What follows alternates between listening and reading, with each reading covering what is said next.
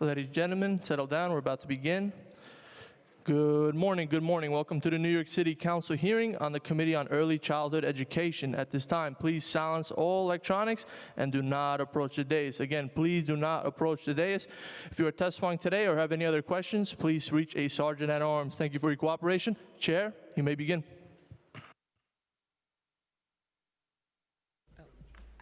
Okay, good morning, everyone. Welcome to the first hearing of the Subcommittee on Early Childhood Education. I'm your chair, Jennifer Gutierrez. We would like to start with Speaker Menon, who's joined us this morning. Thank you so much, Chair, and good morning. And I just want to welcome everyone to today's first ever hearing of the newly established Subcommittee on Early Childhood Education. I'm Julie Menon, Speaker of the New York City Council, and I first of all want to begin by thanking my colleague, Chair Jennifer Gutierrez, who is chair of this new subcommittee, for joining me in convening this incredibly important hearing on the path to universal childcare. I was proud to not only create this new subcommittee as one of my first acts as speaker, but I'm also proud to have appointed Councilmember Gutierrez as the chair. I know this issue is incredibly personal to her and that she will be a strong and powerful voice in helping New Yorkers with all issues related to childcare in our city. At today's hearing, we'll also be hearing a package of 8 pieces of legislation, which Chair Gutierrez will outline shortly. I'm proud to be sponsoring 2 of these pieces of legislation. Intro 8 in relation to establishing a pilot program to make vacant commercial premises suitable for use by child care programs, and Intro 9 in relation to a study and report on expediting the child care permitting process. Though this subcommittee is new to the council, the issue of universal child care is an issue that has come up time and time again over the last 4 years, and I'm thrilled that it will finally be getting the attention that it deserves. As Chair Gutierrez will also discuss, in 2022, the Council passed a package of legislation that was aimed at putting the city on a path to universal childcare. I was proud to have been the sponsor of 5 pieces of legislation in that package.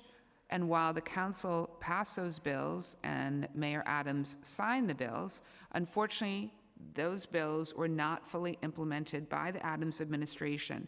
Now the city has an opportunity and, quite frankly, an obligation to provide universal child care for New Yorkers. Now is the right time. We have tremendous alignment and consensus on this issue across the political spectrum and between branches of government. In January, I stood shoulder to shoulder with the governor, the mayor, and with Chair Gutierrez and a number of our colleagues to announce the expansion of child care programs for New Yorkers. Now is the time for our city to finally achieve universal child care. We truly cannot afford to wait any longer. When we talk about universal child care, many people immediately say universal child care is too expensive. That response is frankly backwards. Our economy requires universal child care. Let's be honest. The backbone of our economy is parents, and really it's mothers. Mothers are the ones that cannot fully participate in our workforce, in our economy, and in our society when child care remains as unaffordable and inaccessible as it currently is. Last year alone, approximately 300,000 parents left the workforce, mainly mothers, because they could not afford childcare. That is not only morally wrong, it is also fiscally disastrous. The loss of those parents from our workforce costs the city around $2.2 billion a year in lost economic output, all due to unaffordable childcare. We cannot afford to continue with business as usual. We need childcare that is quality, affordable, and accessible, and we need it now. I also recognize that this is not going to be an easy fight. There are many barriers to providing universal childcare, even apart from the costs. We need to build out a skilled and well-compensated workforce. We need to identify safe and appropriate spaces. We need to cut through layers and layers of confusing license requirements and bureaucracy. And importantly, we need to build out a system that accounts for the many diverse communities that live in the city and ensure that what we create works for everyone. but I'm also confident that these challenges should not be a reason that we do not achieve this goal. We have a lot of existing infrastructure, for example, through UPK and U3K, through our Department of Education, through our wonderful not-for-profit workforce, and that we can build on to ultimately realize universal childcare. We at the Council are ready to roll up our sleeves and do the work necessary to achieve universal childcare for New Yorkers. I'm looking forward to hearing from the administration at this hearing on where we stand today in achieving this goal together as partners in government. And now let me turn it back to Chair Gutierrez. Thank you. Thank you, Speaker Menon. Thank you for this new subcommittee and empowering me and our colleagues to pursue this very important priority. So welcome everyone once again to the first hearing. The topic is the path to universal childcare. Today, March 2nd, marks exactly 3 years ago that I stood outside the steps with so many of you rallying to intro my universal childcare bill. In those years, we've been able to grow, join coalitions, have countless roundtables. We've learned so much from one another, and we fought together. Today, with this new subcommittee, the space to emphasize the importance of early child care education lives right here in the City Council. Today's hearing will examine how the administration plans to move towards a universal child care system in New York City. We want to understand how it will define success for its early childhood education programs and ensure investments translate into stable, high-quality child care where everyone, from parents to children to providers, are taken care of. And equally as important, this hearing is a space for parents, for providers, for advocates, and the public to tell us what's not working and what would. Going forward, we want this new subcommittee to truly understand every facet of the multiple areas that are related to early child care education. Childcare in New York City is complicated. There's different agencies involved, different funding streams, different budget cycles, different rules, different workforce structures, and when everything gets lumped together, it's hard to see what's really broken. So instead of treating childcare like one giant problem, we're going to take it piece by piece. We want to work together to make this work. We all know that quality childcare is important. The speaker, myself, and so many of my colleagues understand that intimately. The first years of a child's life literally shapes the foundation for everything that comes next. Investing in high-quality early childhood education isn't just something that's nice to have, it leads to better life outcomes that save taxpayer dollars money and is essential to our economy. In January, I stood with the governor, the mayor, Speaker Menon, while announced plan that about setting us on a path to universal childcare. Beyond the funding level, however, few details have emerged about how the city would implement this system-wide expansion. So today we'll hear from the Mayor's Office of Child Care, the Department of Education, advocates, early childhood educators, providers, parents, and other interested stakeholders. And we'll ask what resources are needed to move towards universal child care in New York City. How can we work across agencies to rapidly prepare for system expansion? How can we guarantee access to child care for every child that needs it? And how can we make sure the people who care for our babies, who are raising our children, who we trust, are paid a living wage? The subcommittee will also consider the following legislation. Intro number 8, sponsored by Speaker Menon in relation to establishing a pilot program to make vacant commercial premises suitable for use by child care programs. Intro 9, also sponsored by Speaker Menon in relation to a study and report on expediting the child care permitting process. Intro 128, sponsored by Councilmember Tiffany Cavan, requiring the provision of child care services upon request for certain meetings open to the public. Intro 631, sponsored by Councilmember Lincoln Ressler, in relation to requiring the Department of Education to report on early childhood education seat availability, outreach, and staff vacancies. Reso 165, sponsored by Deputy Speaker Natasha Williams, calling on the New York State Legislature to introduce and pass, and the governor to sign, legislation to amend the workers' compensation law in relation to allowing unused paid family leave to be transferred to grandparents and other designated caregivers. And finally, 2 bills I'm really proud to be the lead sponsor of. Intro 579 in relation to an education and outreach campaign to enroll students in 3K and pre-K. I believe Speaker Menon, this was your bill from the last term as well. So it's a top priority, okay, loud and clear. And intro 580 in relation to establishing an Office of Child Care to oversee free child care for all city residents, a bill I introduced in March of 2023, and I've had the honor to work on with so many of you all in this room. Additionally, the subcommittee has launched a form for providers to make it easier to communicate with us. You can report provider-specific issues like agency delays via our form, which can be found at bit.ly/ECE issue form. We'll get it to you guys. And this will be posted on my website and socials as well. I want to thank the members of the Early Childhood Education Subcommittee who have joined us today. We have Councilmember Kayla Santoso, who's a member, and Councilmember Rita Joseph. We're also joined by Education Chair Councilmember Eric Dinowitz and Councilmember Tiffany Caban. And I don't believe anyone online? No? Okay. And then I also want to thank committee staff, Julia Goldsmith Pinkham, Katie Salina, Grace Amado, Andrew Lane Lawless, and Margaret Barnsley, as well as my own staff, Anya Lair, Frank Hulka, and El Alao for their work on today's hearing. Are we having Councilmember Ressler? Okay. Do you want to do this one again? Oh, okay. All right. Sorry, we're going to move on. We were waiting for Councilmember Ressler. I would like to remind everyone who wishes to testify in person today that you must fill out a witness slip, which you can find on the desk of the Sergeant at Arms near the entrance of this room. Please fill out the slip even if you have already registered in advance that you will be testifying in person today. If you wish to testify in any of the legislation, please indicate on the witness slip whether you are here to testify in favor of or in opposition to the legislation. I also want to point out that we will not be voting on any legislation today. To allow as many people as possible to testify, testimony will be limited to 2 minutes per person, whether you are testifying in person or on Zoom. I'm also going to ask my colleagues to limit their questions and comments to 5 minutes.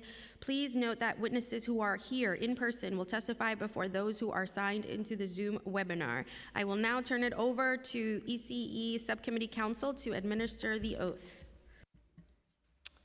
Good morning. In accordance with the rules of the council, I'll administer the affirmation. I'll call on you individually for a response. Please raise your right hands. Do you affirm to tell the truth, the whole truth, and nothing but the truth before these committees and to respond honestly to council member questions? Thank you. Oh, and I'd like to acknowledge that Councilmember Juan has joined us on Zoom. Sorry before that.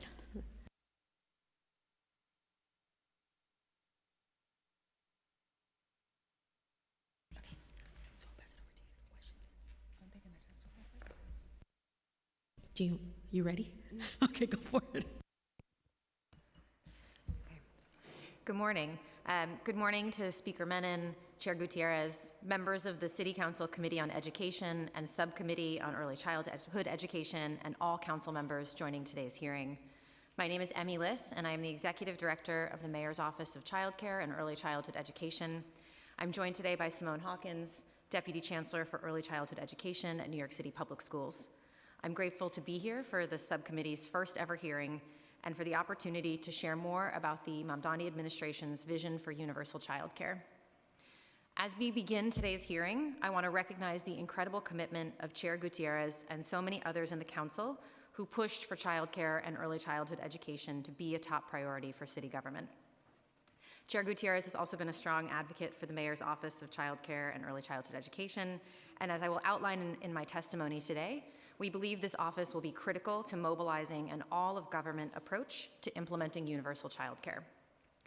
I also want to recognize the many decades of labor and organizing by childcare providers, educators, parents, and advocates, many of whom I know will offer testimony later today. We've collectively reached a moment where government is poised to act and implement an expansive vision for universal childcare that, if successful, will be life-changing for parents, educators, and our economy and city at large. As a parent to 2 young children who I'm raising in New York City, I know just how critical universal childcare would be.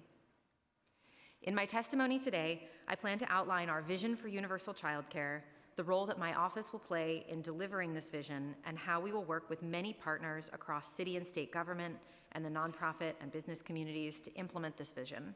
I will also speak briefly to the legislative proposals being considered at today's hearing. I then look forward to your questions and to the testimonies that early care and education providers, advocates, and community members will deliver. Our vision for universal childcare is a system in which every family has access to free, high-quality, culturally responsive care and education for all children under 5, with care offered in a range of settings and delivered by caregivers and educators who are respected and fairly compensated. Successfully implementing this vision will have a profound impact on our city. Children who have access to high-quality early care and education will build developmentally appropriate skills that put them on a trajectory for stronger outcomes in elementary school and beyond. Parents will save an average of $26,000 annually, which is money they can spend in our local economy and use to build economic security for their families. Universal childcare will increase the share of parents in the workforce, with more caregivers and, in particular, more mothers likely to seek employment opportunities. Altogether, we expect universal childcare to keep young families in our city, reversing the high rates of outmigration we see today for families with children under 6. And with universal childcare, New York City businesses will see lower rates of employee turnover and more stability in their workforce, and our overall economic output will grow. This sounds like a fantastical vision, but there's evidence to support all of our claims. All across the country, including here in New York, there is demonstrated proof that access to early care and education boosts children's social emotional development and kindergarten readiness, not to mention their high school graduation rates and long-term employment outcomes. When New York City expanded access to 3K, maternal employment rose in neighborhoods with free preschool education, and mothers were more likely to stay employed even after their child finished 3K. Many New York City businesses have seen employee retention rise when their workers have access to childcare benefits, driving down their recruitment and training costs. And when Quebec first implemented universal childcare over 20 years ago, the increase in income tax revenue exceeded the municipal costs to implement the program, demonstrating the true return on investment for early care and education. In January of this year, just days after Mayor Mamdani took office, the governor and mayor announced a commitment of over $1.2 billion in state funding for New York City to put us on the path to universal childcare. With these new resources, we will stabilize the childcare voucher program. We will ensure every family has access to a high-quality 3K and pre-K seat this fall, with expanded 3K capacity in areas of the city that have historically had unmet family demand. We will launch 2K, providing high-quality early care and education to approximately 2,000 2-year-olds in fall 2026. 2K will grow to serve another approximately 10,000 2-year-olds in fall 2027 for a total of 12,000 children. And by the end of the mayor's first term, we will provide access to every 2-year-old in the city. We will build this program in partnership with community-based childcare providers and home-based family childcare providers. And we recognize that as we expand, we also need to address critical operational gaps facing our childcare provider community to ensure they have the resources they need. Delivering a responsive and sustainable universal early care and education system will take an all-of-government approach. This is where the Mayor's Office of Childcare and Early Childhood Education comes in. My office is responsible for setting the administration's childcare strategy, coordinating work across city agencies to deliver a high-quality early care and education system that is responsive to childcare providers and meets families' needs, and collaborating with a range of partners, internal and external to city government, as well as engaging with the public. We will serve as a central hub for citywide policy implementation and coordination across more than a dozen agencies, including New York City Public Schools, the Administration of Children's Services, the Department of Health and Mental Hygiene, and the Department of Social Services, among many others. Our city agency partners will continue to drive policy and implementation forward, and they are experts at what they do. My office will not stand in the way of their critical work. We are here to ensure alignment across agencies and to make sure the work is properly resourced and supported. We will also foster strategic partnerships with all levels of government, private entities, nonprofits, and foundations, and work closely with families and providers to ensure their voices are represented in the design and implementation of city policy and programs. Across all of the city's early care and education work, we will be tracking and monitoring progress to ensure we are on track to meet our goals. As this administration begins our critical work to expand access to high-quality early care and education for all families, we are able to build on a foundation of existing strong programs here in the city. We also recognize there's opportunity to make this system work far better for families and for childcare providers. New York City Public Schools administers the city's 3K and pre-K program, which I was proud to help build under former Mayor de Blasio. These programs, which are offered inside the city's public schools and with over 1,400 contracted early childhood partners, currently serve about 100,000 3- and 4-year-olds. Thousands more children in the city have access to free and subsidized care today through the Child Care Assistance Program, which is administered by the Administration for Children's Services and Human Resources Administration, as well as infant and toddler programs contracted by New York City Public Schools. Across all of our existing programs, we have important work to do to ensure all families can seamlessly access care that works for them. My office will coordinate efforts across all city agencies that work with families, and we will launch new tools to increase access to information. We will continue on-the-ground outreach to ensure all families enroll in the program for this fall, and especially our city's most vulnerable families, like those living in shelter and families who may be fearful to apply for services because of their immigration status. We also need to ensure all children, including children who face developmental delays and disabilities, have access to early care and education programs that meet their needs. The city's child care providers do essential work, but too often with insufficient resources, and they face a complicated web of regulations and requirements to operate. There is good reason for these regulations. When parents entrust their children in the care of a child care provider, nothing is more important than their health and safety. The Department of Health and Mental Hygiene works hard every day to ensure that child care programs are physically safe and developmentally appropriate for young children and staffed by caregivers who are background checked and properly trained. While holding all programs to a high bar for health and safety, we can and will continue to take steps to support child care providers to meet critical regulatory requirements and to make these processes less burdensome. We must have child care providers at the table with us as we make policy decisions so that our policies and priorities reflect the needs of the child care community. In particular, under this administration, we will focus on the needs of home-based family child care providers, who are largely women of color caring for children in their communities. These caregivers and educators have too often been ignored in public policy. We will ensure the city's child care systems and policies are designed to support family child care providers so they can continue to provide critical services to children and families. To deliver universal child care, we will need to significantly expand the number of trained professionals working in child care. However, the child care workforce has been underpaid and under-respected for too long. We will invest in building the pipeline of child care workers, supporting and sustaining the existing workforce, and creating growth opportunity for child care professionals. We know this work will not be easy. It will take all of our partners in city government, in labor, and in the private and civic sectors to deliver on these priorities. We are grateful for the role that City Council has played over the past several years to elevate the importance of child care, and we know your partnership with the creation of this new subcommittee under Chair Gutierrez's leadership will be pivotal as we move forward together. I want to speak briefly to each of the proposed pieces of legislation that the subcommittee will consider today. Intro 8 would establish a pilot program to make vacant commercial premises suitable for use by child care programs.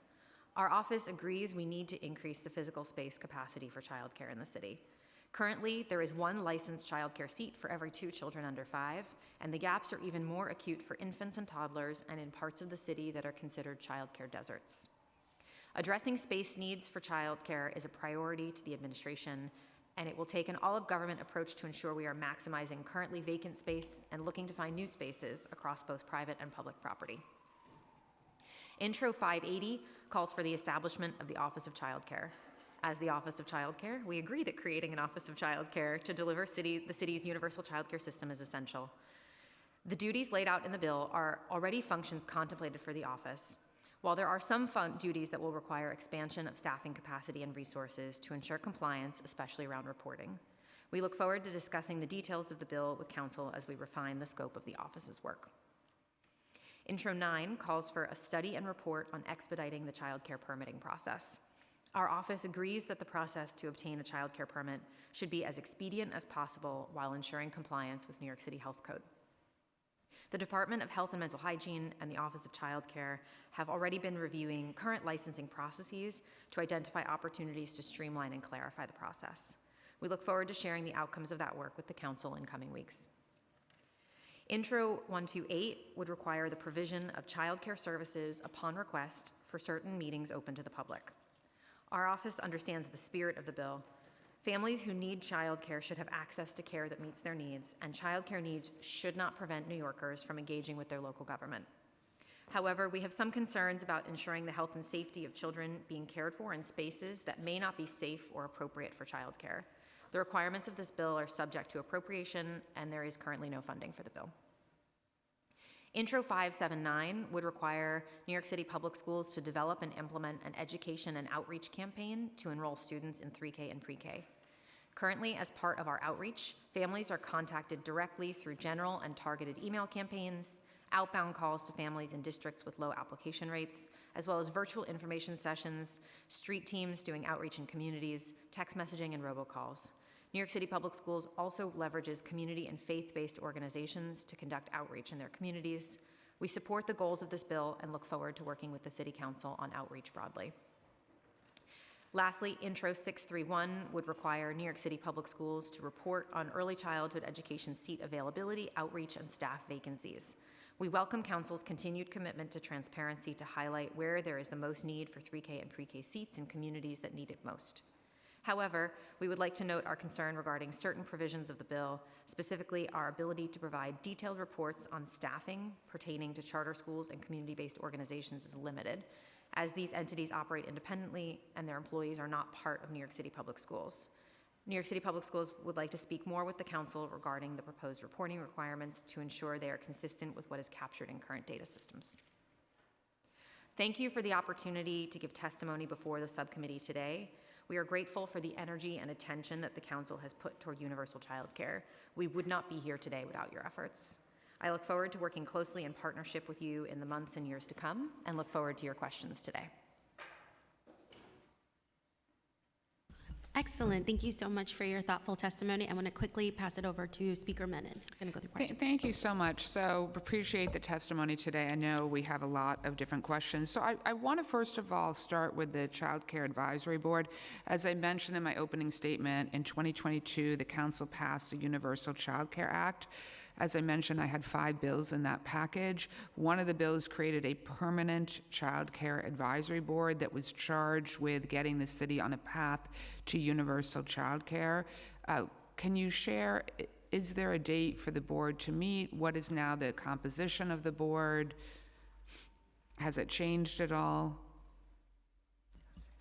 So our office has been meeting over the past couple years with groups of childcare providers and advocates, and had formally brought those folks together as an advisory board. We are planning to reconstitute this board to make sure it reflects the path forward, and we'll be working with your office to ensure that we are meeting the requirements of the bill, and I think going even further in terms of how we engage.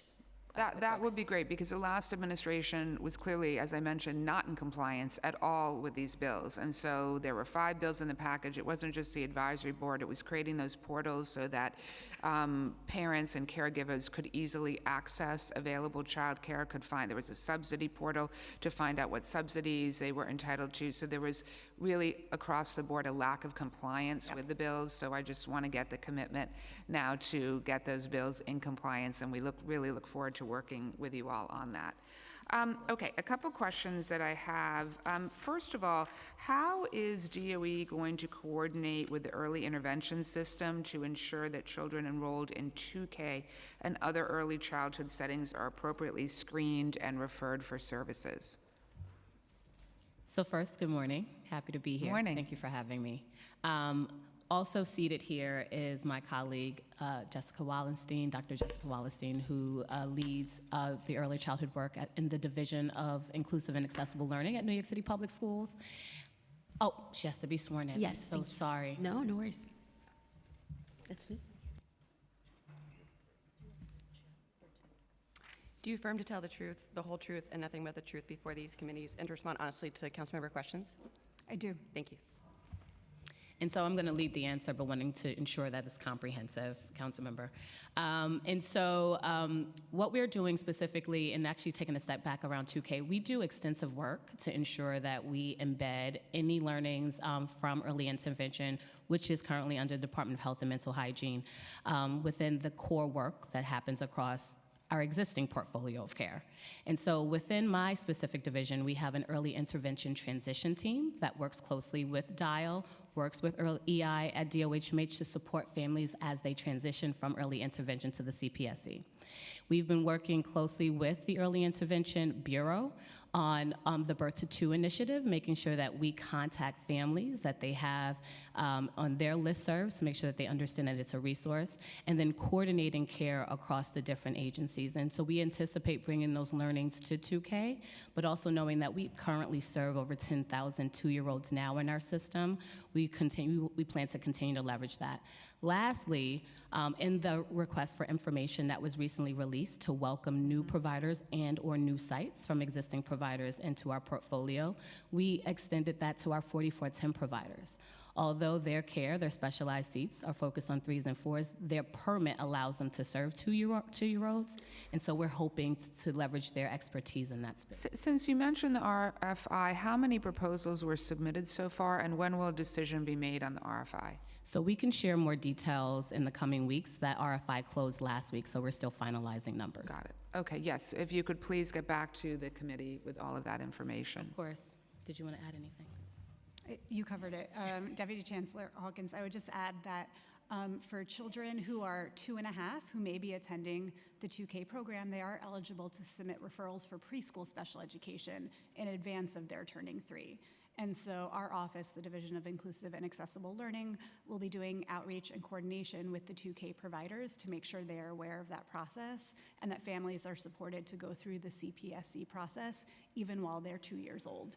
And as Deputy Chancellor Hawkins explained, we will of course continue our partnership with DOHMH in ensuring that students who need early intervention evaluations and services have access to them as well. So to that end, what recruitment strategies are currently underway to increase the pool of qualified early intervention providers, so therapists, special instructors, service coordinators?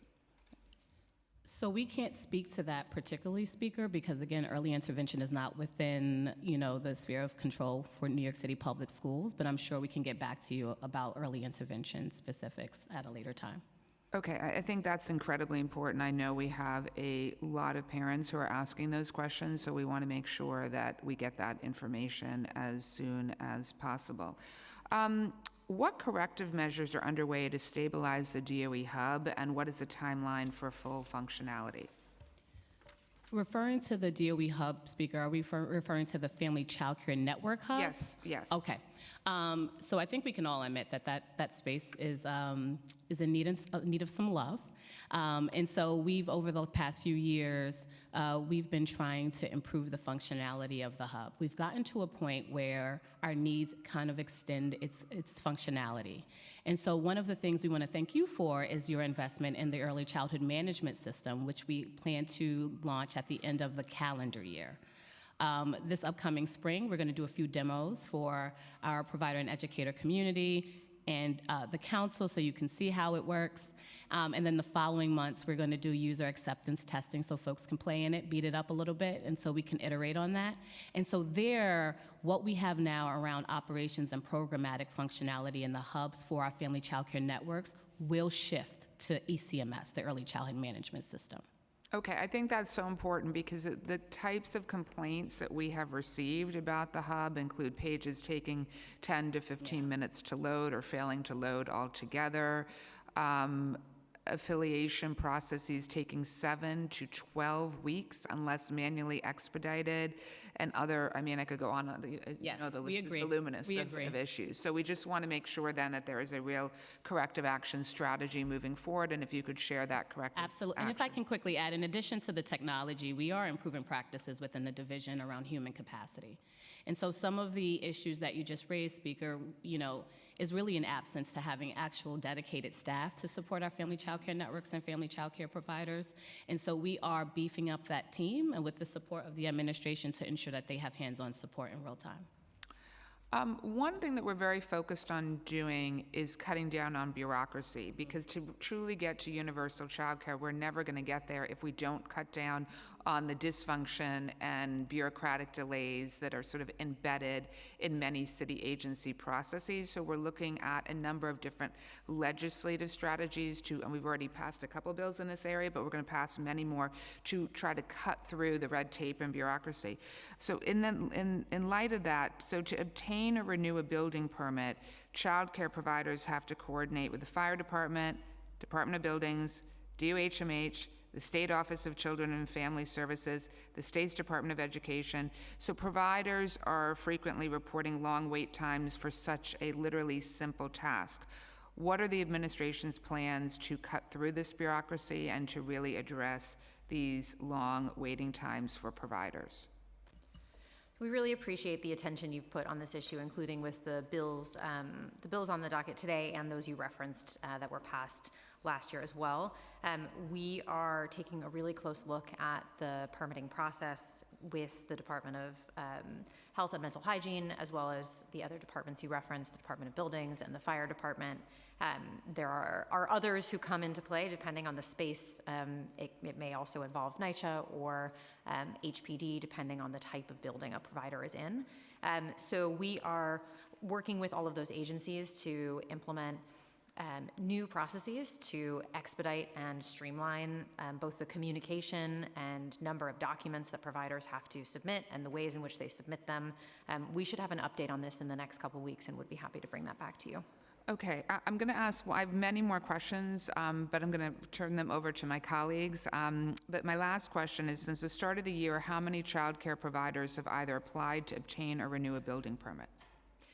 We'll get that number from the Department of Health and get back to you with that quickly. Okay, I would just say, I think these are very rudimentary questions. I do, moving forward, would like the administration to come with these answers. I think this is very basic information that we're asking. And in that vein, how many are still outstanding? So if you could provide that to the committee. Thank you, and I'll turn it back over to the chair. Thank you so much, Speaker. Looking forward to asking the remainder of your questions. I also want to acknowledge that Councilmember Brewer has joined the hearing this morning. I'm going to pass it to Councilmember Ressler quickly for remarks. Great, wonderful. Thank you so much, Chair Gutierrez. I am thrilled that you are chairing this committee, and I'm really grateful that in Mayor Mamdani and Speaker Menon, we have two just tremendous champions for achieving universal child care in New York City. And I think we have a dream team that is ready to implement it. I just want to formally congratulate you, Director Liss, on the appointment. I think you were the perfect person for this role, and I think you have a great partner at the DOE and Deputy Chancellor Hawkins, who, since she joined the team at DOE, I don't know, years plus ago, it's just been a different energy that we've received in the council and I think in our communities of somebody who wants to partner with us, which was a change from the earlier years in the previous administration. That was me attempting to be diplomatic. Intro 631 would require the Department of Education to report comprehensive information on 3K and pre-K applications, seat availability and vacancies, as well as information on staffing and outreach efforts. Under the previous administration, we got very, very little information on 3K. Leadership repeatedly told us that there was no demand for 3K, resulting in thousands and thousands of vacancies, and that every family was offered a seat.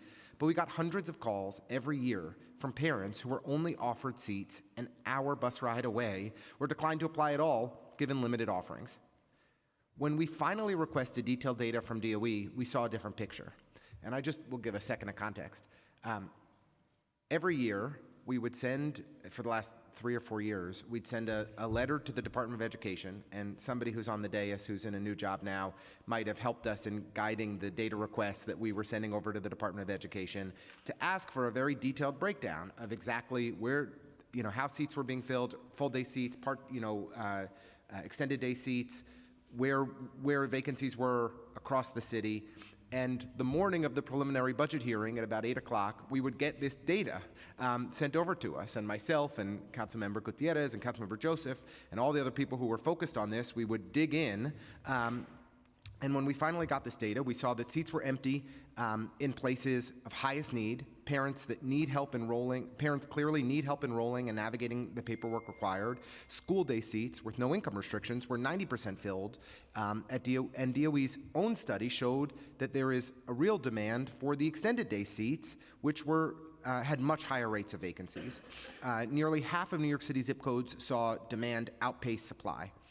We are excited that we really finally have a mayor and a leadership team here at this dais that is committed to working with us to expand and improve 3K and pre-K for all and go further.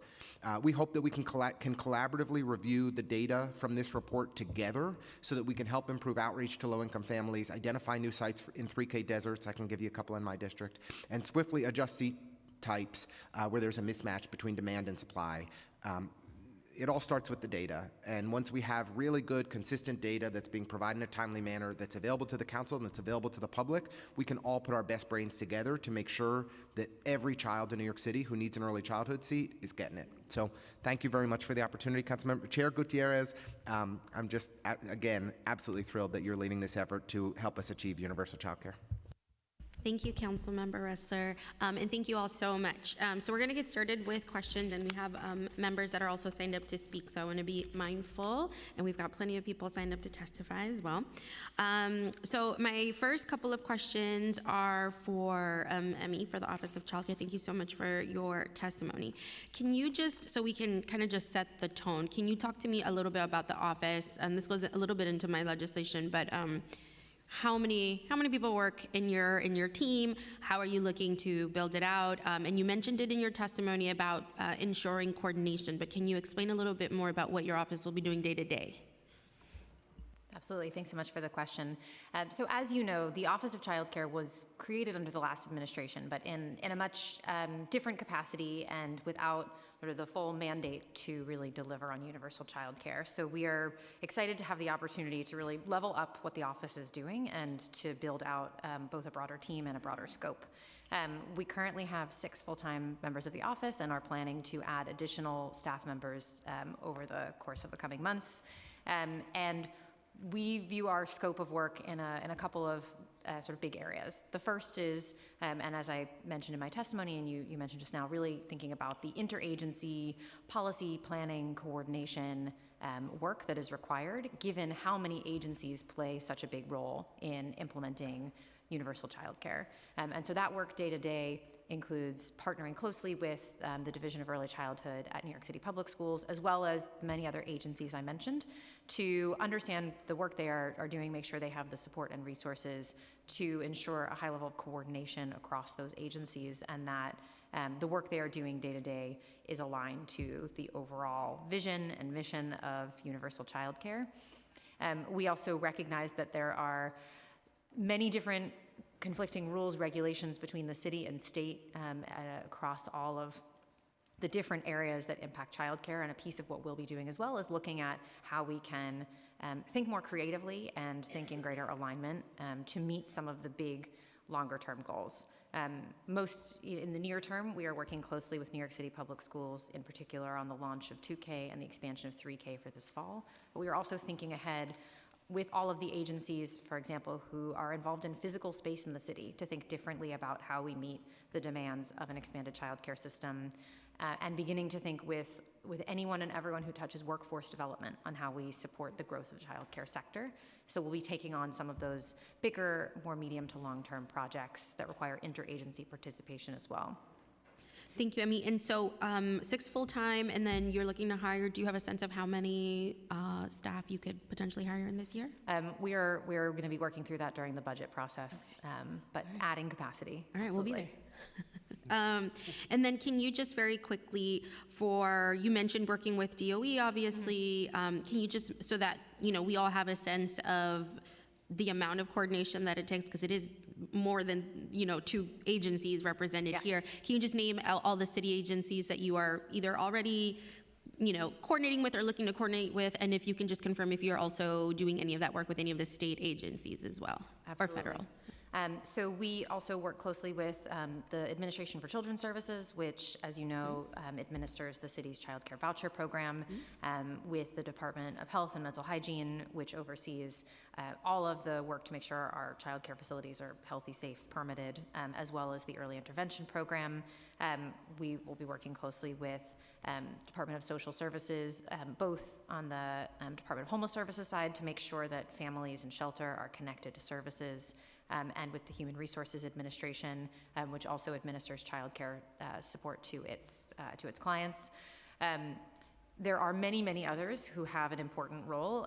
As you heard referenced in the speaker's questions, it's critical that the Department of Buildings and the Fire Department are working in alignment with this, the goal of making childcare permitting easier and more streamlined. It's really important that we coordinate with the Department of Youth and Community Development as they continue to build out work to expand after-school access in the city, because many of the same providers who offer childcare services also offer after-school services, and we want to make sure that we are growing the pie of the workforce and physical space to serve both goals and not taking away one from the other.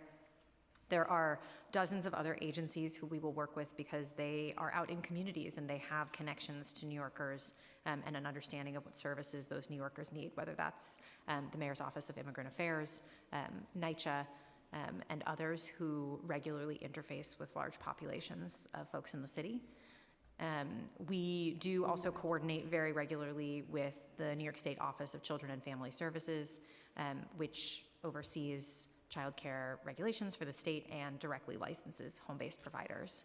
I do also want to acknowledge that it's not just about working within city government, it's also about being out in community and making sure that we are partnering closely with child care providers, with families and educators, because we need to know that the programs we are championing and building within city government will meet their needs, and particularly for providers who are the backbone of the system, we need their voices represented in policy. So a big piece of our office's work is around engaging with those folks in many different mediums and forums as well, and we're building out some of those plans as we speak.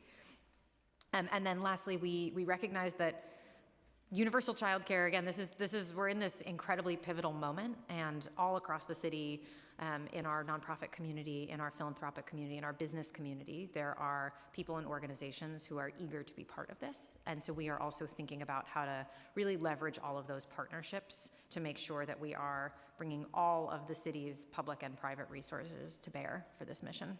Thank you. I mean, so you read off about 10 agencies, and I think there are more still. Yes. So you have the 6 full-time staff hiring more. How does that look? How does that coordination look like? Are you meeting frequently? Is it like one big joint meeting? Is it a bunch of emails? I think something that we struggle with here on the council side with the last administration is that it was obvious that agencies were not talking to one another, and I recognize that it's challenging, but these are a lot of folks, and I think above all, as a parent, we want to make sure that we're centering like children's safety, the provider safety, amongst all the other things we're trying to achieve. So can you just tell me, so that I understand visually, what does that coordination? Are you guys hanging out? Yes. What does it look like? Oh, we're hanging out a lot. Okay. So our office is meeting on a very regular basis with, in particular, those first few agencies I listed that have the largest scopes of work when it comes to early care and education. So our team is meeting multiple times a week with the early childhood team at New York City Public Schools, really to get into the details of policy and planning for 2K and expanding 3K most immediately, but again, thinking systemically about some of the other big picture pieces as well. So we are very regularly meeting across our teams. My team also meets Like weekly, regularly? like multiple times a week. Okay, great. Okay. Yes, and coordinating across all of the many functions that sit within Deputy Chancellor Hawkins' team to make sure, again, that we're thinking coherently about all of the policy work, to make sure that her team has the resources they need to implement the work ahead, and that we are connecting the dots where there's other agency participation required. We are also meeting bi-weekly or weekly as a team with the Department of Health team and with the Administration for Children's Services, sort of regular standing meetings to make sure that we are in constant communication and then coming together more frequently as specific issues arise or topics that we need to discuss. We are also kicking off a series of interagency work groups where we are bringing that much larger set of agencies together on a much more regular basis to talk about things like physical space for childcare in the city, the childcare workforce. We have a number of standing interagency work groups that are looking at technology and systems and the ways in which we can better use data and systems to streamline process for families and providers. And then on a project basis, we do have different staff from agencies who we meet with. So it's a lot of, Absolutely. in-person and virtual coordination and very, very frequent communication to make sure that we are, especially at this early moments of implementation, really aligning our policy work. Sure. Yeah. Thank you for that. Can you share if you are meeting regularly or as regularly with the State Office of Children and Family Services as well, the state agency? We have a standing monthly meeting with them from our office, but also all of the agencies who work with them have those standing meetings as well. And then again, as specific questions come up as we are getting into the planning for this fall, we come together as frequently as we need to, and they are wonderful partners. Excellent.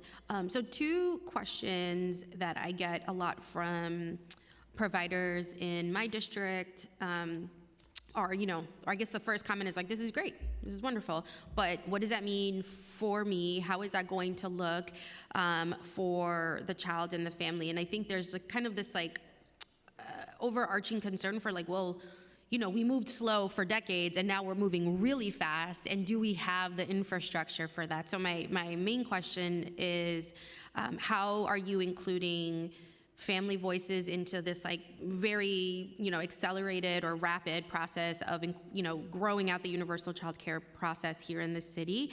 And how can your office ensure that we're not sacrificing program and safety to be able to meet those needs? I think they're very shiny, very lofty goals. I'm here for it, but how can we do all of those at the same time, or how are you working to achieve all of that? Absolutely. Well, first I'll say the health and safety of children when they are in early care and education is the top priority and will always be. We will never compromise healthy, safe, developmentally appropriate settings for children, and that will always remain at the forefront no matter what we do.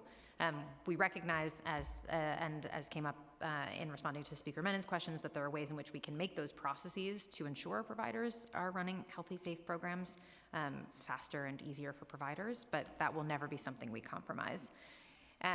In terms of family voice, and I'll let Deputy Chancellor Hawkins jump in with how her team is out engaging families. I'll just say this is a big priority for us to make sure we are putting structures in place where we are getting family input, not just as we start this work, but on an ongoing basis. And so we'll have more to say on that in the coming weeks as we put some efforts together, but we are really committed to ensuring that no matter what we do, families are at the center of it. Go for it. Thank you. So, early care and education is really centered around parent choice, right? We want parents to choose New York City public schools, and so it's imperative that we include them as we iterate the system. And so one of the things that my team and I did when I first started, it feels like just yesterday, but it was a lot longer than that. We created a family engagement and capacity building team because we wanted to be intentional about including parent and caregiver voice in everything that we do, but also that capacity building piece is around not just engaging, but empowering families to be a part of the process. And so what we've been doing prior to Director Liss joining and taking on her role, which we are very grateful for, is we've been engaging with families to understand what are the pain points in the system, right? How can we reimagine how to do this differently, again, as we move forward and thinking about how to improve our operations and our program and instructional quality. We've been doing the same with early care and educators and providers, just around not just their operations, but also independent providers. Like, what would it take for you to join our portfolio? How are we showing up in community? And that includes not just clearly our schools, but our CBOs and our family child care educators. And so we've been engaging with them. We are continuing to engage with them, and hopefully to do that, just really deepening the way we do that now that Emmy is in her role. Can you, I don't know if you can share any of that, but I'm curious, kind of what has some of that feedback been sounding like on the pain points? You know, a few of us here at the council, we've been meeting with folks, with providers, with labor, with families, been hearing about that. Senator Brisport and I visited a number of child care providers citywide in the fall. So if you could just share just a couple of those pain Yeah. points, and I know some of those folks are here, but it'd be really good to hear kind of like what you are receiving on that end. Yeah, you know, when we talk about a comprehensive system, we can't talk about that without having special education seats, right? And so what we hear from families is having a seat not just near their home, but for their child, and that's appropriate for the way that they learn. Not just differentiating the instruction we have for general education, because sometimes that's not appropriate, but needing that special placement that's appropriate for their little. And so we've been working really closely with Dial and others to make sure that we really stand up those seats. Our advocates for children, truly advocates, and we meet with them frequently on how we can better support special education families and children with special education students specifically. Also students in transitional housing. You know, how do we go to them, and as they move through the city, making sure that they're not forgotten and that we find care for them wherever they go, and supporting, you know, continuity of care where it's possible. And then also longer days. Families have shared that they, you know, need longer care. It's just not conducive for a working family or a family who is seeking employment or is in school. And wanting that across our diverse settings. And so figuring out how to supply a longer day where we have care, not just, you know, our CBOs, which do that very, very well, but also our family child care programs, which is a choice for many, and in some cases schools, which is something we're having conversations about and need to have further conversations about with our labor partners. Excellent, thank you. I mean, I look forward to expanding on that a little bit, and I'm really glad that you highlighted the advocacy from folks on special education, transient families in the city shelter systems, and the longer day. Those are all things that we've heard as well, so looking forward to unpacking that. I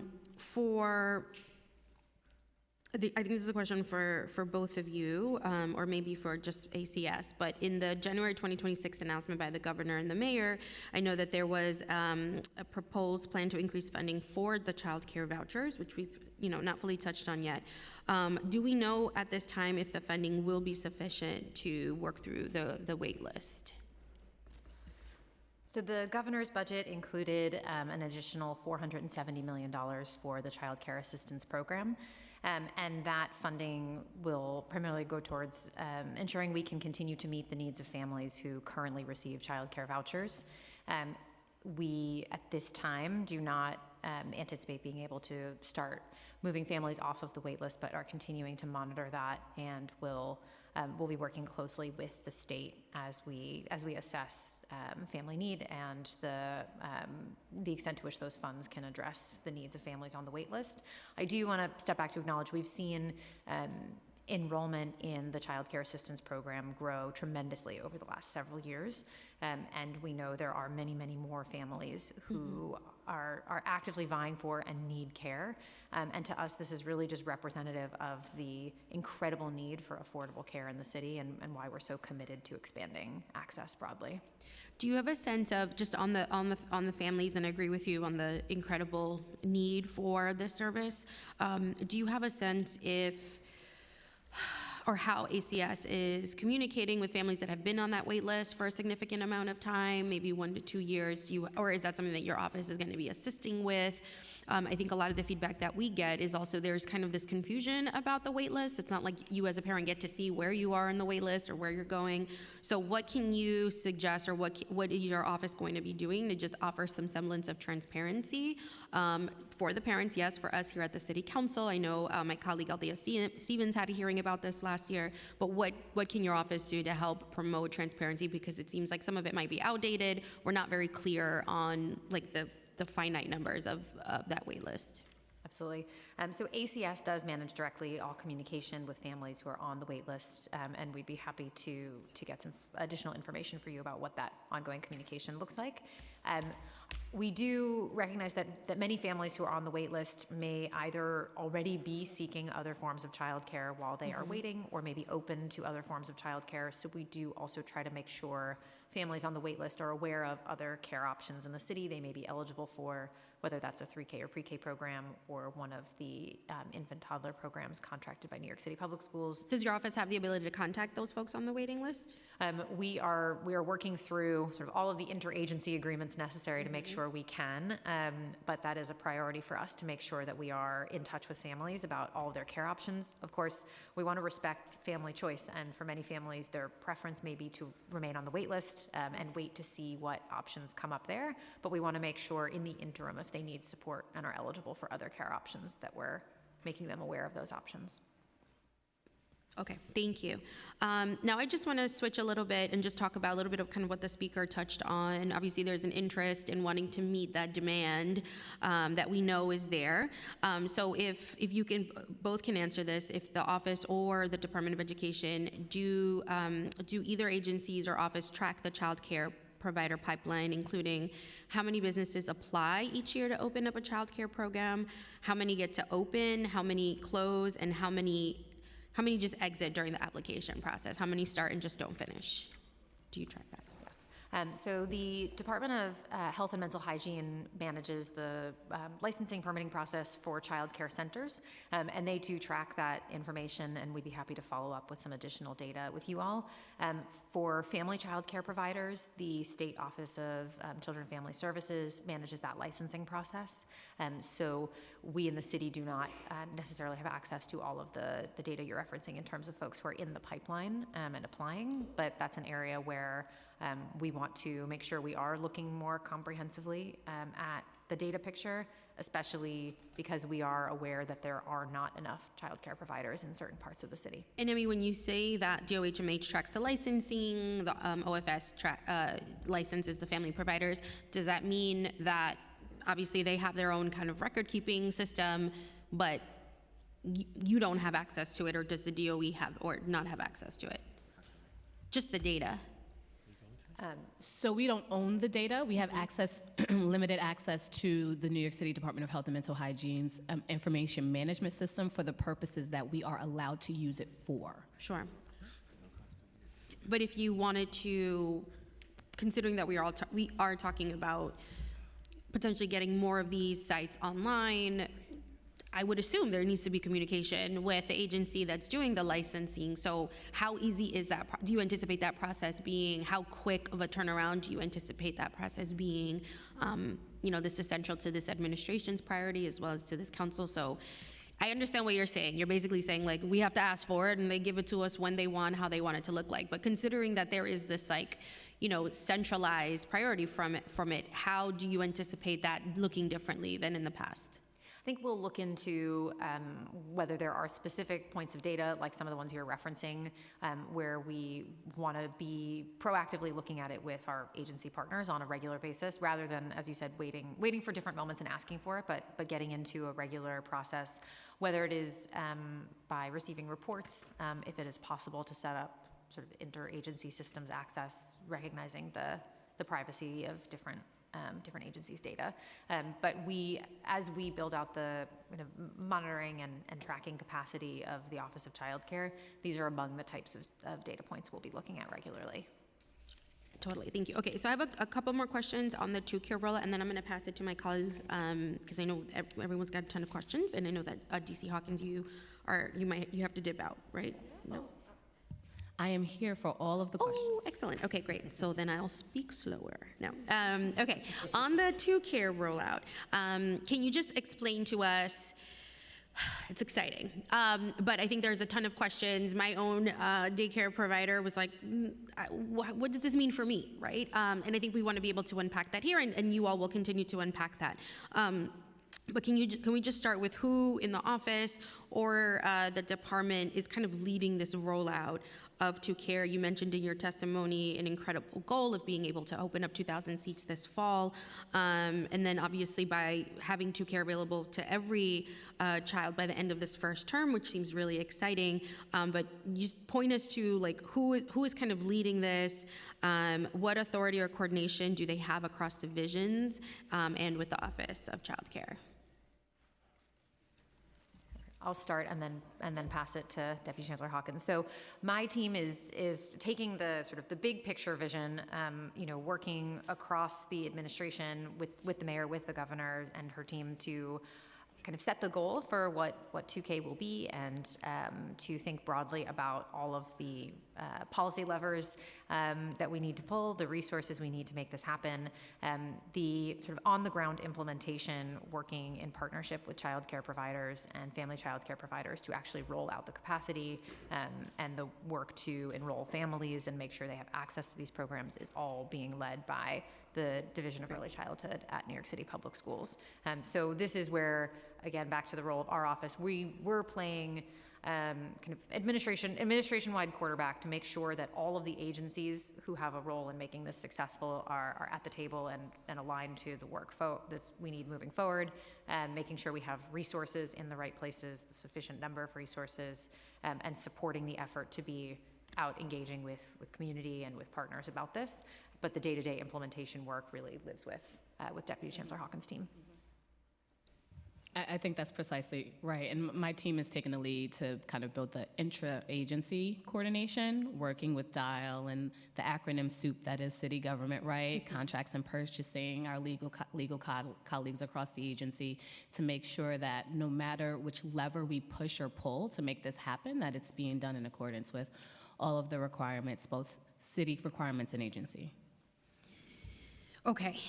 All right, I think that that's helpful, and I know it's very early on, but we would love to just check in as often as possible. Just add us to the list of regular meetings. I think it's just important. Let us help. Let us be the ears on the ground as well. I think we hear the most from our providers, from our parents, from kids directly, and we want to be able to communicate that. What benchmarks are you all using to assess system readiness for 2Care in the city? So as I noted before, but I want to emphasize again, we are building this program really in partnership with childcare providers in communities. So we are looking at across the city, and as we finalize where 2K will roll out this fall, looking at both existing childcare providers who partner already with New York City Public Schools, as well as providers who may not yet partner with us, but are already running operational childcare facilities in communities, looking at their capacity to serve 2-year-olds as we move forward, and I'll let Deputy Chancellor jump in on this, but as we move forward in the process to finalize partnerships with providers this fall, we'll be working with them to make sure they are ready to operate safe, healthy, appropriate environments for 2-year-olds. And then similarly, we'll be putting processes in place to enroll families and make sure that we are doing robust outreach to bring families into the program. So as we think about readiness, it's really readiness in terms of the providers and their ability to have those services up and running. It's the number of families that we have been able to engage and bring into the system, and making sure that all of the sort of associated services and supports to ensure that those providers are able to effectively serve families are in place. If there's anything. No. So I'm encouraged by that you're working with providers. A lot of them are here today. We'll be hearing testimony from them today and incoming as well. And a big part of I can't remember the new bill number for my bill, which is really to talk about the providers who, as you mentioned in your testimony, majority are women of color, really have never done this for the paycheck. They just truly believe in early childhood education. But pausing on that paycheck, I think we do need to spend a little bit of time on the fact that, yes, they are grossly underpaid. Their benefits are lacking. I know personally providers that are moonlighting, working for DoorDash, have to depend on their spouses or their partner's health insurance. And I think that they have been obviously allies in the 2 administrations ago launch of pre-K and 3K. I heard from them extensively. They were not at the table. They were not looped in. They were kind of, tokenized in a way to say, yes, this is important, but they were not involved. A lot of their businesses suffered and continued to struggle. And now a lot of them are facing the real life effects of this affordability crisis. Have lost a ton of staff to the DOE. So I know this is very loaded, but I do just want, if you can just spend a minute on the fact that the compensation is lacking for so many of these providers. The benefits is lacking for these providers. What can you share with me about in your conversations with providers about a two-care program, how are you responding and how are you engaging with them on the issue of their salaries, and what can we do? And kind of what is the long-term discussion with them about this? Because the one thing I hate is us asking women to do things and not paying them for it. And I just don't want us to fall into that again. Yes, really appreciate this and appreciate your focus on it and appreciate the ongoing focus I know you will bring to this, because it's a topic that is complicated. As you said, is loaded, but is also deeply inequitable and unjust. And we recognize that we're sort of stepping into something that has been like this for many, many decades. We can unpack all of the reasons why, but so as we step into what is a really robust, wonderful mixed delivery early childhood system in the city, we know that there is inequity baked into that mixed delivery system, and it's something that we have to address moving forward. So as an administration, we are committed to addressing these issues. We know that it will, exactly sort of the particular solutions and how we address wages is something we'll have to work through as an administration, with council, with our partners in labor and others. It is the top thing I hear when I talk to child care providers and educators, and we know it is something we have to address. I think specifics to come, and would love to continue a really open dialogue with you on this. Okay, thank you. And I'll just have one more question, and then we'll pass it to some of my colleagues. Do you have a sense of the average salary and/or working hours by provider type, whether a home-based provider, the center-based provider? So I'll let Deputy Chancellor talk about those who contract with the city. I do want to acknowledge that we know not every child care provider contracts with the city, and there are a really, really wide range of wages that child care workers earn when they are in sort of the broad open market. We also know that home-based providers in particular are earning incredibly low wages. And there's a wide range there. I saw some folks here who have done really good research on that, and I'm sure we'll bring it into their testimony.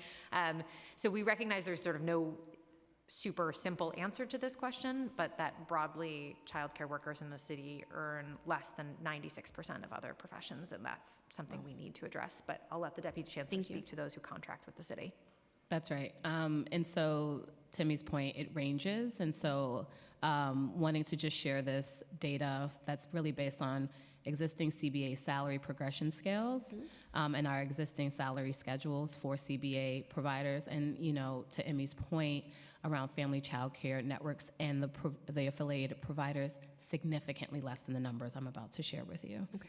And so the average work week is about 35 to 40 hours. It depends what type of program they are offering, if it's analogous to a school day schedule, or if they're providing more of extended day. So that it ranges between 35 to 40 hours. For a certified with masters, it's around $68,000. And then you have a non-certified is around 56. Okay, well, I, again, look forward to continuing this conversation. I know you all know this work. You empathize with this sentiment about being able to raise the wage, to improve their working conditions. So I look forward to continuing that conversation. I'm gonna pass up for council member questions first. Councilmember Joseph.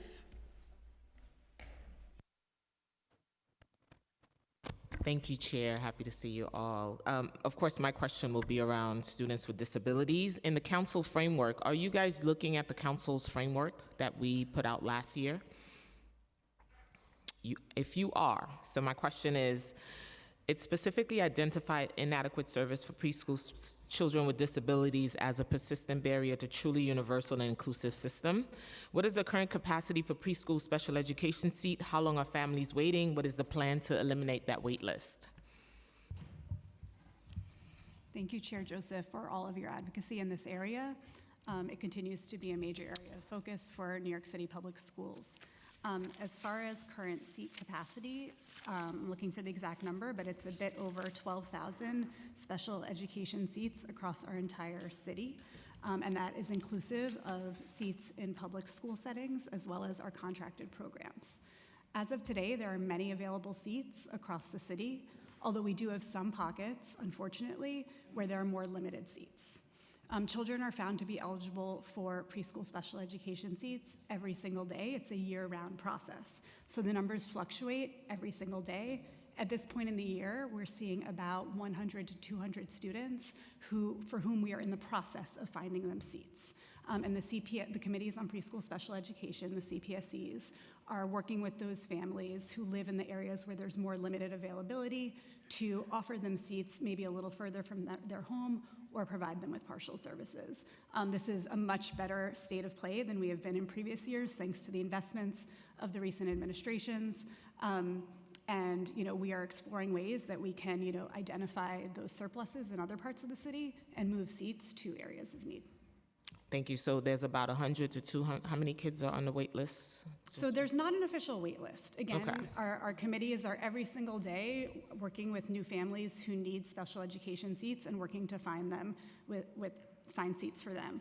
As of Friday, that number was 121. It could be a little lower, it could be a little higher today because more students come online as needing these seats. And again, we do have seats for many, many students. In fact, we have successfully placed 96% of all students who need seats, which is well over 10,000 students.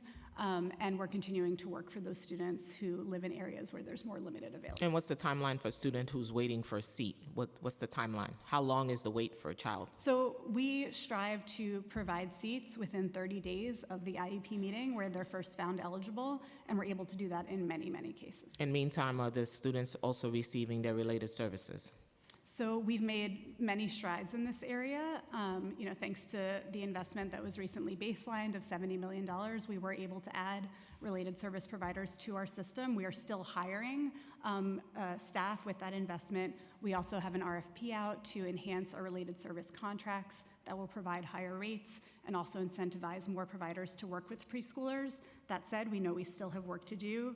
As of today, about 63% of students are receiving all of their related services on their IEPs. So we have quite a few that are not receiving their services. That are not receiving all of their services. All of the services. So were there, and with that investment we made with the $70 million, how many new seats did you create, and how many children were served, and what are the outcomes for those children? So to clarify, the $70 million went to evaluators Yep.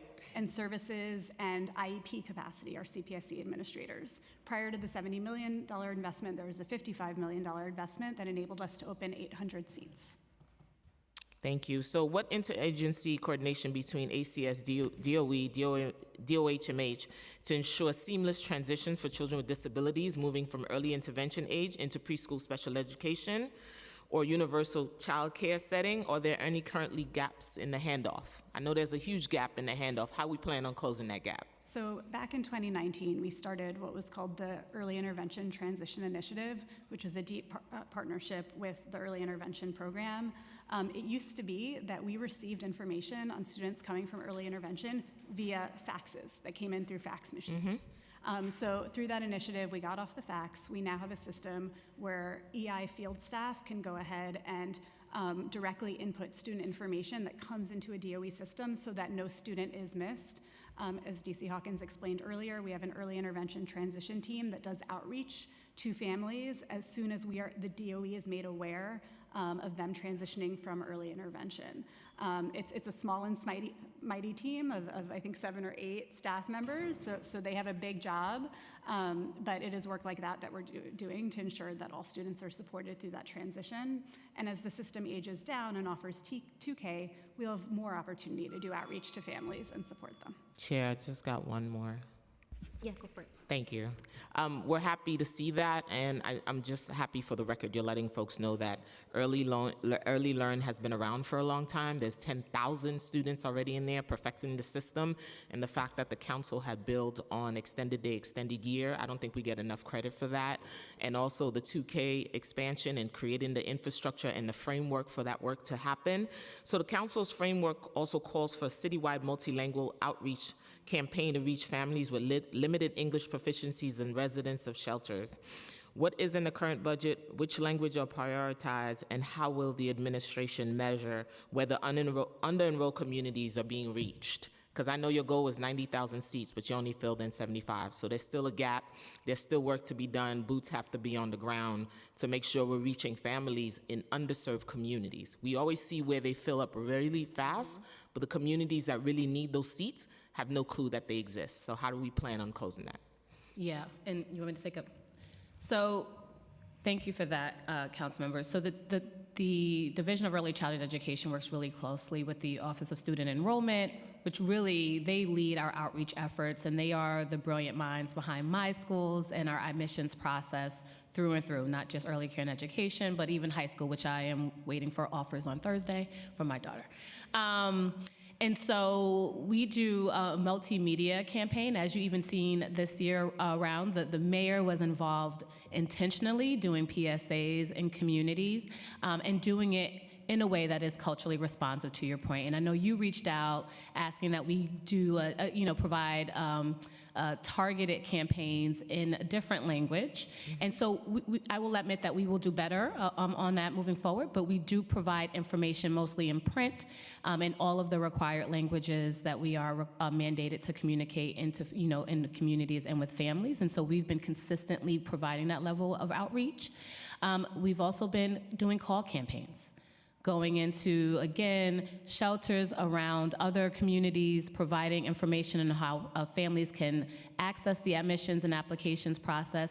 We had a treat truck out last week near Tweed, where I was personally handing out flyers and some treats. It was very fun, encouraging, families and people who walked by. I was really clear, if you even know a 3-year-old or a 4-year-old, take the flyer, and encouraging them to sign up.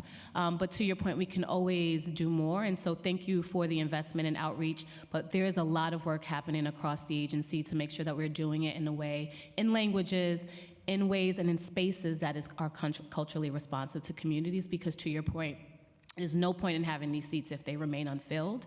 And so it is our commitment to make sure that we are out in community getting the word out. And as we expand, what the student ratio looks like in a classroom, very important. Thank you. Thank you, Councilmember. Next, I want to call up Education Chair Dinowitz for his questions. Thank you, Chair Gutierrez. It feels good to say that, especially for such an important topic. I first need to ask, what kind of treats were you giving out? We were just discussing. Treats with a T, not trees.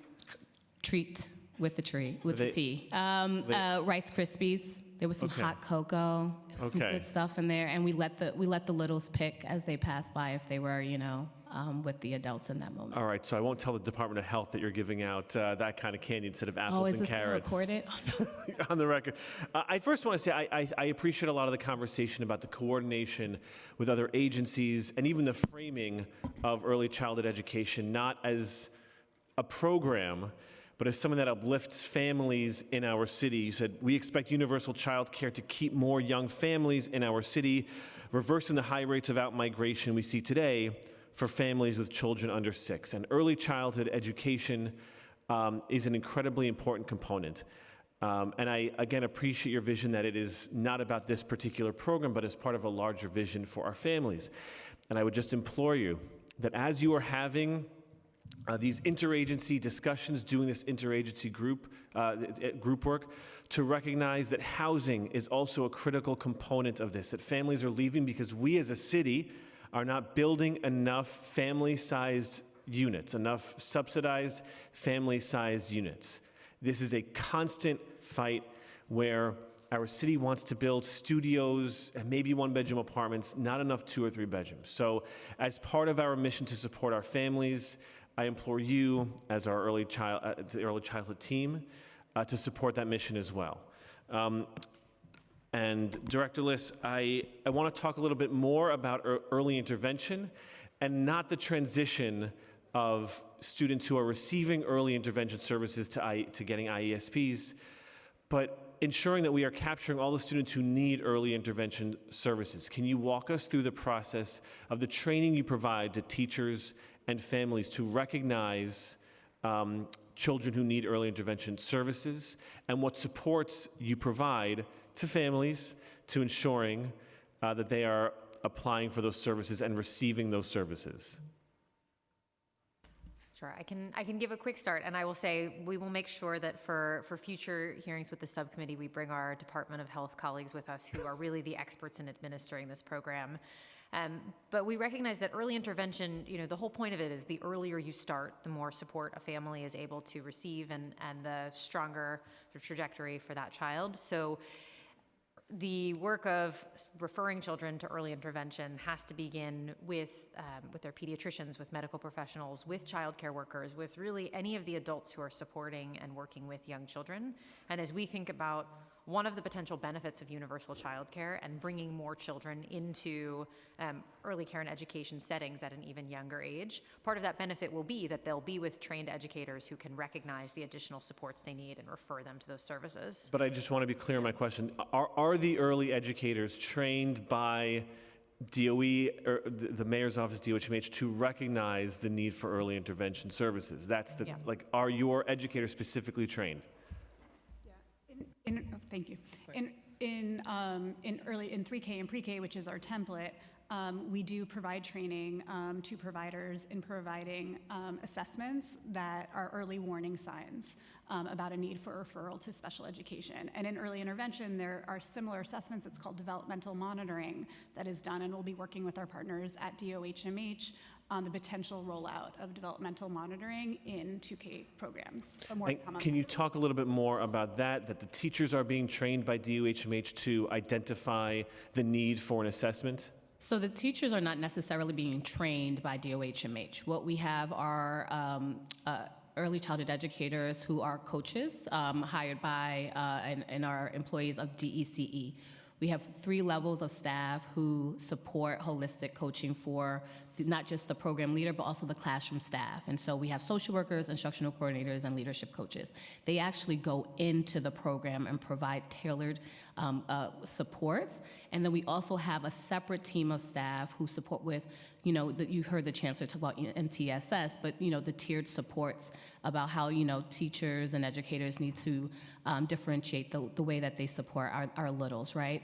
And so what we do within the first 45 days of a little attending is something called the ASQ. That is a screener. And so programs are required to do that because it really is a snapshot into where that little might need additional support. And throughout the year, they also provide observations, which go into another tool, which is our assessment tool. And our staff support, again, with those touch points, not just in person, but maybe virtual, to determine how we can best support that child. But it does allow them to understand how to see early signs of need. So if I'm a parent who sends my kid to a 2K program, I can be rest assured, look, I don't know anything about early intervention, but I know that my child's going to be screened, and that if they need early intervention services, that conversation will begin? Correct. Okay, that's excellent. And as this program builds out, it is critically important that we are capturing those students who need early intervention services so they either get their IESP and IEP early, and then maybe they don't need services by the time they get to, high school, right? That's the goal, is to make sure kids are getting the support they need as early as possible. And then my second question is, what work are you doing, collaboratively, to ensure that there are enough teachers, that as you expand these programs, you have enough early education, early childhood educators to meet the growing demand for early childhood education?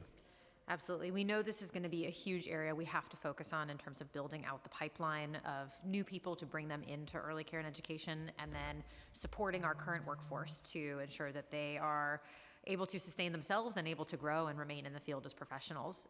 So as I referenced previously, we are planning to bring, and we are kicking off actually this week, a group with all agencies in the city who in any way or another touch workforce development so that we can think much more comprehensively about how we do this work. We'll be partnering with institutions of higher education to understand what are some of the barriers that folks face to coming into these programs, and how can we take those barriers away, whether it's the time that classes are offered, the language, the cost, and address those pieces. We also want to think about earlier exposure to early care and education as a professional field, potentially working through some of our Pathways programs and partnering to make sure that young people who are thinking about professions recognize that this is a real career path. Of course, in all of this, we recognize that if we want to bring more people into the field, as Chair Gutierrez touched on, we have to address the compensation and sort of long-term career path for folks who come into this work. So while we're building out a pipeline and trying to encourage more folks to participate and making it easier for them to participate, we also have to make this a more attractable, sustainable field. Yeah, I would imagine a world where high school kids have that early childhood care in their schools, and they become inspired to go to college for it. But it also needs that support. So I'm pleased to hear about what that workforce, that work is beginning. I think CUNY can be a great partner. I myself was a New York City teaching fellow, and I got into this profession with a subsidized master's degree, or that profession. I'm in a different profession now, aren't I? But it was that sort of support that I and my cohort got for our master's degrees that allowed us to enter the profession, and I would love to see more of that through whether it's through our CUNY system or other workforce development programs, creating the lowest barrier to entry, so high quality, qualified people who care about this, our littles, as you call them. I think it's adorable. Yeah, I love it. Yeah. Can get into this, the profession where we will so desperately need more early childhood educators. Yeah. Thank you so much, Director and DC Hawkins, and thank you, Chair.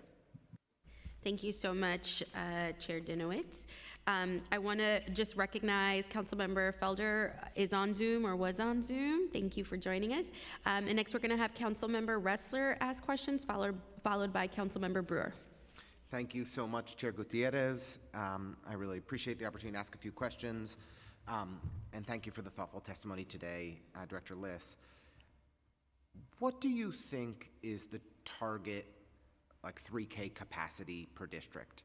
We saw about a third of school districts this current year had more than 90% of their seats filled, which with such a tight vacancy rate makes it really hard for families to find a seat locally. We know when you've got a 3-year-old, you're not traveling from one side of a school district to another or to another school district altogether. Do you have a suggested benchmark of what we should be looking at, or for Deputy Chancellor Hawkins as well? I know you posed this question to me before, Councilmember, and I'm consistent, if anything. And I appreciate that, but I'm going to unfortunately have to get back to you on that, and really wanting to be thoughtful on developing those metrics alongside ED lists to make sure we're being thoughtful. But I will share this just for you to know and for others in the space. For the current school year, we have 51,924 3K seats, and utilization for the year, as of our last check last week, is around 84%. And this is pretty much flat to where we were this time last year, or rather at the end of last year. And so wanting to be thoughtful about that 85% utilization and making sure that every seat is filled, but also that communities can remain nimble enough to meet the growing and changing need in their communities as we welcome additional 3-year-olds. So is that, just so my math is right, 43,000 kids in our 3K system That's right. this year? Okay. So, great. As we look toward the next school year, we saw a healthy reduction in the number of extended day 3K seats from the Adams administration. The data I'm looking at is from about 5,250 down to 4,869. We know that low-income families need extended day seats the most, and yet we see higher rates of occupancy, utilization is probably the right word, of seats in our school-based system than in our CBO system where we have the extended day seats available. Are you looking at revisiting that distribution of extended day seats? Are we hoping to expand the number of extended day seats for the next school year? And so I think 2K is a step in that direction of recognizing that families need extended day, but also, prefer non-means tested seats. And many of our extended day seats right now, and we are very grateful for it, is subsidized partially with CCBG funds. And so we have to follow the child care assistance process or application process that determines eligibility based on, a host of criterion. And so what we are looking at is meeting that need based off of, caregiver feedback, but also our providers. They are saying that it's just more profitable, if done right, for them to provide an extended day and extended year model. And so we are doing that with city tax levy, and 2K is an example of us doing that. Yeah, I understand, we've seen a decline in enrollment in our Department of Education system now for a number of years, 7, 8+ years, a healthy and significant decline that we need to reverse. And the expansion of our early childhood education system directly connected to our DOE schools represents an opportunity for us to build that pipeline back up. And you would not be doing your jobs if you weren't thinking about how to do that effectively, and that is an incredibly important priority. At the same time, the extended day seats at our CBOs, I think, are being underutilized, and we haven't been sending families there or guiding families there as much as I think we could, when those are the seats that would be most beneficial to families. So I do feel like there is a calibration in the previous administration that was not right, that we need to revisit, and I hope that as you look to seat distribution for the next school year, that that's a topic that you're going to give a hard look at. I want to jump in with one thing on this, and I know we've talked about this in the past, which is that those extended day and year seats, as Deputy Chancellor Hawkins just mentioned, do all come with means testing, which, as we continue to expand the system, our goal is to create new seats and programs that are universally accessible, that do not require families to go through that level of sort of onerous, burdensome application and process. That said, while we continue to have seats in our system that are funded through funding streams that require that, it is really incumbent on us to think about how we support families through that process. I know you've focused on outreach, and some of the prior questions from other council members did as well.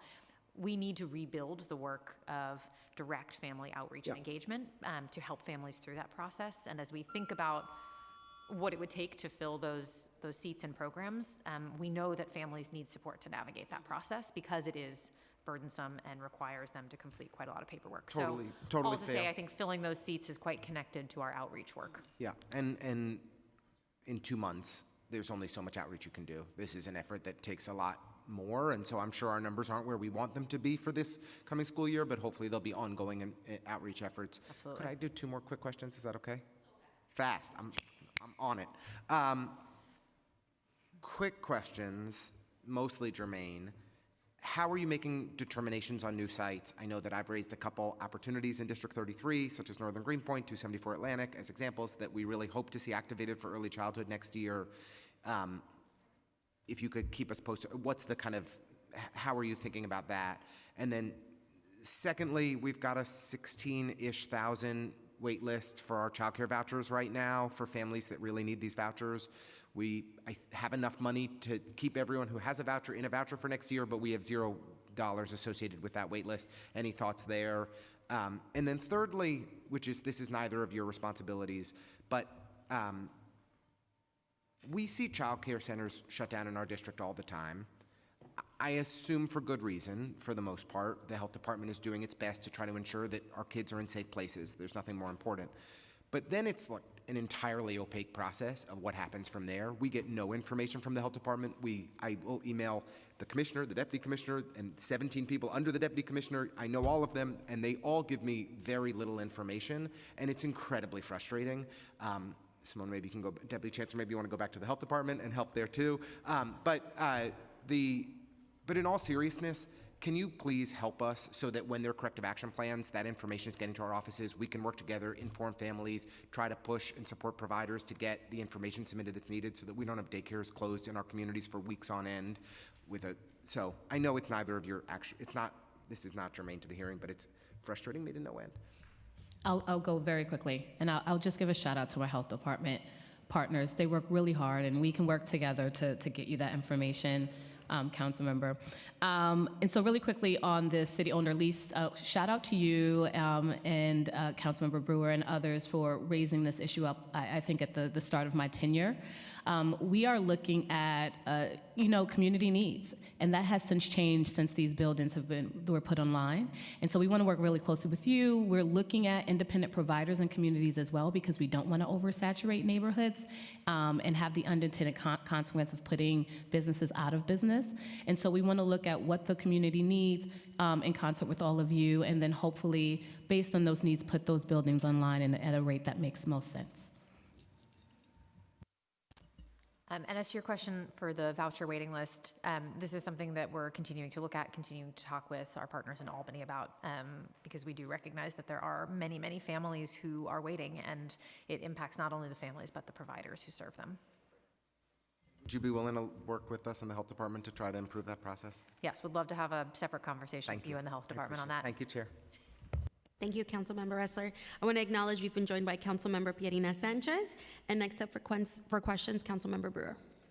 Thank you, and I want to thank Deputy Chancellor Hawkins for calling me about the empty centers. So how many are left that are vacant? I know the ones that are filled. Rita's is filled, I think West of mine, but 27, 27 to be filled. yes. Ay, ay, ay. And we're working to create plans for all of those, and that number has decreased since I started. We have repurposed, and so we are working to get that number down. Okay. The folks at the School Construction Authority didn't know that nobody knew about it, but I corrected them. The 0 to 2, I have a question about that. When I took the Health Department to 1972 Broadway, they actually, on the second floor, I believe, found opportunities for 3 classrooms to be 0 to 2. So can one be on the second floor? How does that work? Do you need to change that? What's the status? In the past, because I've been doing this daycare work since 1970-something, had to be on the first floor. So infants are required to be on the first or ground floor. That is codified in Article 47 of the Health Code. However, preschool-age children, so those 2 and above, can be up. No, I'm talking about the 0 to 2, the infants. So infants cannot be above the ground floor, council member. okay, should that be changed? Are you going to have enough first floor? So that's something as we build out our infant work, which we hope, happens after we really, solidify our toddler 2-year-old programming, is something we will have to look at. Because we want to, child safety is paramount, and the health code, has that as a reason, but that's something we're going to look into. And I would just add, I know this has been a hot topic for many years, and the restriction, as Deputy Chancellor said, is really to make sure that in an emergency that the provider could evacuate with children who are not yet able to walk. There are pathways for providers who are able to demonstrate safety plans for them to be able to explore other spaces. And we want to make sure that for providers, it's clear how they can do that. But broadly, we do not plan to do anything that would in any way imperil health and safety. No, I understand that. I'm just saying, I think we were on the second floor, but I can double check. And it was okay, just so you know. Number 2, after school. Can you explain, I know the nonprofit sector has more of an opportunity than DOE. Can you just explain generally how you're going to collaborate between the programs and after school? Because that's the call that I get all the time. Won't go to this program because it doesn't have all day. How many have all day? How many don't? How are you looking at this? And is there funding? So for 3K and pre-K programs, we'll just note that many programs that are offered in a community-based organization setting, some do have extended day programs like those that Councilmember Ressler was referencing. Yes. That are free or subsidized. Others may have programs where the family can pay a fee for after school. Similarly, many of our public school programs have on-site after-school providers. Some may be available to 3 and 4-year-olds, but not all. A number of programs are permitted just to serve children in kindergarten and up. That's my experience. Yep. And so are you thinking, though, to try to get more funding for the after-school for the smaller children? Is that on your radar? It is on our radar, yes. Okay. In 2K, we are right now anticipating for it to be a full day program, an extended day program. And so we are looking at additional models like that, Councilmember. Okay. The other issue is the Bright Horizons. That was one that closed. How many are for-profit in your portfolio? I'm not decrying the fact that it closed. There were a lot of issues there. But how many are for-profit? That's what I want to know in your portfolio. So I think we'll have to get back to you on that number, Councilmember, how many are for-profit? Yes, I'm not always supportive of them, so I just wanted to know what the number is. I'm not talking about ones that are on place like at a corporation, but ones that are in the community for-profit. This group seemed to have a lot of problems. We'll get back to you on that one. Okay, and the other thing is, people are asking me, I assume this happens, but are there public notices at the community-based organization so that parents know what their rights are for services and assessments. Is that something that already exists, or should it exist? In other words, if parents get that information, I guess it could be up on the wall or other kinds of communication. I mean, I will say, as a current pre-K parent, I receive quite a lot of information from my child's program about different services that we might be eligible for, the developmental screenings that were referenced, and any based on any things. And you're at a CBO, not at a DOE. I am at a DOE school, but Okay. the same communications are shared with all families at all programs. Even at the CBOs? Yes. Because some parents think not, I'm just telling you. I think we can always do more to improve how information gets to families, Okay. and we can I'm just keep working on that. telling you. And then quickly, the centers that end up with, public health hazards from Department of Health, and I really have, like you, have a lot of respect for the Department of Health and the work they do. It's incredibly important. But do you know how are they handled? Are they told to the parents? Obviously, in the past, there have been issues along these lines. How does that information get translated to parents when there's a Department of Health, and how does it get re-inspected? So when there is a closure at a child care program, so stepping back, child care programs may receive violations that are not significant enough to merit a closure, and the provider is able to remedy that. All information about past violations at child care sites is available to families, and we are reinstating the performance summary cards that providers have to post in their window that include information about their inspection history. When there is a significant enough violation that it leads to a closure, all parents at the program are notified. And then as the program is re-inspected and is able to demonstrate that they have corrected the issue and are then able to safely reopen, that information is shared with Right, I families mean, I as hear well. you. I'm just, parents are Yes. concerned, and so I would think that would be the norm, but obviously parents think otherwise. And just finally, the CEC, I go to all the meetings. Do you think there should be, obviously we have special ed, we have ELL, we have parents. Do you think there should be a preschool parent on that CEC in addition? I love your thinking. We're at active discussions with the chancellor about that very thing. Okay, thank you very much. Thank you so much, Councilmember Brewer. I think there were some issues with Kayla getting online? She'll come back. Okay, great. So sorry. So I'm going to continue asking some questions. Okay, great. I wanted to ask on, back to 2Care. Sorry, I made a note. Okay, so in your testimony, we're anticipating 2,000 students, ages 0 to 2? Age 2. Age 2, excuse Yes, me, yes. for the fall. Okay. What will that look like? I guess this is considered year 1. Can you just walk us through what it'll look like years 2, 3, and 4, at least through the end of the first administration, to expand the program, or continue to invest in it? Just kind of walk us through what that means. Absolutely. So the governor's funding commitment that she announced earlier this year, that I know many folks, including yourself, were president, referenced, includes $73 million for this school year, which is what will allow us to serve about 2,000 children. And then that funding level from the state increases to $425 million in the following year. And we have a target of serving about 12,000 children.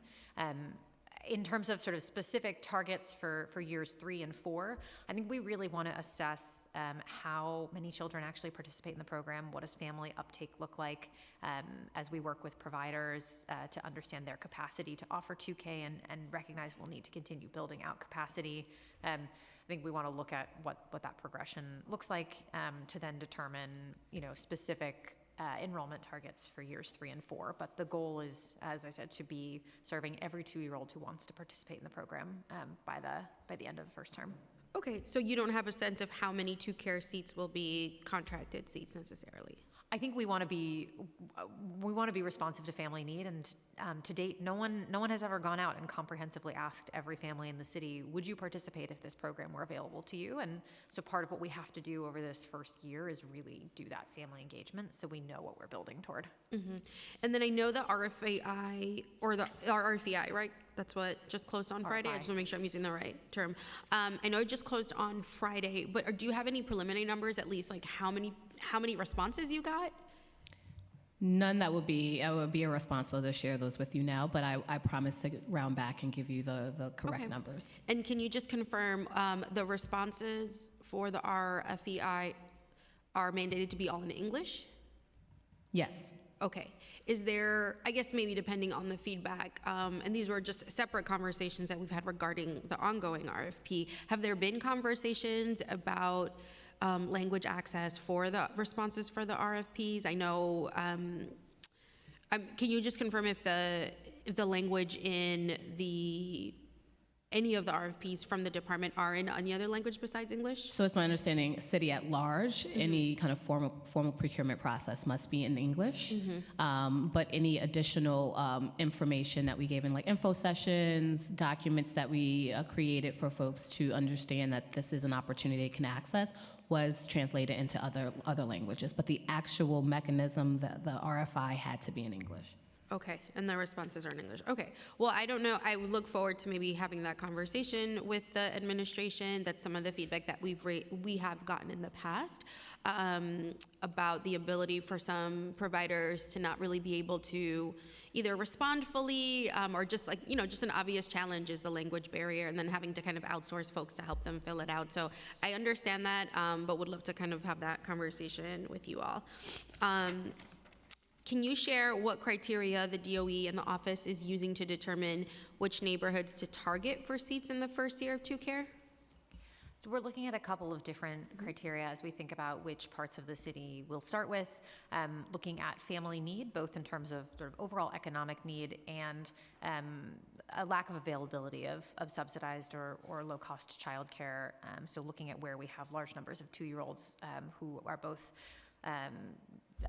facing higher rates of child poverty and don't necessarily have that access to care today. We're also looking at provider capacity, recognizing the quick timeline we're on for this first year. We want to start in places where providers are ready and able to participate. At the same time, we know that we have to do work citywide to build out childcare capacity in communities that don't yet have that as fully. And how are you all thinking how the application process will work? Will it look like 3K, pre-K, the same schools.gov website? It will look similarly. We're working through with partners in the Office of Student Enrollment all the particular policies to be able to share that with families in coming weeks and months. But yes, it will be a centralized enrollment process. And I'm not sure if my city will continue into this administration, but is that something you're all thinking of working the 2Care application process into the My City app? Or, again, I have no idea what's going on with it, but I'm just asking. So currently the My City portal is sort of the pathway for all of our means-tested childcare programs. And so for families who are applying to for vouchers and going through that eligibility determination process, that goes through My City currently. We will be looking at how to make sure that families understand what the right door is to go into for 2K, but also making sure that families have no wrong door. So if a family logs onto My Schools or My City thinking that might be where they find 2K, making sure we have really clear handoffs and pathways for them to access 2K. Okay, I have my own issues with My City, but I understand. Happy to talk more about that. Okay, great. I think it's a little redundant in my opinion. And then just for years 2 and 3 and 4, back on the applying for 2Care, will the deadline be the same? For families or for families, yeah, I apologize. So I know this year is a little different, but like moving forward, yeah, will it be the same as 3K and pre-K deadlines? We have not finalized what those enrollment timelines look like, but we will give families ample notice so they know what to expect. Okay, and just to confirm, any child that turns 2 in that calendar year theoretically should be eligible to apply once we get there. Yes, with the caveat that there are, based on current health code, children may need to be 2 depending on the setting at the time they start services. All children. Okay, yeah, so that's what I'm asking, because I know it applies differently for if at any point your child is 3 within that year or 4, they can apply. So can you just explain where you think that caveat will be? Yes, so all children who turn 2 in the calendar year will be eligible. For children who are turning 2 later in the school year, so children whose birthdays fall between the first day of school and the end of the calendar year, we're looking at how to make sure they can enroll on a rolling basis. Again, this comes back to health code and requirements that children need to be 2 to participate in those classrooms based on their age. Similar to how if and you may know this from your own children in daycare, children infant toddler settings tend to move classrooms when on their birthday, not necessarily on sort of arbitrary first date of school. So we're looking at how to make our current system work for younger children, recognizing the importance of the health and safety code there. Excellent. And then is there any, I know there was a bill at the state, but is there any feedback that you are all considering regarding the 2-year-olds are considered infants, right? They're considered infants until what age through?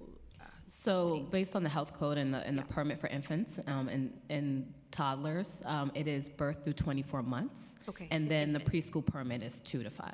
Okay. And the, I guess, teacher or teacher's assistant to child ratio is different for those two classifications, or are they the same? So it changes. And so younger infants, it's around 8 as the capacity of the classroom, still 2 teachers.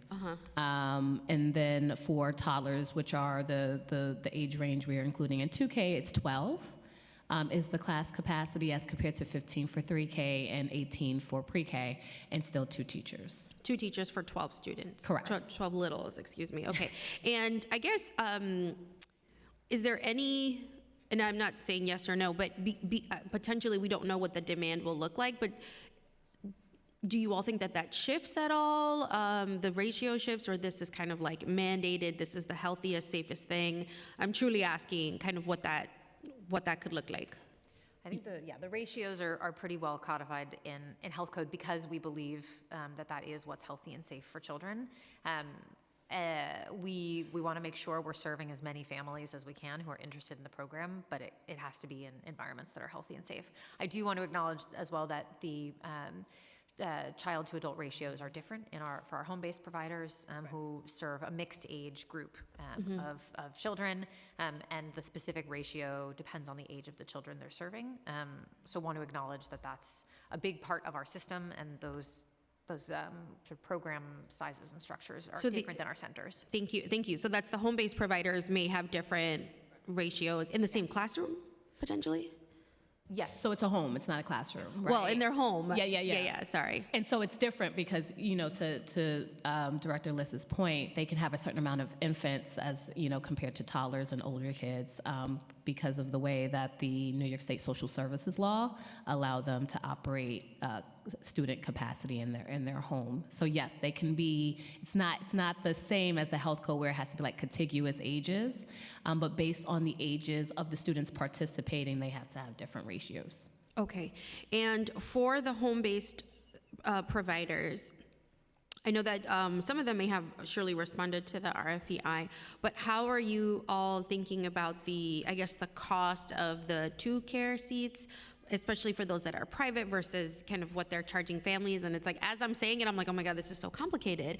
But I think you are obviously experts in this, and I think we're going to be okay. But how are you all thinking about that? What is the feedback from the providers? Because if I'm a home-based provider, I'm also the administrator. I'm also responsible for marketing my own program. It's a lot. It's no longer just like this seamless kind of program anymore. So what is that?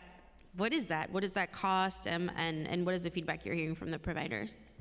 So the primary way that New York City Public Schools works with family child care providers, and will continue to as we expand 2K, is through the family child care networks, so the city contracts directly with the networks, and then providers affiliate with those networks. And part of the reason for that model is that we believe the networks can provide additional support and infrastructure to the providers. We also recognize that there's important work we need to do to make sure that those networks are more responsive to the needs of family child care providers. That's a big piece of what we're engaging with folks on now, and will continue to in coming months, to make sure that providers get what they need in terms of support, both operational, instructional, and also making sure that families come to their programs. And a big piece of what we really want to leverage those networks to do is to help refer families to individual providers. To your question about costs, we're looking right now at what the specific provider rates will be for 2K, and we'll have more information for providers on that, and happy to share that with you as we move forward in the contracting process.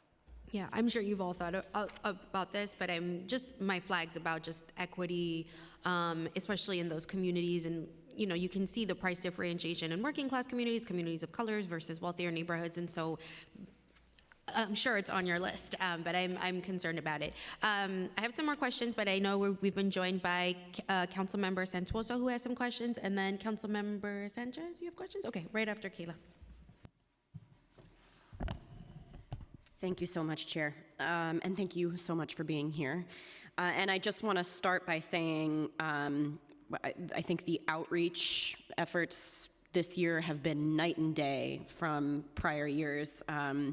I have had families that said they missed out, and we've heard from advocates that families missed out in prior years that are now getting like nightly robocalls. So it's greatly appreciated. Thank you so much for your efforts. And I had to step out, so I apologize if I missed some of this, and my colleagues can chime in if they feel that this has been sufficiently answered. But I want to talk about children with special needs, and specifically, what types of training are you planning for child care staff so they can successfully support children receiving early intervention and/or CPSE services as new seats, particularly the 2Care seats, start to come online? So we'll talk about that. And just, I don't know if you were here, Councilmember, when we introduced Dr. Wallenstein, but she works for the Division of Inclusive and Accessible Thank you. Learning. Yeah. So we're going to Appreciate you being here. answer this together. And Yep. so we have a dynamic team that works and is deployed by the Division of Early Childhood Education, which is my division. The leadership coaches, they're directly charged with providing coaching and support to the program school leader. And then we have instructional coordinators who work with the educators in the classroom, and then social workers who really work with the school community and the families as well on all the things, programmatic, operational. About your specific question, what we do all year round is observe, assist, and coach. And we tailor our coaching based on what we need. We supplement that coaching, right, based on the needs of the children, the needs of the staff. Sometimes, there's a new teacher that comes in, they want a different type of support and guidance. And so what we also do is supplement with our inclusion specialists. And so this dynamic team, small but mighty, but they are growing, they actually go in and provide direct ways that we can ensure inclusive environments in the classroom. That is something that we want. We want to improve inclusion, but we also recognize that sometimes a child, our little, needs a more specialized setting. And so that is where we work really closely with DIAL and the Bureau of Early Intervention at the Health Department to make sure that we have coordinated services across, and that those coaches that I mentioned can really direct and further tailor their coaching for the staff based off of the learnings and expertise of our colleagues across the other divisions and agencies. I don't know if you wanted to add anything there. I'll just add that the committees on preschool special education have a number of family resources, including a family guide about how to refer for evaluations to be considered for preschool special education services, and webinars, including information specifically for families transitioning from early intervention into preschool. And we'll be sure to get this messaging out to all of the new 2K providers. In addition, we have a new role in each of our 11 CPSE regional offices, thanks to the $70 million investment. It's called the CPSE Director of Inclusion. And these directors are, unlike regular CPSE administrators who have student caseloads, instead, they are there to support the entire CPSE office and all of the stakeholders that impact a family's experience as they go through our system. And so they will also be doing outreach and support in partnership with the inclusion specialists in early childhood directly to the new providers. Great.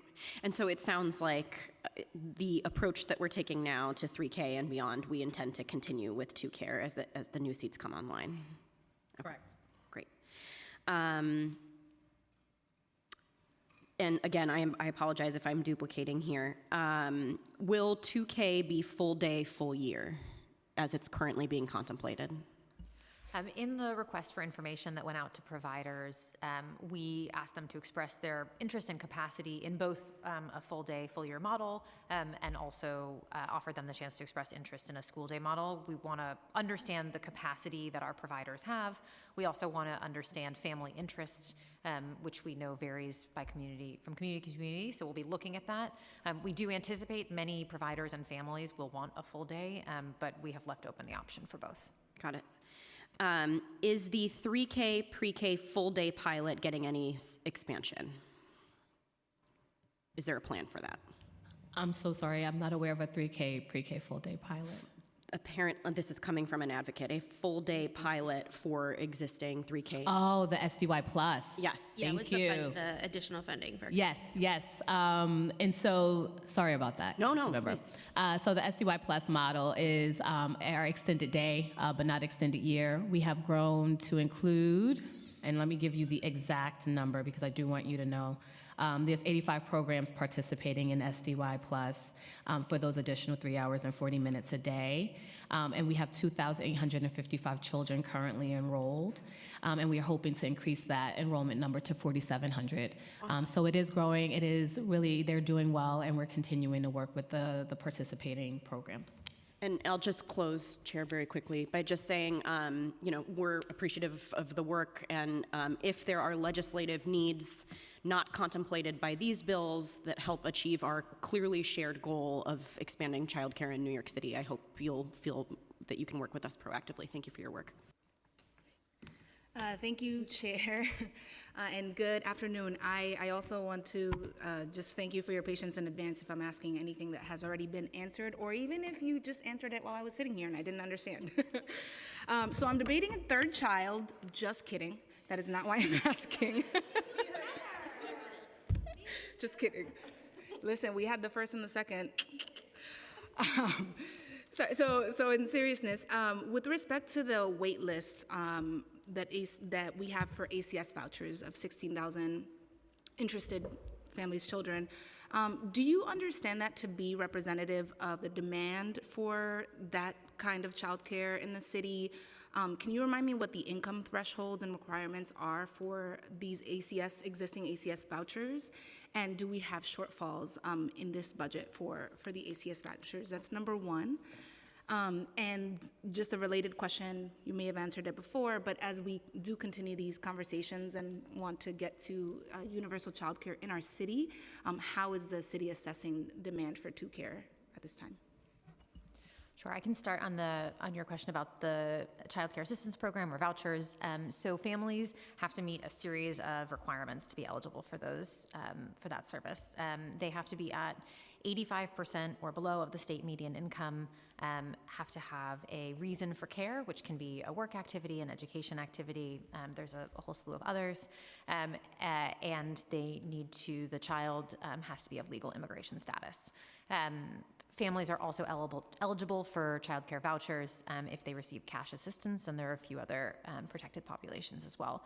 So families have to go through quite a detailed application process in order to be determined eligible for vouchers. So we don't necessarily view the voucher waiting list as representative of the full population of families in the city who need access to care.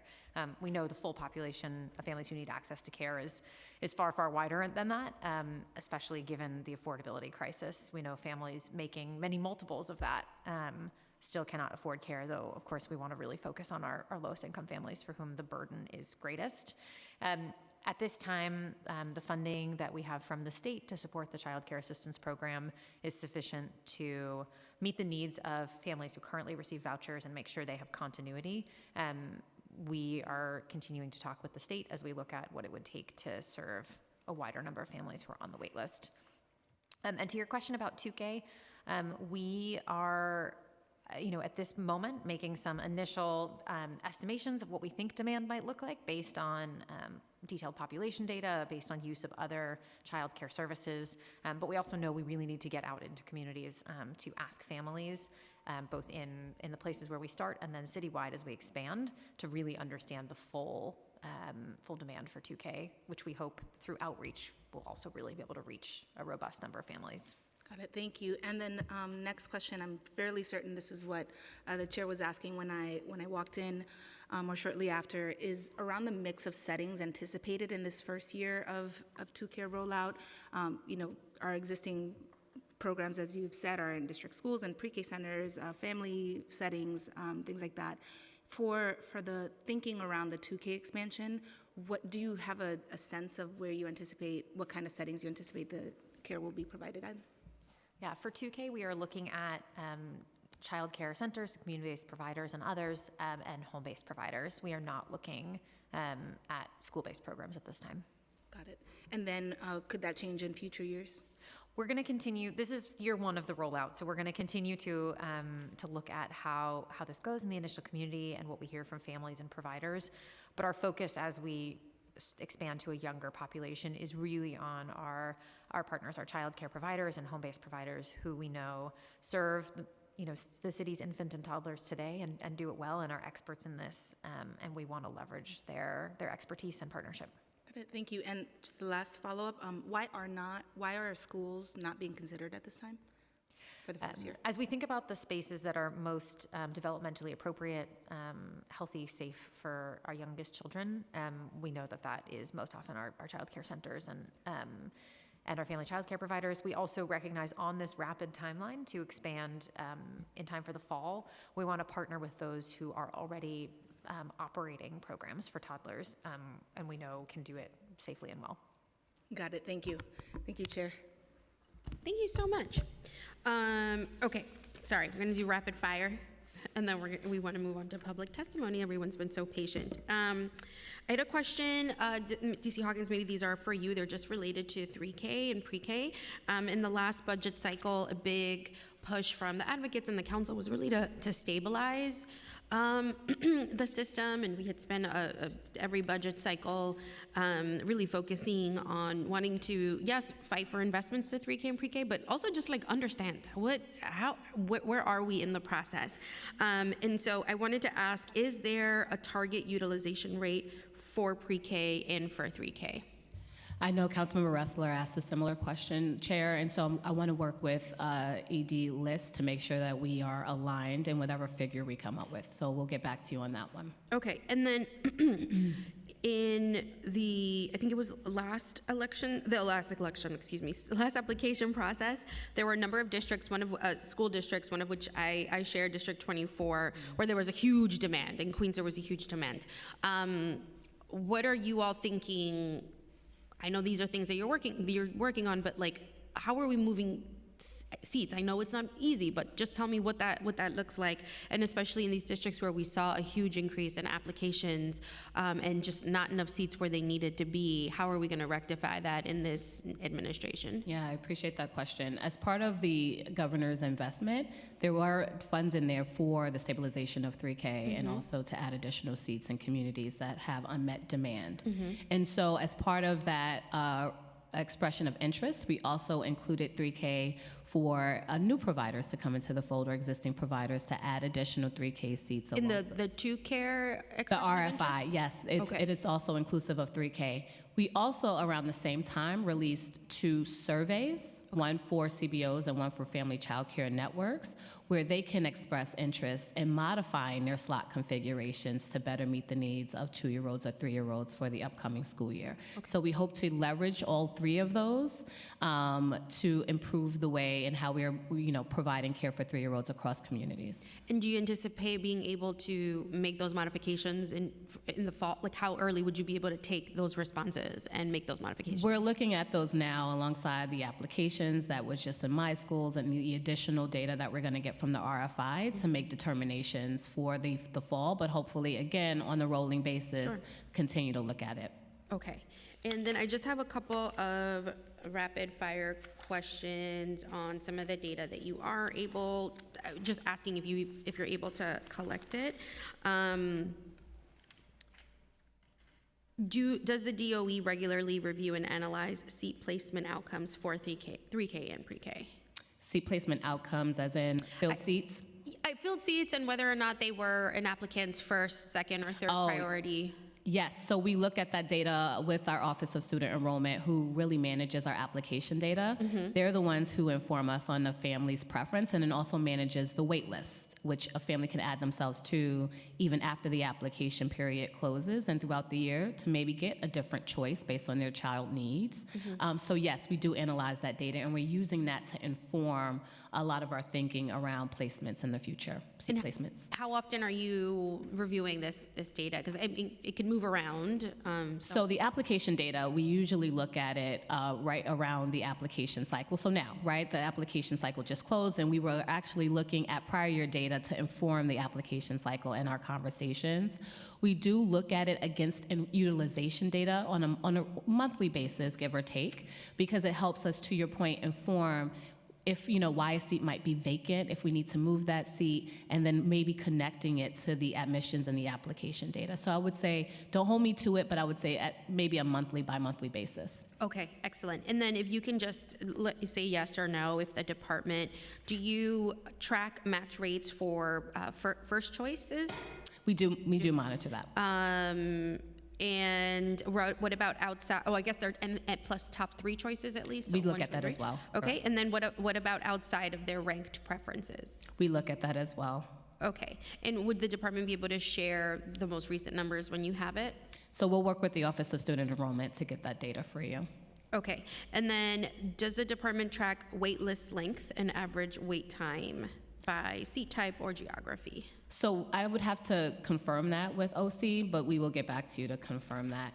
And the wait list time you're on a wait list can vary for a host of reasons, especially since you could be on multiple wait lists at one time. So I'll get a more robust answer to your question. Okay, and I had someone ask me this, and I think I answered it correctly. The deadline was Friday, but if you missed that deadline, what can you do? You can add yourself to a wait list. Okay, at a family's center or just on the website? Any a school program of your choice. If you are interested in attending a 3K pre-K program and you missed the application deadline, it is never too late. You can still go on My Schools, do your vetting. I always say, pair that with New York City Child Connect, which is the health department's website, and then you can add yourself to as many wait lists as you like. Okay, I did answer that correctly. You did. Thank you. Did not spread misinformation. Okay, and then I wanted to ask regarding the 2Care program that's currently funded by the state, correct? By the investments made by Governor Hochul. Do you? And I think those seats are at $40,000 each for the 2Care. That's the Birth to Two initiative. Birth to Those Two. are at $40,000. Thank you for correcting me, and I don't mean to of interchange. Do you anticipate investments from the city moving forward to expand the program, to stabilize the program in the future? So as we roll out for this first year, we'll be looking, working with all of the agencies who have a piece to play, of course, New York City Public Schools, but the other agencies who will be supporting the rollout to assess whether we have what we need, and we will certainly come back to you, and as we go through the budget process, identify if and where there may be other resource needs. Excellent. And then just 2 final questions. So regarding my bill, I think that there's obviously a lot of interest. We've spent a lot of time today on 2Care and quality education, but I think what is also kind of thrown around is universal childcare. And I think for those folks that have been working on increasing accessibility for decades, their first question is like, well, who is this accessible for? Who is this affordable to? And who are you talking about? So I would love to understand how the administration defines universality. Who are you looking to include? And is there an interest right now with the 2Care program to keep moving down to include 0 to 2 in the same way? Yeah.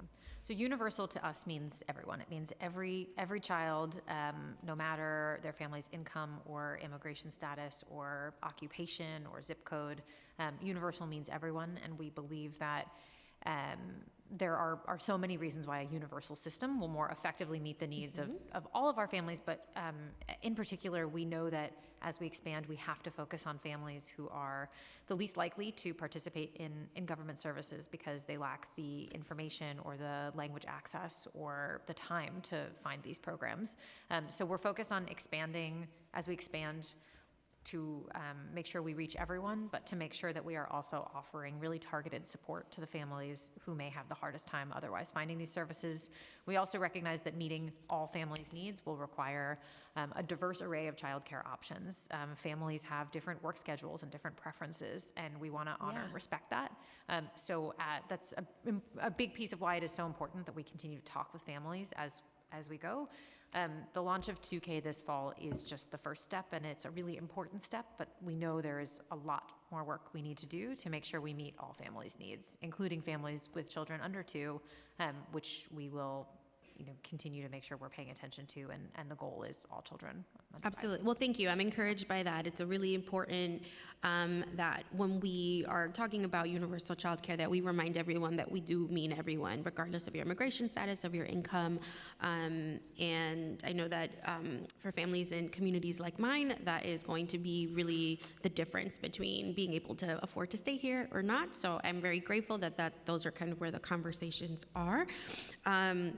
I want to ask one last question, and I think you said yes, but we just need the specifics. Would you be able to commit that you could meet with the council or brief the council monthly on just updates specifically about this expansion in this program? We would be happy to. Okay, see? Okay, great. The last thing I will just say before heading into, it's not a question to public testimony, is something that this committee is looking forward to working with you all and having in discussion, is also the realities of quality of care throughout the city. Councilmember Sanchez was here, and there were, 4 years ago, there were a few incidents where children were harmed and died. And I think that while we're talking about expansion and the acceleration of all of this, I know that you all know this, but I don't ever want to skip a beat when we are, I want to take an opportunity to speak about children's safety, provider safety every step of the way. So please hold me accountable, and I'll do the same. But I just want to emphasize that because I know, I think we can all get caught up on the excitement of how great this will be for the city. But we have lost children, families have been impacted, and so I want to make sure that we are counting them, we are considering them, and that we are being mindful of the fact that it is not just a system that we can roll out from one day to the other, because we have to consider all of these things. Yes, could not agree more. I think for us, making sure that children are healthy and safe, that parents have that confidence that their children are healthy and safe, the system does not work without it. And it is why we will hold all programs to an incredibly high rigorous level of health and safety, and I know that we need to make, as we discussed sort of earlier in the hearing, it's important that we make it easier for providers to navigate those processes, but never with any compromise to the health and safety requirements that they need to meet. Absolutely. Thank you both. I know you said you're going to. Thank you. Sorry, DC No, I just wanted to say thank you. Yeah, I'm excited, and I hope it doesn't escape everyone that it's two women doing this, amongst many other, but we're all very excited. I now want to open up the hearing for public testimony. I remind members of the public that this is a government proceeding and that decorum shall be observed at all times. As such, members of the public shall remain silent at all times. The witness table is reserved for people who wish to testify. No video recording or photography is allowed from the witness table. Further, members of the public may not present audio or video recordings as testimony, but may submit transcripts of such recordings to the Sergeant at Arms for inclusion in the hearing record. If you wish to speak at today's hearings, please fill out an appearance slip with the Sergeant at Arms and wait to be recognized. When recognized, you will have 2 minutes to speak on today's oversight topic and or legislation. If you have written a statement or additional written testimony you wish to submit for the record, please provide a copy of that testimony to the Sergeant at Arms. You may also email written testimony to testimony@council.nyc.gov within 72 hours of this hearing. Audio and video recordings will not be accepted. First up, we have Grace Rao, Donovan Swanson,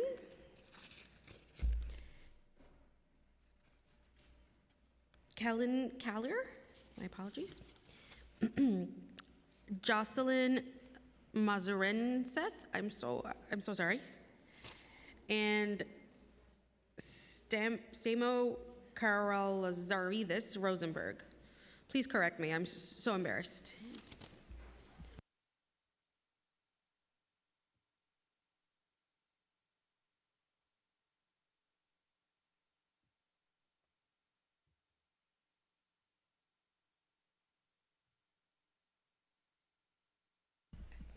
right, anybody can start.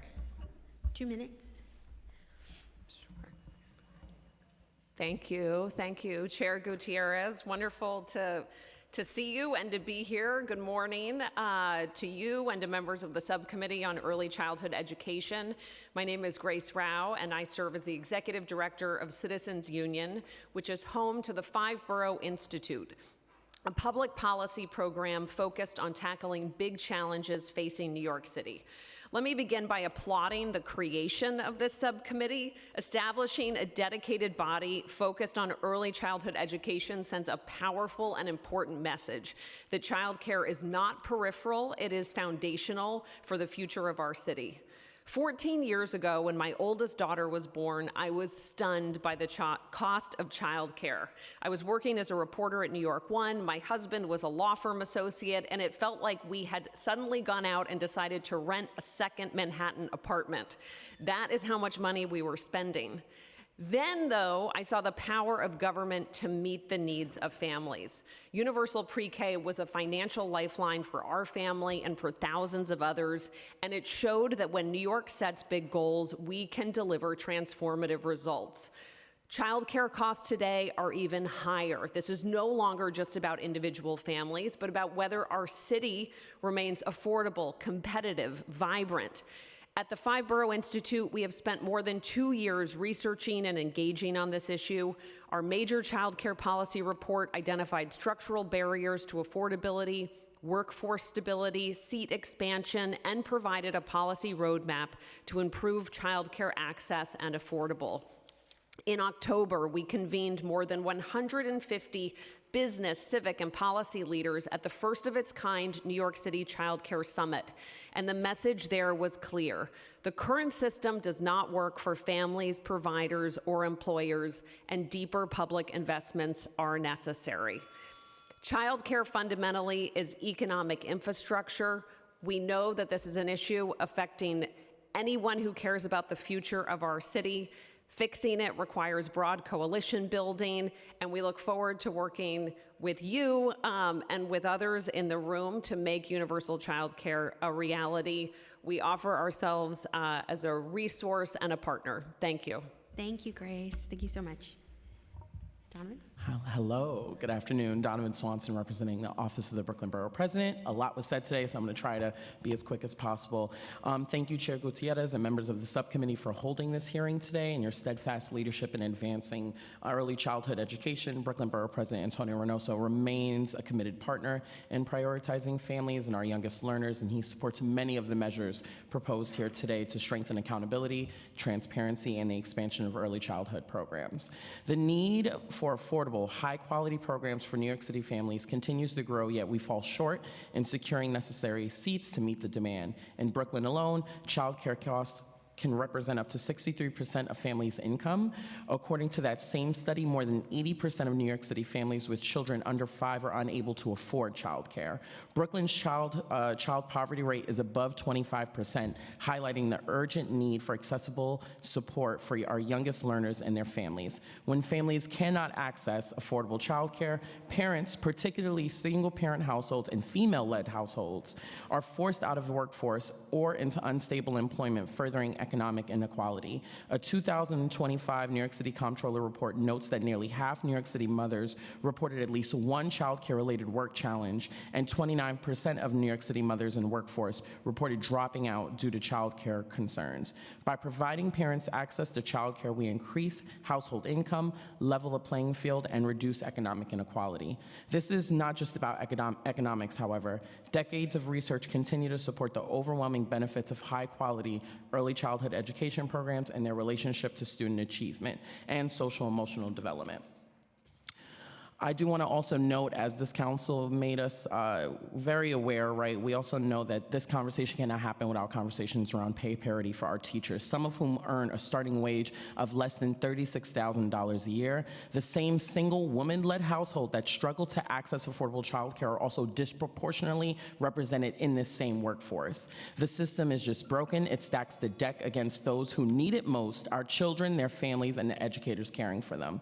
So we must do right by our city. Borough President Reynoso stands alongside the council and the mayor, supporting many of the steps proposed, whether it's increasing reporting and accountability within New York City public schools, piloting programs that expand suitable locations for childcare where real estate is scarce and expensive, and even expediting the childcare permitting process. We must act to ensure that families have access to quality early childhood education. Thank you. Thank you so much. Thank you, Donna. Okay. Good afternoon, everyone. Thank you so much for having this meeting. My name is Kellen Calder. I'm an organizer with New Yorkers United for Childcare. We're a grassroots organization of parents, would-be parents, fighting for free universal childcare. I spend most of my days talking to parents on the phone, playgrounds, organizing WhatsApp, and the thing I hear most that we all love this city so much, but we don't know how much longer we can stay here or afford to be here. 3K and pre-K, it's been a lifeline for these families, and one parent even said 3K enabled her to go back to work and stay out of debt. And these have worked because they've been universal, so no means testing, open to every family regardless of income or immigration status. This universality makes them effective and trusted. And on the subject of effectiveness, I want to take a moment just to commend everyone who has been involved in the outreach efforts, because it's been remarkable. The administration mounted the most aggressive enrollment outreach campaign we've seen since the early beginning of universal pre-K. We received messages showing that the link NYC ads are very effective, and it's in multiple languages, as well as the personalized calls. So this sort of outreach isn't just marketing, it's trust building, and it's something that has to be rebuilt, which is a bit of why the enrollment has been an uphill climb, because of the previous administration's betrayal of faith these families had in the process and seats being cut. We know it won't disappear overnight, and that parents need to know that there's a city that has a promise for care, which brings me to 2Care. So the launch of free childcare for 2-year-olds, it's a historic first step in time in the city, and we're thrilled to see it moving forward. But we're encouraged by the seriousness with this rollout, with the RFPs for new providers, the focus on high-needs neighborhoods, the emphasis on home-based care. But we want to make sure it's done right, and that starts with paying providers fairly. This is an important factor in whether this program succeeds or fails, and childcare workers who own poverty wages are not sustainable for building a universal system. So it also means full day availability from the start, investing in with the same level of outreach that we've seen for this 3K and pre-K rollout, and maintaining trust with parents. And this will be a high quality program. We look forward to working with this council and this administration to make universal childcare a reality for every family in the city. Thank you. Thank you.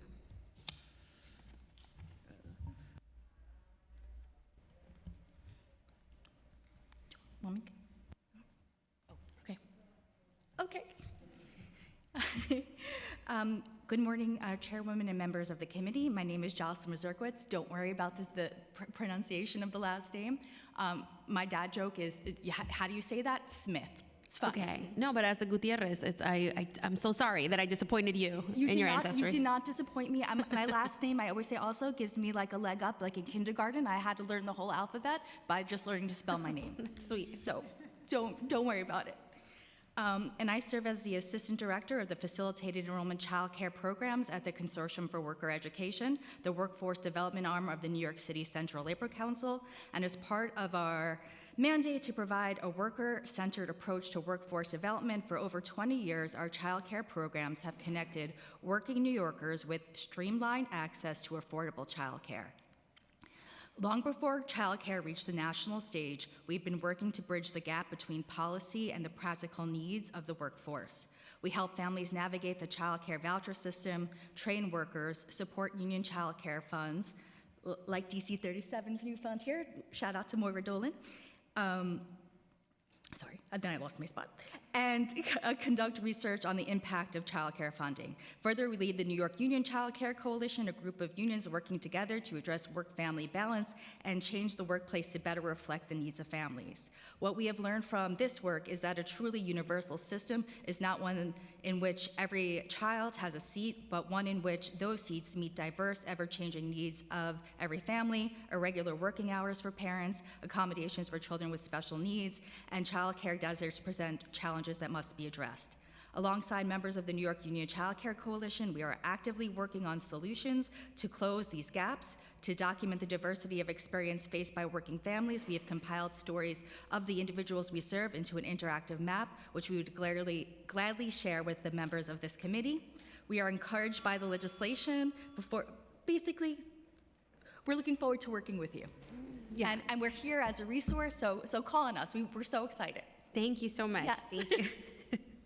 And the final testimony. Good afternoon, Chair Gutierrez and members of the subcommittee. I'm Stamo Karolazarides Rosenberg. Also had to learn the alphabet when I learned my name, so I understand that, and you actually pronounced it perfectly. Thank you. And I am the first Vice President of CSA, the Council of Supervisors and Administrators. Universal Child Care is not a seat expansion Universal Child Care is not a seat expansion challenge. It is a workforce and leadership stabilization challenge. CSA brings a unique vantage point to this issue. We represent principals, APs, and supervisory leaders across New York City, including early childhood directors and assistant directors in both DOE-operated and community-based organizations. In fact, in 1976, CSA negotiated the first collective bargaining agreement for early childhood educators in the nation. Because we represent leaders across both delivery systems, DOE-operated and community-based, we see clearly where the structural misalignment is undermining stability. There are 3 issues that must be addressed if universal child care is to succeed. First, pay parity. It is well documented that educators and school leaders performing comparable work in DOE-run programs and community-based centers are paid on fundamentally different scales. These programs operate under the same standards. They serve the same children. They are part of the same publicly funded system.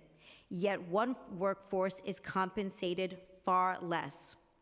What does that signal to families when 2 publicly funded programs are held to identical standards, but one group of educators is valued significantly less? Pay disparity creates turnover. It drives recruitment challenges. It produces churn in classrooms that families depend on for continuity, and directors bear the brunt of that churn. Community-based directors supervise staff, manage budgets, oversee compliance, guide curriculum, and respond to city contracts. They operate educational institutions and nonprofit businesses simultaneously. And yet, a daycare council workforce analysis done by Director Emmy List before she became director of the Office of Child Care shows that CBO directors can lose more than $2.2 million over a 25-year career compared to DOE counterparts, the largest pay parity penalty in the system.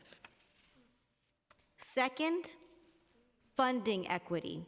DOE schools are funded as institutions. Community-based organizations are funded largely as enrollment-dependent vendors.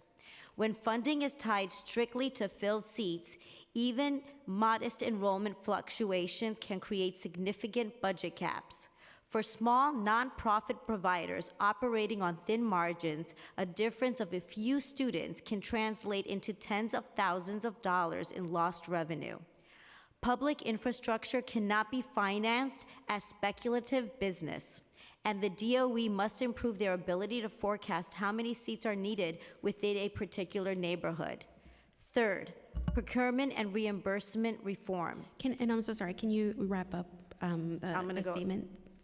I have the third part, and I'll be as quickly as possible. Okay, because your time ran out. We have to be equitable with the timing. I appreciate it. And you can submit your testimony at any time. We have the testimony, and it is everything written out with the specifics, but the third is procurement and reimbursement reform. And I just want to end by saying we stand ready to partner with you to ensure that the next phase of growth strengthens a system that families depend on. Thank you. Thank you. Thank you so much. Oh, sorry. I just have a couple of questions, and again, being mindful, I know we have a full roster of folks signed up to testify.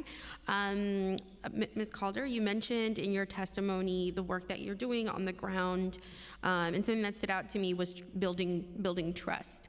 Councilmember Bressler had mentioned enrollment numbers have been going down. Do you hear from families that you're organizing with that they have?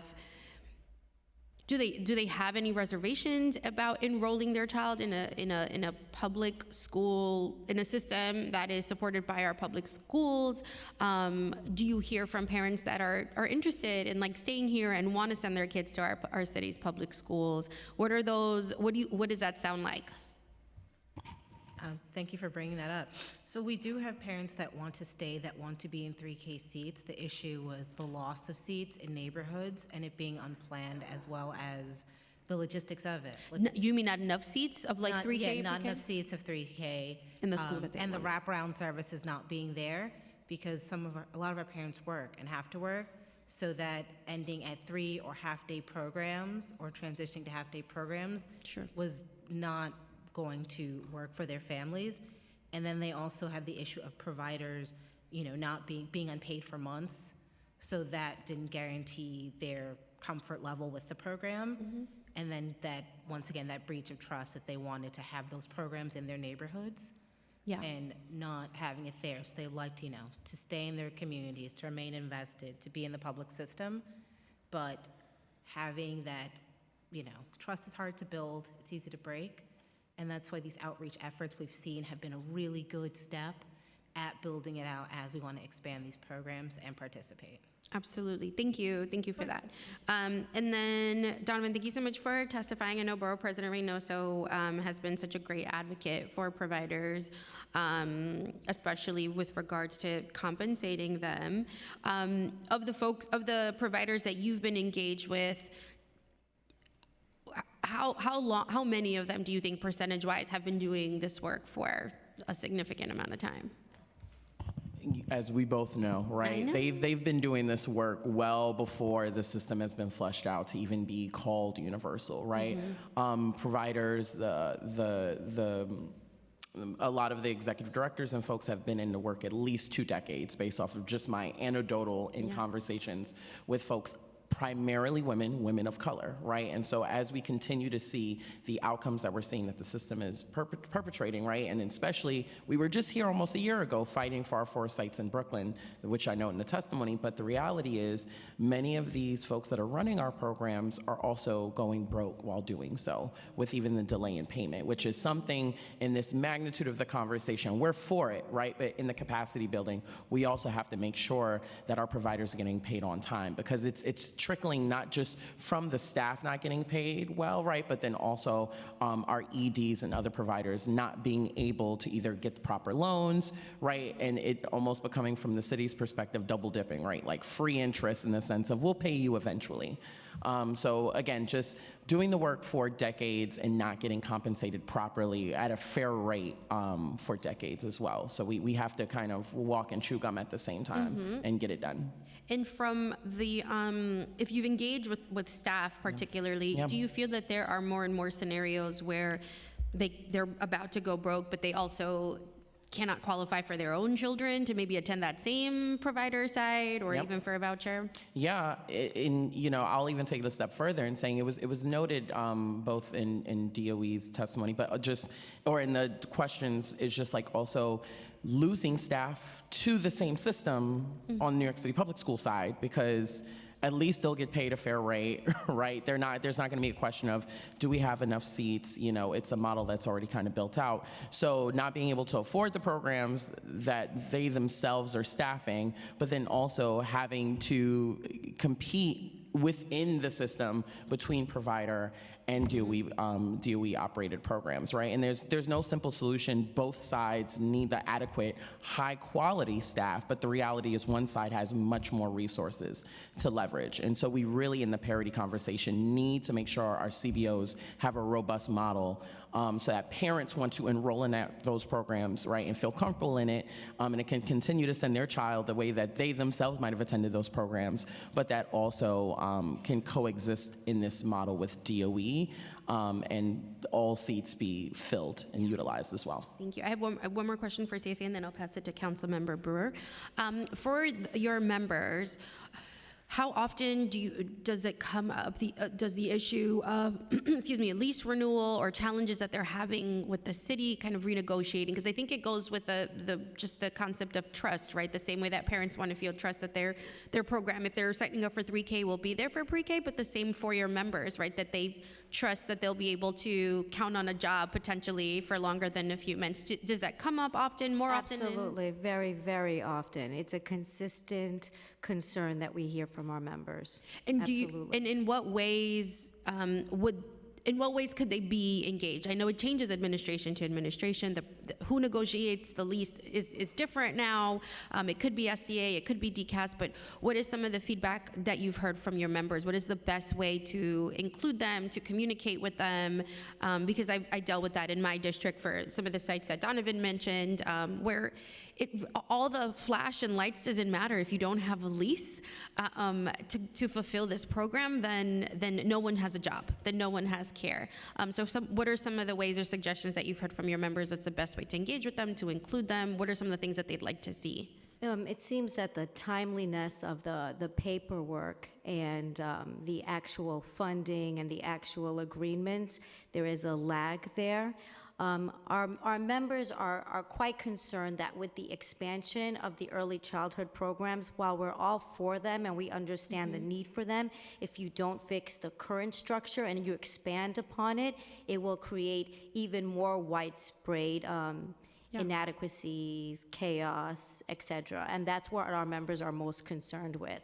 So we believe that we should fix what we have in place and then build upon it. And again, we agree with the expansion. We would love to see universal 2K for our students, expand 3K and 4K, but we do have to fix these existing issues that are major. Thank you. Yeah, absolutely. Councilmember Brewer? Thank you for Grace Rao and the 5-borough. Given what you heard today and your excellent testimony, are there places where you think we are moving in the right direction? Are there places that are obviously big gaps that need to be filled? Just the overall picture of where we're going. Sure. Trust you. Thank you, Councilmember. So I think at a high level, we are moving in the right direction, which is really positive. The fact that this subcommittee exists, that we have the highest political leadership in our city and state committed to achieving universal childcare for New York is in and of itself really remarkable and exciting. I think all that we have heard about the outreach efforts that have been so robust under this new administration has been really key. In our policy report that we issued 2 years ago, that was a failing that we highlighted and felt was responsible for under-enrollment in 3K in certain parts of the city where we were seeing a lot of empty seats. We knew from the de Blasio administration that we felt there needed to be very robust outreach to explain to families what was available to them, how to enroll, the benefits. And so we've been really heartened to see that kick up into high gear. And I think another area that's been where I think we're moving in the right direction is around the idea of extended day, full day for 2Care. So that is going to be huge for the families that are part of that program. Universal Pre-K was a gift to my family and to so many other New Yorkers, but of course it just went for the duration of the school day, and those of us who worked full-time needed to find after-school care for our children. So if we can make 2Care or 2K full day from the start and have that be baked into what we expect from this program as we move to make it truly universal, I think that's hugely important as well. Obviously, the pay parity issue that so many people have spoken to continues to be, I think, the biggest challenge that the city and all of us need to collectively address if we are going to make this successful and sustainable. Thank you. Thank you all so much. We're going to call up the second panel. Next up, we have Majin Shantz. my apologies, Anna L. Success, Paula Magnus, Peggy Lux Rodriguez, and Camilla Farooq.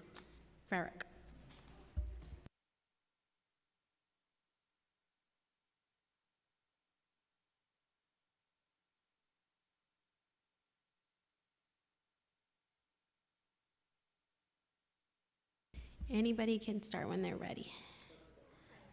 And just make sure your mic is turned on.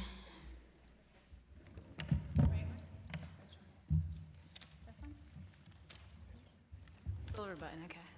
Got it. Hello, good afternoon. Good afternoon, thanks for having us. My name is Peggy Lux Rodriguez. I am the proud first-generation daughter of Colombian American parents, born and raised in Brooklyn. I'm here today to speak about my mother, Eladia, founder and CEO of Eladia's Kids, a family-owned and operated daycare and preschool that has served Brooklyn families for over 50 years. In my role as admissions director, parents often ask what distinguishes us from other schools. I tell them that what we have witnessed that early childhood landscape change dramatically. What began as community-based homegrown care, like my mother's program and many CBOs represented here today, has increasingly shifted toward corporate childcare. The New York Times has reported recently, just the other day, $30 million contracts awarded to large national entities. But while everyone here was once 2, 3, or 4 years old, I hope so, none of us were a name on a cup. We are whole human beings, and children deserve care, love, and education from people who see them as whole individuals, not profit margins. We support universal childcare. Families deserve access, but free childcare is not free to operate. Without pay parity, cost of living adjustments, and timely reimbursement, community-based providers are left carrying unsustainable financial burdens. Small businesses cannot wait months to be paid while still covering payroll, rent, utilities, and supplies. Large corporations can absorb these delays. Most CBOs cannot. My mother, Eladia's Kids, now cares for the children of the children who she once taught. That full circle moment is built on trust, continuity, and community. That is the foundation upon which universal childcare should be built. We have survived recessions, COVID, and the expansion of pre-K and 3K, but the current reimbursement system and pay disparities are forcing strong, dedicated providers to close. We must meet DOE requirements, yet our teachers are paid less and are ripe to be recruited away for better pay and benefits, creating a revolving door of talent for our youngest learners who are the ones most impacted by instability. Expanding the system to serve even younger children while the current structure remains underfunded and inequitable risks creating a subpar program. If we want universal childcare to succeed, we must invest in the community-based providers who built it. Thank you for having us. Thank you, Peggy. Thank you. Hi, my name is Megan Shantz. I'm the owner and director of Supermoon Art Space, which is a small center-based daycare in Ridgewood, Queens, in your district. Part of my testimony echoes issues that have already been raised today, challenges operating or covering costs, challenges paying myself and my staff a living wage, skepticism about being sufficiently funded in a timely manner should we obtain a 2K contract. So I'd like to focus on the second part of my testimony, which actually speaks to Councilmember Brewer's question about after school. So outside of our daycare center, Supermoon has worked over the past 3 years to pilot and activate a series of after-school programs for 3K and pre-K in neighboring public school buildings. So these are programs licensed by OCFS. They're SAC programs with a pre-K waiver. It allows us to work with the younger children. We run 3 programs. We're setting up a 4th. And each time we open a new license application, we start again from 0. We have to re-explain what we're doing. The licensing process takes months. It's administrative time we're not compensated for. With one program, we spent months setting up the license, only to learn that the DOE would charge us $20,000 to use one classroom for the after school for the year, and we couldn't afford it, so we had to cancel the program and turn families away. My understanding is that programs like these are very rare after school for 3K and pre-K in public school buildings specifically, and even though there's a need for them, we reached out to DYCD to see if we could get funding to offer our programs for free and learn that DYCD doesn't fund programs for children under 6. So we imagine that filling this gap and providing out-of-school care for 3K and pre-K students in public school buildings is on the city's radar now with so much attention and momentum in place for childcare. So we really hope to be involved in the process of growing programs like this, since my understanding is very few providers are taking it on, and we've gained a fair amount of perspective and experience in the process of making them happen. So thank you, Councilmember Gutierrez. Thank you to the subcommittee, and I hope to work with you. Yeah, Thanks. thank you, and I apologize, Megan. I mispronounced your name. And just for clarity, the after-school program that you provide or try to provide is for 3 and 4-year-olds? Correct. It's for 3K and pre-K. We're using the SAC license with the pre-K waiver, which is tricky to obtain. Yeah. And there's a lot of bureaucracy to get it done. It takes months every single time. We've done it 3 times in a row. Wow. Well, thank you for testifying, and look forward to continuing to work with you. Sorry. Next speaker.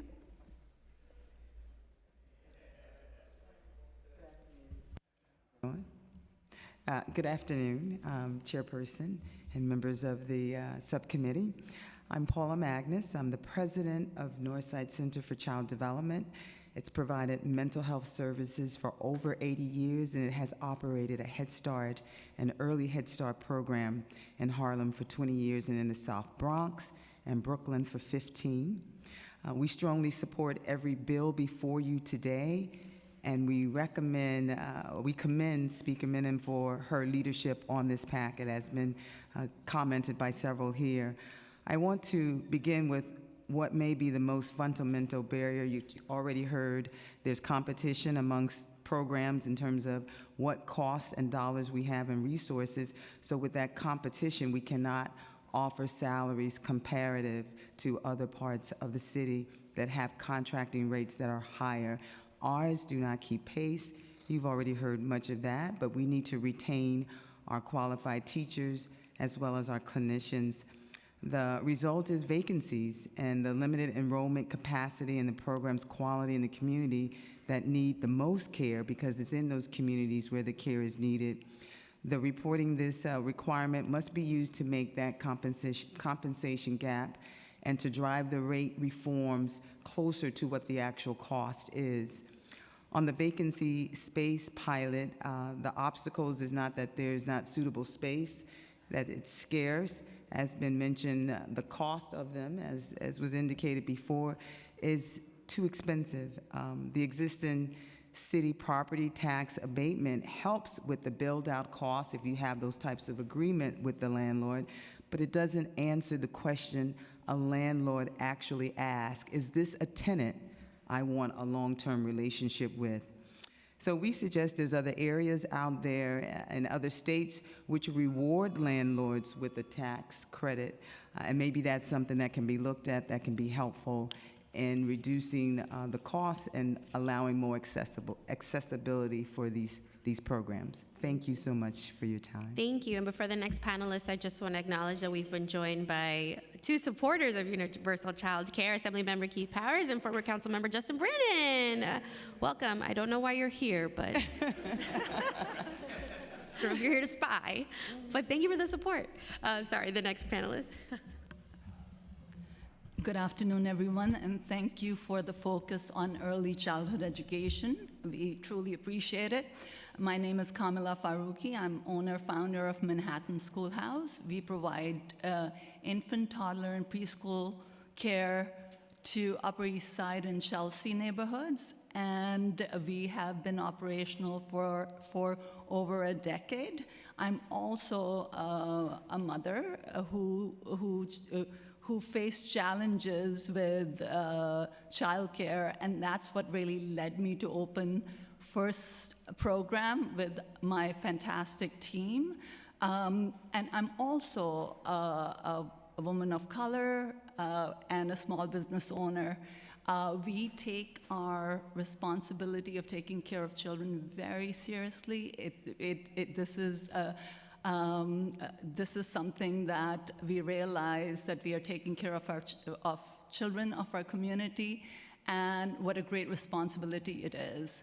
I'm going to really focus on pay parity, cost of living adjustment, and making sure the payments are made on time. I'm going to take one example on each one of them to share the gravity. Now, pay parity, when we are talking about pay parity, it's not only dollar and cents, it's also benefits, because many of the teachers that we have in our program, they can't afford to have health care. So when we are talking about pay parity, we are talking about full packages available to our staff who do the same work for the same families within the community. Cost of living adjustment. I want to stress the importance of this. I'll give you one example. Liability insurance, it went up 50% last year, and that was and not only that, there are not many companies that offer insurance to us. Thirdly, timely payments. We have to pay rent on the first of each month. We have to pay teachers bi-weekly, which is prior to when we get reimbursement. That's a huge issue. We have been taking line of credits and paying interest on it, which increases our costs. These are very important issues. Timely payments really make or break us. Lastly, I want to really make sure that we understand when we are talking about shortages of teachers and staffing, we also keep in mind infant toddlers as we are expanding, because what happens is, the challenge is, if all the staffing is moving towards preschools, the infant toddler programs suffer. So we have to really think of this in a universality of 0 to 5, rather than individually 2K, 3K, or UPK. Thank you. Thank you so much. Thank you so much. Hi, good afternoon, everybody. My name is Anna Success. I was born and bred in New York City and gifted with an excellent education. I became a teacher to return the gift. I am now a pre-K teacher at Queensview Nursery School, a 2-room school in Astoria, Queens. It's also the school I attended as a child, and that my children also attended. This year marks our 75th anniversary in business. Although we were private for many years, we are now fully public. I graduated from college 25 years ago and have been teaching ever since. Because I do not teach in a DOE building, I am paid far less. I do not have a pension, and as I get older, I start to worry about that a lot more. I get health care for me and my children through the marketplace, unlike UFT members. I am not with my students today because this issue is far too important for me not to use my voice. DOE teachers with a master's and 25 years of experience get paid $140,000 a year. I am paid half of that. Half.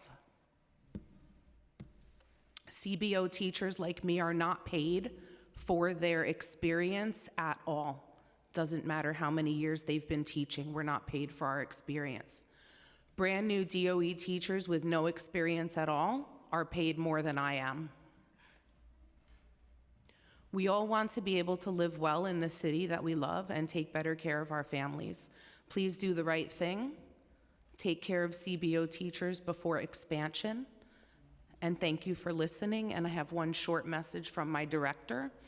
She says, if 1,400 CBOs do not renew their contract in June, what will the city do with all of the 3- and 4-year-old children that we serve? Thank you. Thank you, Anna. Thank you for sharing your story. That's wonderful. And for all of you, it's precisely why we want to use this space to elevate your stories, whether your mom was a small business owner, me la saluda, or your children went to the same school and you're there. I think it's a really incredible way to highlight that this is what New Yorkers look like, this is how we operate, and you've operated in good faith for far too long, and now is the time. So I thank you all so much for your testimony. We're gonna take a quick 5-minute recess so that your chair can use the restroom. Feel free to network. 5 minutes, please. I'll be right back. Thank you.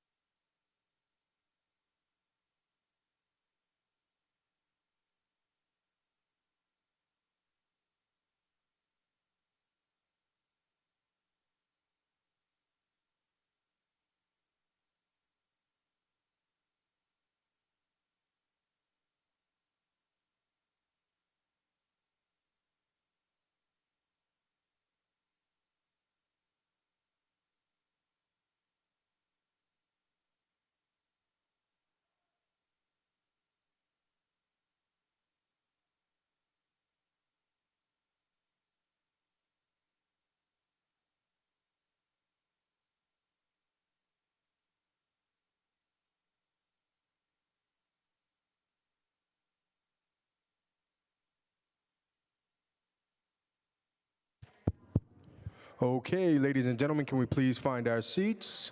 Please find our seats. Take any conversations outside. We are getting ready to resume. Once again, ladies and gentlemen, please find your seats. We are getting ready to resume.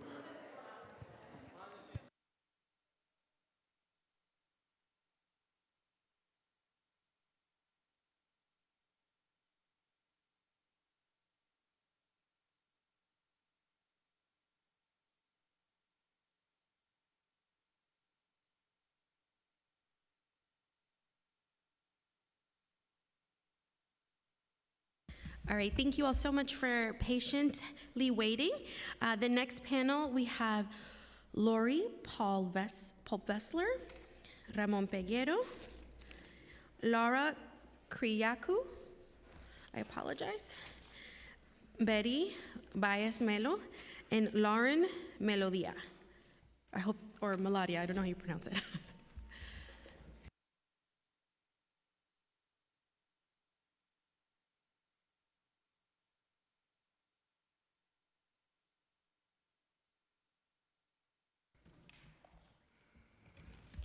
Yeah, you want to start, Ramon? Yeah, sure. So good afternoon, Chairwoman Gutierrez, the perfect person to lead this subcommittee. Thank you so much. My name is Ramon Peguero. I'm the President and CEO for the Committee for Hispanic Children and Families. We applaud the many recent commitments to expanding access to affordable child care on the path to a universal system. However, we continue to hold concerns about equitable incorporation of family child care programs, both affiliated and independent, in New York City's child care system design. The FCC workforce is made up predominantly of women, persons of color, and immigrants. These programs deliver licensed programming unique from center-based and are extremely valuable to our communities, holding the majority of infant enrollments, serving mixed-age siblings, and often caring for children from infant through school age, building immense bonds and extended systems of support for families. Here are a few points of concern, I will reference you to our full testimony for additional details and considerations. Following the city's rollout of pre-K and 3K, inadequate incorporation of this modality of care into system designs led to the loss of 1,300 programs. Only 20% of family child care programs in New York City are affiliated with DOE through direct contracts or networks, with 80% of the sector remaining independent and largely left without support from the city. This sector has also been held to some of the lowest wage across all occupations, with vouchers and contracted care rates remaining at levels insufficient to cover the true cost of care. The current median wage for FCC providers is under $20,000, and the median hourly rate is under $5 an hour. New York City cannot move forward on the path to universal care without caring for the workforce well-being and stability. We cannot supplement the cost of delivering and expanding programs on the backs of the child care professionals who do so much for our city. We believe that New York City can do better, and we look forward to working in partnership with the city to actualize a system that works for families and the workforce who remain dedicated to providing quality care and early childhood education for our children. Thank you. Thank you so much. Hi, everybody. Thank you, Chair Gutierrez, and members of the subcommittee for proactively holding this oversight hearing on the path to universal child care. My name is Lori Podvesker, and I lead the policy work at Include NYC. I'm also a parent of a 23-year-old with developmental disabilities and still face the same challenges as childcare on the other end of the spectrum. Include NYC is the leading source of training and information for young people ages birth through 26 with known or suspected disabilities, their parents, and professionals who support them. While we commend the city for its continued efforts to provide children under the age of 5 with disabilities with equitable access to early child care and quality 3K and pre-K education services, the fact is that the city has historically failed to do so despite its good intentions. Year after year, thousands of infants, toddlers, and preschoolers with disabilities are denied access to daycare, 3K, and pre-K program, and thousands more each year do not receive all the services mandated in their individualized education programs. Many child care settings are not fully equipped or trained for inclusive practices, limiting the participation of children with developmental or behavioral needs. There's also a persistent shortage of preschool special education seats. Despite recent funding boosts, many preschoolers with disabilities remain on wait lists or are sitting home because appropriate placements in integrated or specialized settings are unavailable.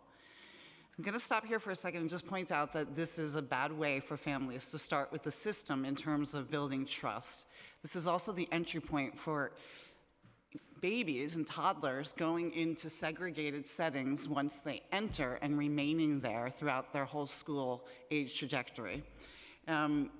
The system struggles to retain qualified special ed teachers and related services providers. Low wages for early childhood educators, often near poverty levels, contribute to high turnover, leaving many mandated positions vacant and making it harder for the city to recruit and retain personnel who can provide specialized care. Okay, I'm just screening. I appreciate it. You can always submit it, but if you can just summarize or wrap it. Yeah. Thank you so much. I just wanted to read the last paragraph, please. To achieve a truly universal and equitable early childhood system in the city must embed disability inclusion into its foundational infrastructure. And I think that's really important, the lens of that in the beginning and upfront, and not as an afterthought. Thank you. Thank you so much. Go for it, Paige. Good afternoon. Thank you for the opportunity to submit testimony today. I'm Lara Kiriakou, Director of Policy at All Our Kin. We're a national organization that provides educational mentorship, professional development, and systems building support to family child care educators.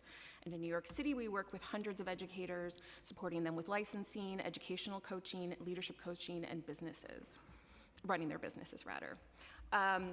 Across New York City, almost 100,000 children spend their days in a family child care setting.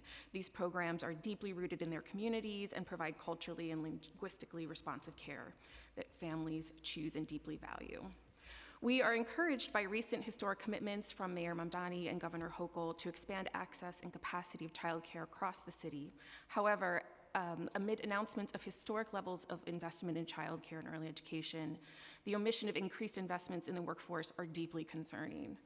According to the New York State Controller's Office, low pay remains a major obstacle to expanding and stabilizing the child care workforce, as you've heard from many of us today. The child care workforce is amongst the lowest paid professions in the state. In 2023, the median wage for those working in the sector was about $38,000. Within a deeply underfunded field, family child care educators are paid even less. The overwhelming majority of family child care programs in New York City, approximately 80%, are small independent businesses. These providers own their own businesses and do not pay themselves a set wage. The monthly revenue margins are so slim that after providers pay business expenses, assistant wages, insurance costs, and other operating costs, they collect what's left as their own personal income. Many qualify for Medicaid and SNAP, all while working an average of 70 hours a week. Without access to comprehensive benefits, including insurance and retirement plans, the stress of meeting basic needs will continue to have a direct impact on staffing availability and vacant seats. I'm just gonna, if I may highlight one more thing. As we're in a unique time here, as the governor and state lawmakers begin their final month of budget negotiations, this is a unique opportunity for the city to send a message to Albany that significant financial investments in the workforce are essential as part of any child care plan. Long-term sustainable funding is essential, and we thank you so much for your ongoing advocacy. Thank you. Thank you, Lara. Thank you for the chance to discuss the expansion of early childhood care and education programs and how the city should use this opportunity to create a fully inclusive and accessible system. My name is Betty Baez-Mello, and I'm an attorney and the director of early childhood education at Advocates for Children of New York. We're pleased with the city's commitment to strengthen 3K and pre-K and to launch 2K. As the city undertakes these expansion efforts, it must ensure that early childhood care and education programs serve all New York City families, including the families who often struggle to access care, such as families of young children with disabilities, families who speak a language other than English, and families in temporary housing. In recent years, we've seen families of young children with disabilities experience hurdles in securing preschool placements and services their child needs in violation of their legal rights. Families waiting weeks to hear back after requesting evaluations, families desperate for children's services to start so that they can benefit from 3K alongside their peers, and families whose children are sitting at home due to the city's shortage of preschool special classes. Childcare can only be universal if it provides children with disabilities with the supports that they need to fully participate. We appreciate that the mayor extended and baseline $70 million for preschool special education in the preliminary budget. The city must invest the resources needed to meet its legal obligation to preschoolers with disabilities and ensure they are not left behind. As the city launches 2K, it must ensure that families are not turned away because their child has a disability, and it must support providers to meet the needs of toddlers with delays or disabilities in their care. Among other things, the DOE will need to work closely with the Early Intervention Program to develop processes to help identify children in need of referrals or services, and to coordinate the provision of EI services in all 2K settings. Because EI generally provides only part-time services, the city must ensure that 2K programs can fully support children with disabilities during all program hours. Among other steps, we encourage the city to develop a plan for children to get needed accommodations, to set aside resources for providers, and to set aside resources providers can access for things like professional development, learning materials and equipment, or staffing support to appropriately serve children with disabilities. I just want to briefly highlight that children in shelter also disproportionately miss out on early childhood education opportunities, and so we're calling on the city to convene an interagency initiative focused on improving educational outcomes for students in temporary housing, including access to early childhood education services. So with that, thank you for the opportunity to testify. We look forward to working with you to ensure that universal childcare truly meets the needs of all the city's children and families. Thank you, Betty. Hi. The Center for New York City Affairs has conducted extensive economic and quantitative analysis of the child care sector and is committed to supporting the city to developing an evidence-based, comprehensive, and financially feasible path to universal child care. But I want to start by stating that the path of aging down the system, starting with expansion of DOE contracted care to 2-year-olds, is structurally unsound. It will destabilize child care programs that do not receive contracts, particularly those owned and operated by experienced immigrant women and women of color, and put these programs at risk of closing. And it could lead to the capture of the city's child care sector by private equity. So there's 2 points I'd really like to raise right now. One, we have a groundbreaking commitment from the governor and the mayor, but we don't have a detailed plan or path, and so we really need to think about this year as one where we're defining what universal actually is, what it will cost, piloting new ideas, and evaluating the outcomes of current and pilot programs to define the path. The city should not fully commit to contracted 2K without evaluating many options, including how ACS currently delivers childcare. I strongly urge the city to actually use a voucher rather than a contract for 2K. This will allow parents to access the full supply of licensed childcare in their neighborhoods, including, as Ramon mentioned, 80% of the city's licensed home-based programs that are currently excluded from the DOE system. Vouchers also mitigate my biggest concern with 2K. Programs that do not receive a contract will be forced into an impossible business model of only caring for infants. A voucher that a parent can spend at any licensed program does not do this. The second thing I want to mention is that any path to universal must incorporate stabilization programs, specifically fully funding the CCAP voucher program and establishing a wage subsidy. These are efforts that people are advocating for at the state level, and I urge the city council and mayor to actively lobby the state to fund these stabilization programs this year and commit to funding the balance in the city budget. Thank you. Thank you so much. I just have 2 questions. Sorry, I just want to make notes. For Ramon, thank you so much for your testimony. Do you feel from the various members citywide that the committee has, what has been some of the feedback or some of the reservations about a contract-based 2Care program? Because I think you raise a ton of really good points, certainly folks, points that I've been speaking to locally in the community, but kind of what are some of the providers' responses to the investment, to the announcement? Also, I know there's very limited information on the investments that are, being made for them as home care, as family child care providers, excuse me. So what are some of the things that you've heard from your members? Thank you for the question. One of the biggest concerns that providers in residential settings are having with the announcement is whether or not they're going to get paid. They understand that they're a critical piece of the puzzle.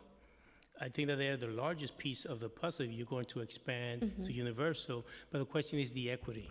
are we going to be able to get the investment in us, not only as far as pay is concerned, but also as far as the education piece that was alluded to in earlier testimony.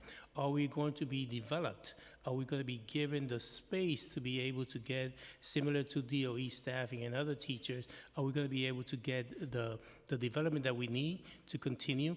And the equity is not only about fair pay, but it's also about the other services that we don't get. Vis-a-vis, we are not getting any type of insurance. We're not getting any type of insurance for long-term sustainability. So I think that they are concerned. They're very happy. They're looking forward to it, but like Lauren is saying, the devil is in the details. Absolutely, thank you. My next question is for Lori. Thank you so much for advocating for the need for the city to respond to students who have disabilities. And you mentioned in your testimony the disability inclusion infrastructure. Now, I know that can vary, but what are some of the ways that myself through the subcommittee, like I can engage with families to better understand what that looks like? I know DC Hawkins and Executive Director Lees are here, so they're taking notes, but what is the best way to like gather what that looks like? Sasan, thank you. I think it starts really basic, and this I may be overshooting, but even the language that we use, when we say special needs, and I hear a lot of people using that, it doesn't feel right. And the reason why is it's a euphemism. Everybody's needs are special, and when we use that language, it just perpetuates that kids with disabilities need to be educated separately in segregated settings. I think listening is the first thing, and I say this both as a parent and professional, and then, seeing what the biggest needs are of a family. For some families, especially those with children with developmental disabilities, not learning disabilities, their children have more needs and often are excluded. And I'm talking about mostly the student population that go to District 75 school with developmental disabilities. And so I think it's listening and hearing what those needs are, and then, going from there. So for some families, it may be going to the same place or in the same neighborhood where they live. For other families, it may be related services because their child isn't speaking yet. I think, it's really starting at the very basics and then just giving next steps. Thank you. Thank you so much. Betty, in your testimony, you had a really great idea about some kind of like interagency network to be able to focus on children in homeless shelters. I just want to make sure I understood that correctly. Yes, and we do appreciate there is work happening definitely with the Department of Education, or I should say New York City Public Schools, and some collaboration with DHS, but really having an agency focus on increasing educational opportunities for children in shelter, or an initiative that will bring all of those agencies together. I think you heard this morning how important that oversight is in bringing all the right people to the table. And this is a population of families that require a lot of very involved attention and targeted outreach. So whereas promotional campaigns for 3K and pre-K more broadly may be sufficient to have, advertisements in the subway or buses and some form of phone calls, we've really found that for families in shelter, they need a lot of more hands-on support and continuously, so not just through the application process, but when it's time to also accept applications and when it's time for enrollment. And there has been progress over the years, but unfortunately, and new initiatives over the years, but we think this task force or this new initiative that brings all the agencies together is really necessary so that we can start seeing a change in enrollment numbers, because those have remained, unfortunately, for both enrollment and attendance have remained. Excellent. I see a lot of head nodding from DC Hawkins behind you, so she's on it. Yes.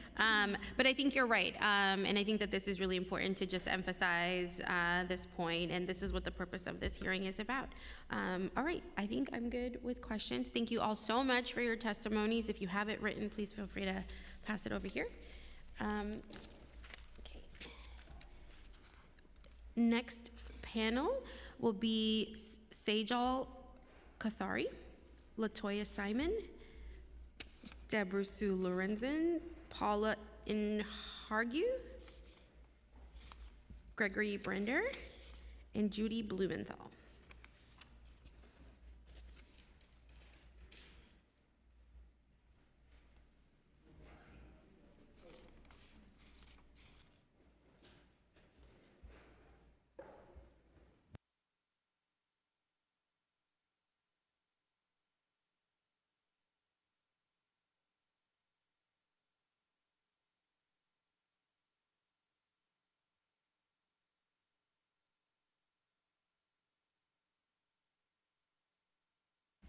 Thank you.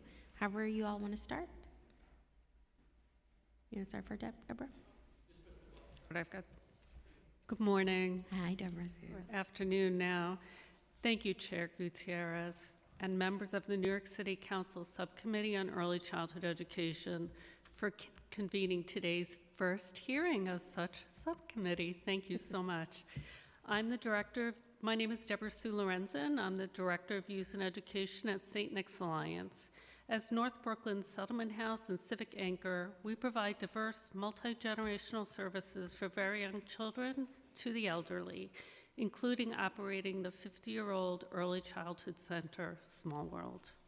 St. Nick's applauds Mayor Mamdani and New York City Council's commitment to establish high-quality, equitable, and universal child care system that meets the needs of the children and families and includes strong supports for workers and providers. As an early childhood provider, St. Nick's testimony will focus on one really critical issue. You already know about salary parity, and you've been terrific in your own fight, council member, for salary parity. On that issue, I will just say St. Nick's Alliance lost a third of its capacity at Small World this year because of inadequate staffing. I want to focus on paying providers the real cost of operating early childhood centers. If the city is to achieve this historic expansion of early childhood education, it has to pay providers the real costs of operating early childhood centers. First, the Birth to 5 contract must be overhauled. The current enrollment-based model is highly defective with no guarantee of covering the real fixed costs for operating centers such as rent, insurance, and Article 47 safety regulations that do not change based on enrollment. This funding model also ignores that center-based providers have little control over enrollment as the system is centralized under DOE. The Birth to 5 contract also has no cost escalators, fully burdening CBO providers with inflationary costs. As a result, once financially stable centers are rapidly accruing debt. Small World accrued $100,000 deficit last year, which will grow to nearly $250,000 this year. It's just not sustainable. As with our other DOE contracts, such as community schools, DOE should reimburse up to the full value of the contract, regardless of enrollment. Thank you. Thank you so much. Yeah, thank you, Deborah Sue.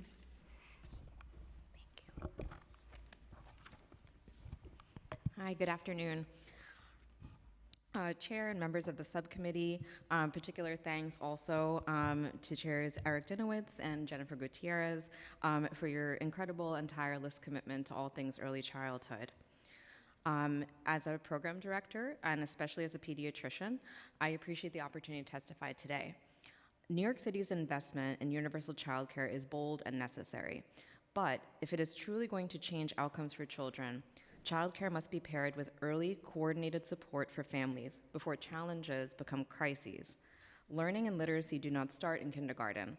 They start at birth with early language, communication, and social emotional development. When delays go unidentified or families cannot navigate complex systems, children lose critical time, and by the time they reach school, the gaps are already wide.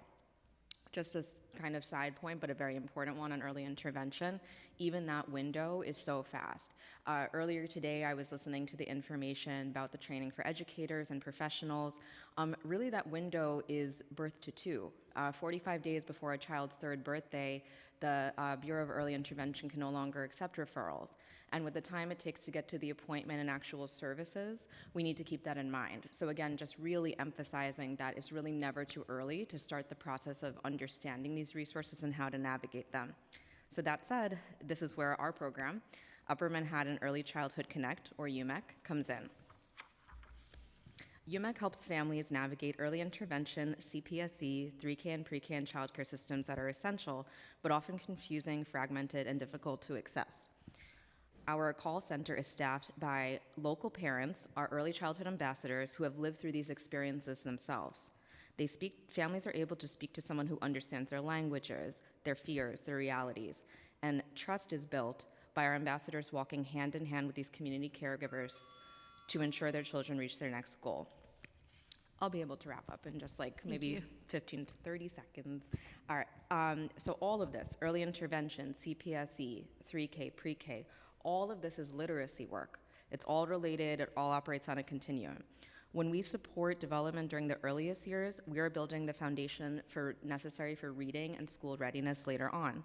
Universal literacy is actually the necessary foundation, and it's not going to be possible without early identification of needs, warm handoffs, and also culturally responsive partnerships, especially in the communities that are facing the most systemic barriers. By embedding the navigation, developmental support, and family-centered guidance into universal childcare, New York City can move from late intervention to early prevention, and make sure that this historic investment is reaching the children who need it the most. Thank you for your leadership and the opportunity to testify today. Thank you so much. Gregory? Good afternoon. Thank you so much for convening this hearing and for the opportunity to testify.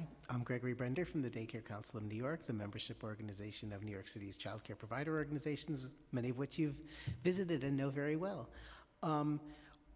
We have some longer testimony that I'll submit, but it's really based on the idea that we really hope that this expansion and want to work with both the administration and the council to ensure that this expansion stabilizes and strengthens both early childhood education provider organizations and, most importantly, the early childhood education workforce.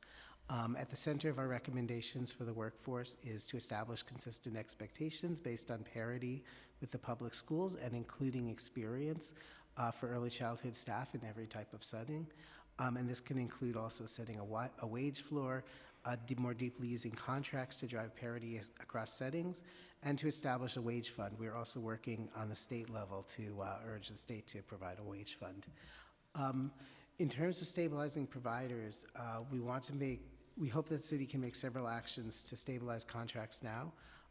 One is to continue the work to ensure on-time payments, but also to guarantee providers advances at least 75% of contract value, which is the amount guaranteed in the Birth to Vive contracts, and to hold providers harmless from enrollment-based penalties as long as NYCPS continues to control enrollment. Thank you again so much for the opportunity to testify, and look forward to the work together. Gregory, 26 seconds to spare? Oh my God, I went too fast. Thank you.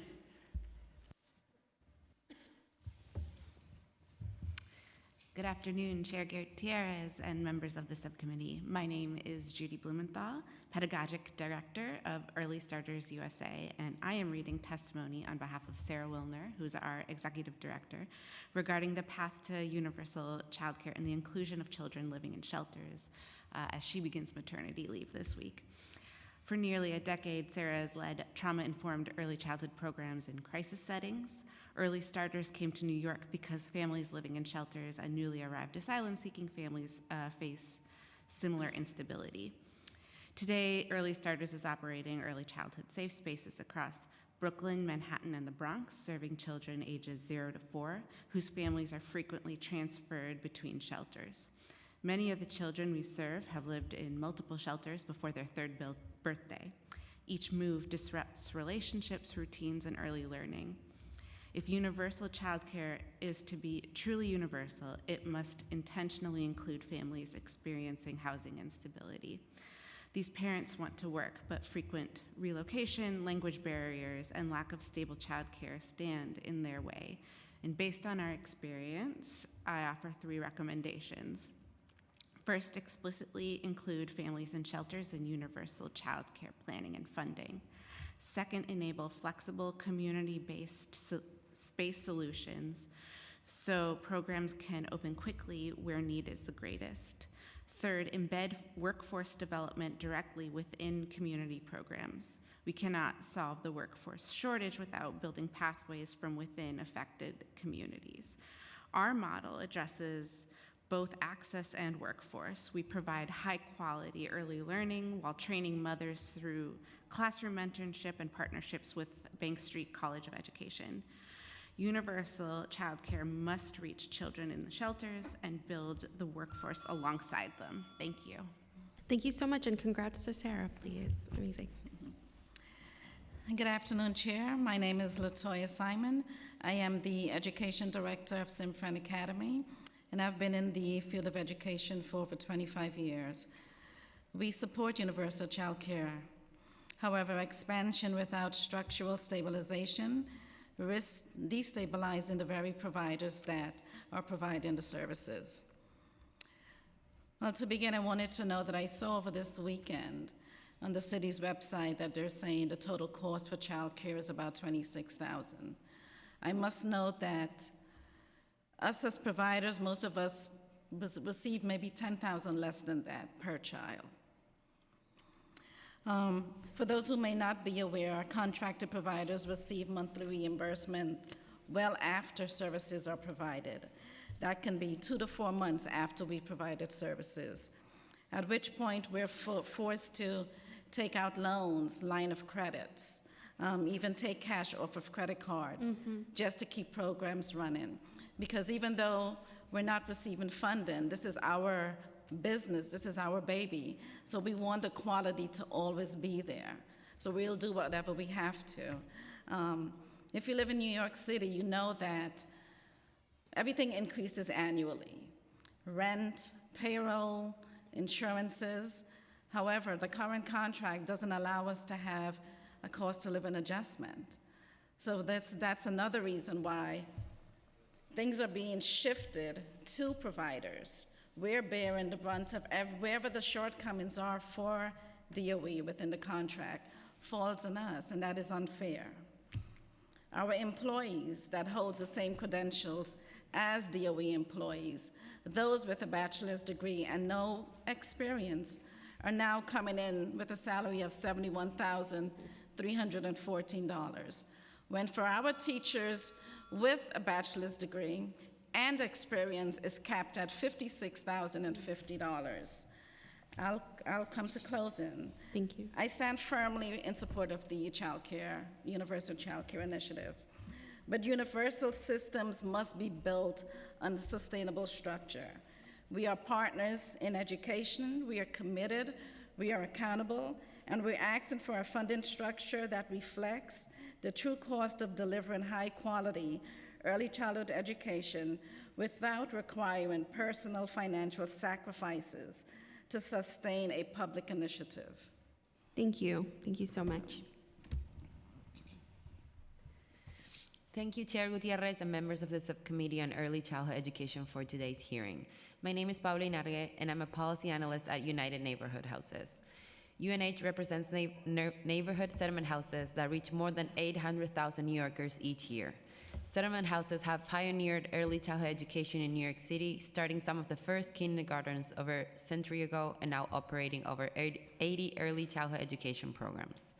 We celebrate that early childhood education is finally getting the attention it deserves, and we thank the Mamdani administration and the council for their commitment to creating a universal, high-quality early childhood education system. Still, more must be done to stabilize the existing system while expanding access to care for families across the city. First, the city must strengthen the workforce. Community-based providers continue to struggle with hiring and retention because low contract values translate into lower salaries than DOE staff with similar credentials. This lack of parity drives vacancies, disrupts continuity of care, and prevents programs from operating at full capacity. As the city expands 3K and develops programming for 2-year-olds, success will depend on addressing these long-standing inequities. We also must fix contracting and payment challenges. Delays in budget approvals, invoice processing, among others, leave providers waiting months to be paid for services already delivered. Many operate on thin margins and are forced to delay hiring, postpone vendor payments, or take on debt simply to make payroll. Third, as we prepare for 2K expansion, the city must also invest in new and existing infrastructure and streamline coordination between DOE and DOHMH so that permitting, inspections, and clearances do not delay classrooms from opening. To truly meet families' needs, the city must invest in educators, stabilize providers, strengthen infrastructure, and prioritize quality programming. With sustained commitment, we can build a system that delivers stable programs and high-quality care for children and families across New York City. My written testimony goes into more detail about other issues. Thank you very much. Thank you. I have one question for anyone to answer, especially the folks that are operating their own business. Obviously, a theme here has been adequate compensation, whether that's the city paying on time, whether that's these contracts being renegotiated so they can make a living wage, so that they have better benefits. That plus the fact that there isn't pay parity, it makes it really hard to retain staff.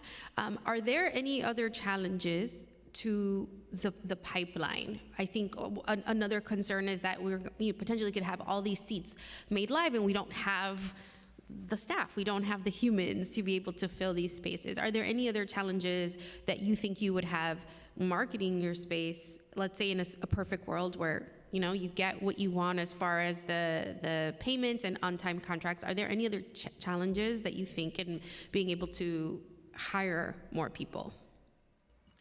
Well, I think the greatest challenges right now is that DOE has become our competitors. So I think the fact that we are basically grooming our staff, giving them the experience and the knowledge in the classroom, but then they're seeing the incentive from DOE where they're getting significantly much more in salary, pension, better insurance. I mean, that's something that's a great impact on our business. That's why a lot of our programs are forced to close. Thank you. Yeah, thank you so much. One thing we else? continually hear from providers is that you see there's a lot of people who have, say, been there a very long time, and when they retire, they can only be replaced by someone who maybe worked for a year or two to go to the DOE. One related challenge to that is around the background check process. That can be very slow, and one of the things that happens is you see people will actually be hired and they will take another job while they're waiting for their background check clearance to come through. We've urged working with New York State to allow portability in background checks in order to make it easier for folks to move between programs so that you can have more rapid hiring. Can I? Yes, of course. Kind of piggybacking off of what he stated, I think one of the things that I would love to see change that would definitely help us, and this may fall under the Department of Health side, is allowing us to have teachers that can move between programs. Right now, we have multiple programs at our site, whether it's a preschool or an infant toddler program. But the teachers from the infant program can't go to the toddler program or from the pre-K classroom. So let's say DOE has, many recess at time when school is closed. That teacher may want to make extra money. Oh, I see. But because of the guidelines, we can't now say, you know what, you're off during the summer. Work with us in the infant toddler classroom. I see. So is that a license or a certification, or what is the? I think it's in Article 47. Okay. Okay, thank you. You're welcome. Anybody else? Yeah. All right. If I could add to that, I think that Article 47 has been pretty stagnant for well over a decade, maybe even up to 20 years. And this is with the Department of Health? Yes, it's the regulatory, it's the regulations that guide daycare centers. I think really needs to be reviewed in great depth and updated to reflect today's early childhood ecosystem and the demands that are placed on providers. Everybody wants children to be safe, everybody wants them to be well educated, but there needs to be some updates and upgrades. Thank you. Well, thank you all so much. Thank you for your testimony. Thank you. Yeah, appreciate it. This is the next one? Okay. The next panel will be joined by Emmanuel Novi, Meredith Ansel, Leonela Tutatsig, Albania Jimenez. Oh, and Albania Jimenez twice. Just once. She's very excited.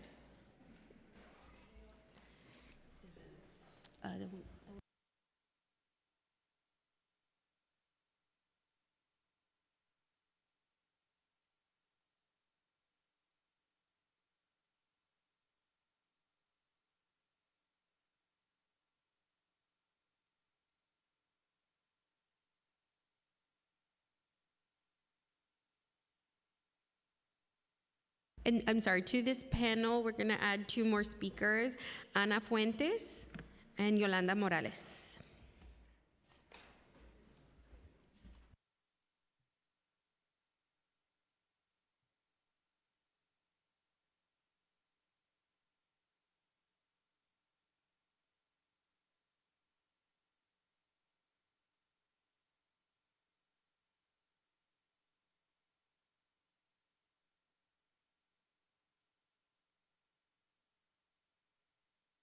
Great.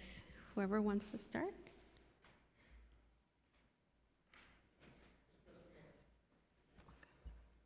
Hola, buenas tardes. Mi nombre es Yolanda Morales. Soy asistente de maestra. Amo profundamente este trabajo. Llevo 5 años trabajando para el cuidado infantil y así es como apoyo a mi esposo y a nuestros hijos. Tengo una gran pasión por los niños. Luché por completar mis entrenamientos y certificados y verificación de antecedentes. Me tomó años encontrar finalmente un lugar estable y solidario, donde sentí que realmente estaba haciendo algo, una diferencia. Este centro está basado en vouchers, me dio esa estabilidad, también dio estabilidad a muchas familias. Cada día ayudamos a los niños a crecer y a aprender y a sentirse seguros. Ahora nos están informando de que los salones están cerrando porque se están emitiendo vouchers y que podemos perder nuestros empleos. Se siente como si el futuro que tanto nos costó construir estuviera colapsando de la noche a la mañana. Estos niños se merecen una continuidad, estas familias merecen apoyo y los educadores merecemos estabilidad.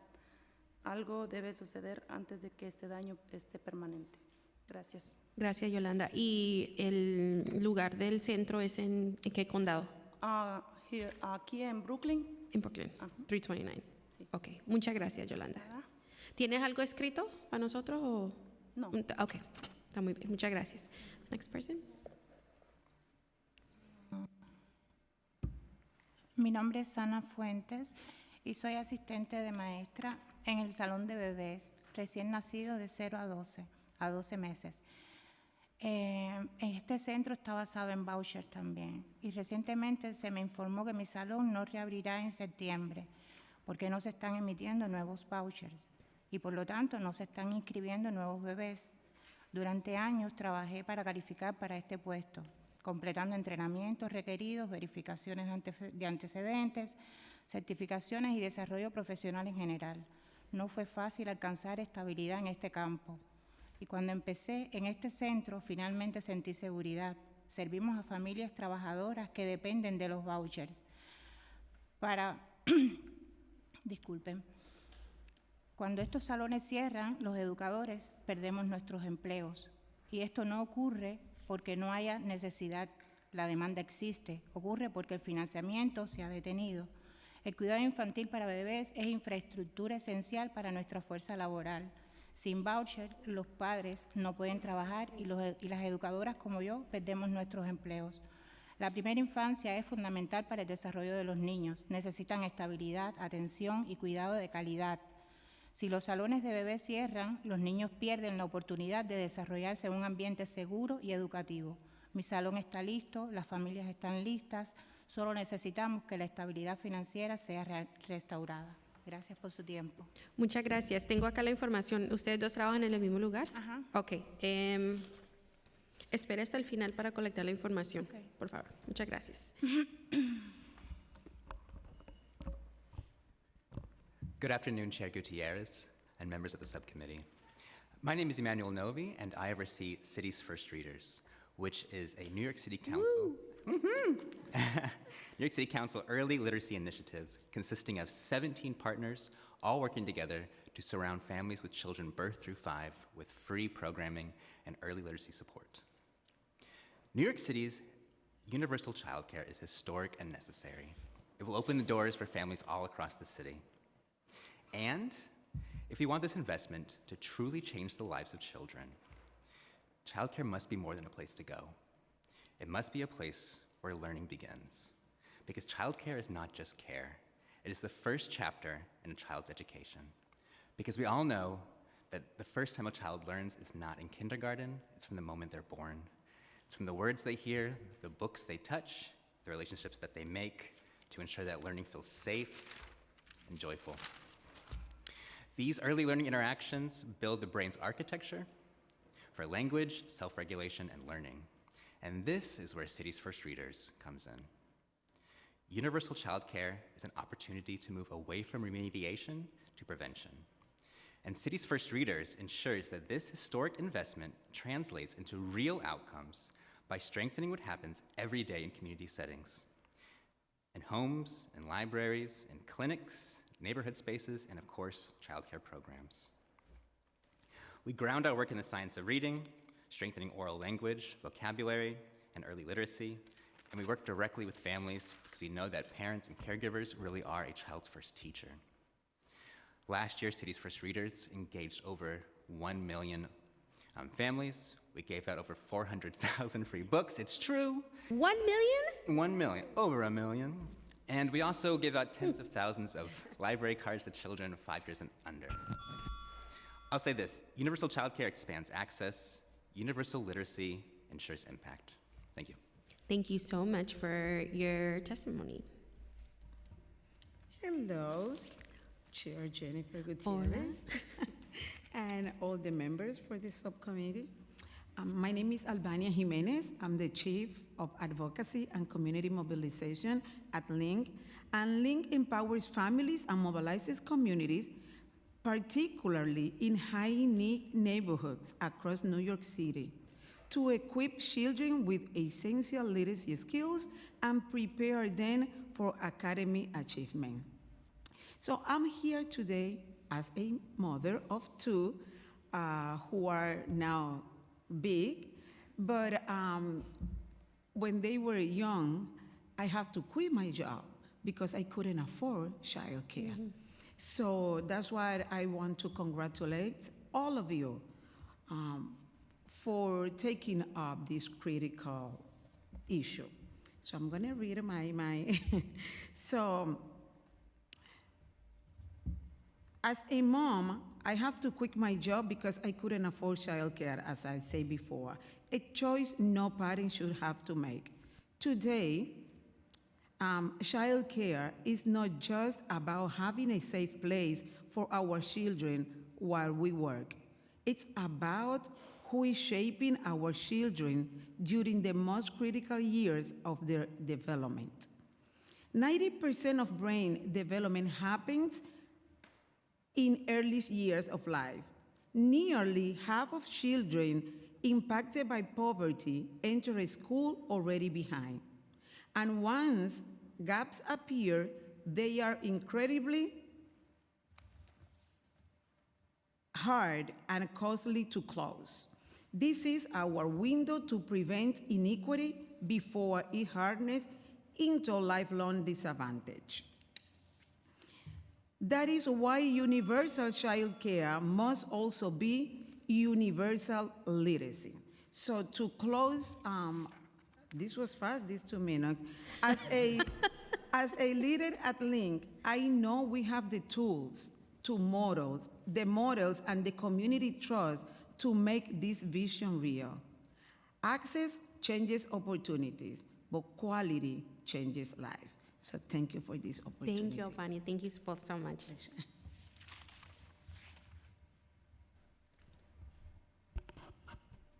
Good afternoon. I'm Yonela Tatasik. And I'm Meredith Ansell. We represent Play-Read VIP National Center at NYU Grossman School of Medicine, a proud partner of Cities First Readers, advancing early literacy across New York City. Woo! We thank Chair Gutierrez and the committee for your leadership and continued commitment to New York City's youngest learners. The CFR Coalition supports children from birth through age 5 in building the early literacy and developmental foundations essential for school readiness. CFR completed over 1 million early literacy touchpoints last year, which Play-Read VIP is proud to have contributed to. Play-Read VIP respectfully urges your continued support for CFR's work that will allow us to reach even more children and families. CFR partners operate in every council district, with many programs intentionally designed to reach families in high-poverty neighborhoods and support our most vulnerable communities. PlayRe VIP contributes to this effort by delivering an evidence-based parent-child intervention strengthening early relational health. The intervention has been proven to improve literacy, math, and self-regulation, all vital to school success. An exciting development is a new adaptation of PlayRe VIP in family childcare settings, increasing the number of children and caregivers benefiting from access to high-quality literacy support. On behalf of PlayRe VIP and the families we serve, thank you for your unwavering dedication to the city's youngest learners. The Council's investment in early literacy changes lives by preparing children for school, strengthening families, and building a foundation for lifelong success. We look forward to continuing this vital work together and supporting the initiative for universal childcare, enabling more children to receive early literacy exposure during their most formative years. Thank you. Thank you. And wow, 2 people testified in under 2 minutes? We should all take note. Well, thank you all so much for your testimony. I want to make sure that I collect your contact information.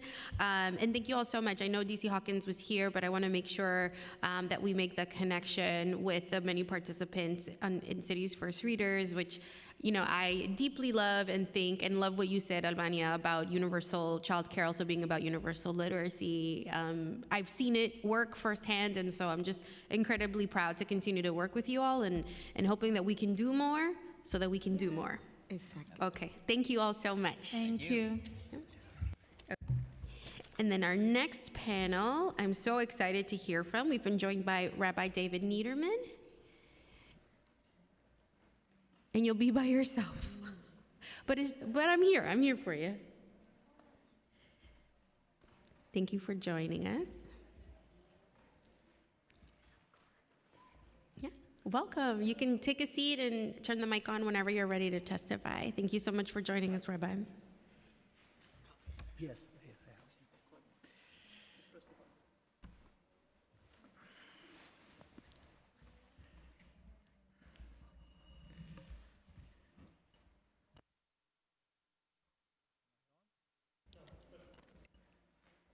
Try to bring it closer to him, I think.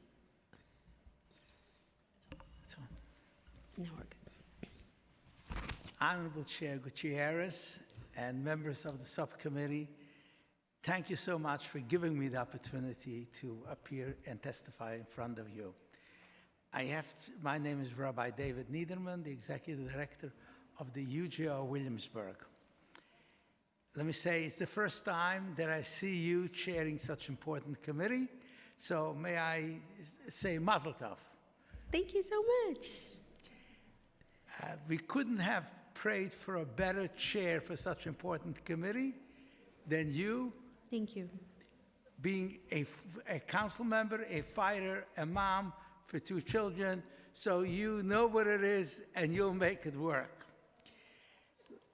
Let me say that while I'm here to speak about the non-mandated child care vouchers through the Child Care Assistance Program. A lifeline that has helped working parents keep their jobs and support their families. Last year, when budget shortfalls threatened the entire program and everybody threw up their hands, the council responded and rescued the program. Thank you very much. However, we are happy that all the children at that time received the vouchers. However, there's 16,000 children on the wait list because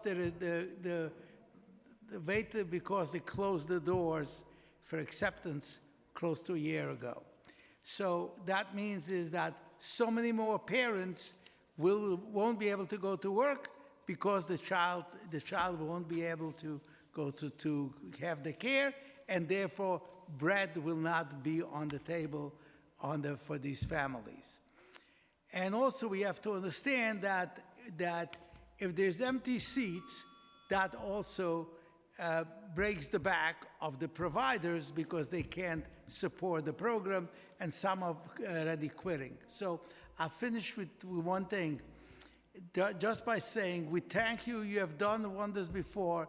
It's wonderful that both the mayor and the governor has committed itself to more funding. So we hope that with the additional funding and also fine-tuning the ACS numbers, which is they take a more cautious approach on, and they possibly don't consider attrition or children aging out, so that the council can intervene to ensure that all children on the waiting list should get what they deserve, an education for them, for their families, and for their future. Thank you so much. Thank you, Rabbi. Thank you so much for your testimony. Can I ask you one question? Sure.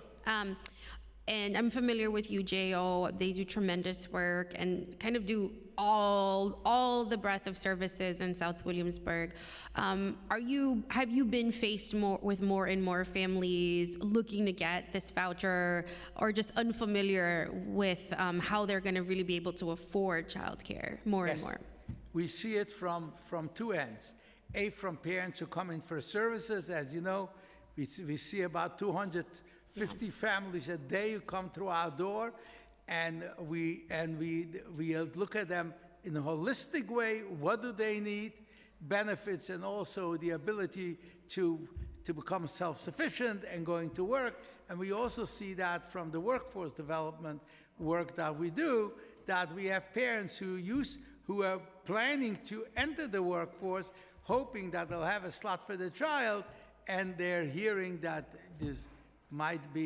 that might not happen. And so we hear it from both ends. Right. Well, thank you so much. Thank you for testifying. We're hoping that we can figure out so much of what we heard today. I appreciate it. Thank you. Yeah, Good luck. Of course. Thank you. Next, we're going to move to our virtual panel. So sorry, did we miss anyone that is here present with us in chambers who wants to testify? Okay, wonderful. So now we're going to move to Zoom.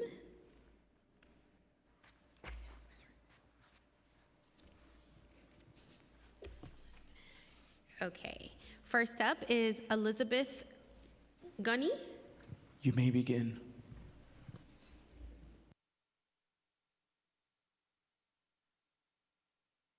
Thank you. Good afternoon, Chair Gutierrez. My name is Elizabeth Gunny, Director of Home-Based Childcare Services at the Women's Housing and Economic Development Corporation, WEDCO. Thank you for the opportunity to testify in support of the proposed local law establishing an Office of Childcare and creating a path to free childcare for all city residents within 4 years. WEDCO strongly supports this law's vision to make childcare equitable and accessible for every family. It will be successful if it includes both informal and licensed family childcare providers, promoting economic opportunity and a practical solution to increasing access in neighborhoods that need it most. For 30 years, WEDCO has advanced this very vision. We support informal and licensed family childcare providers as both early educators and small business owners. Home-based childcare is essential infrastructure for working families. Providers offer trusted, flexible, and culturally responsive care in neighborhoods where community relationships matter deeply. They create developmentally appropriate environments for infants and toddlers by offering small group sizes, individualized attention, and consistent caregiving relationships that support early attachment, social-emotional development, and responsive learning. WEDCO's research and direct engagement with providers highlight several urgent needs that a dedicated Office of Childcare could address.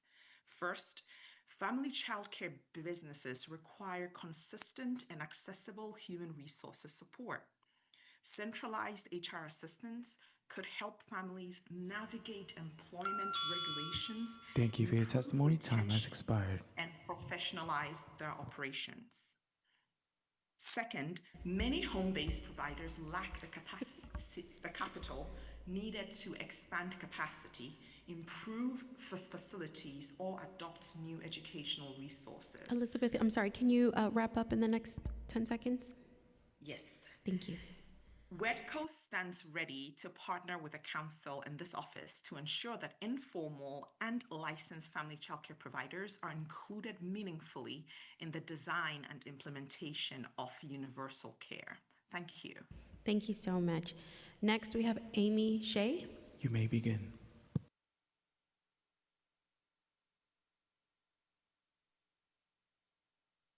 Good afternoon, Chair Gutierrez and members of the subcommittee. My name is Amy Shea, ECE Program Manager for the Northeast Region at the Low Income Investment Fund, or LIF.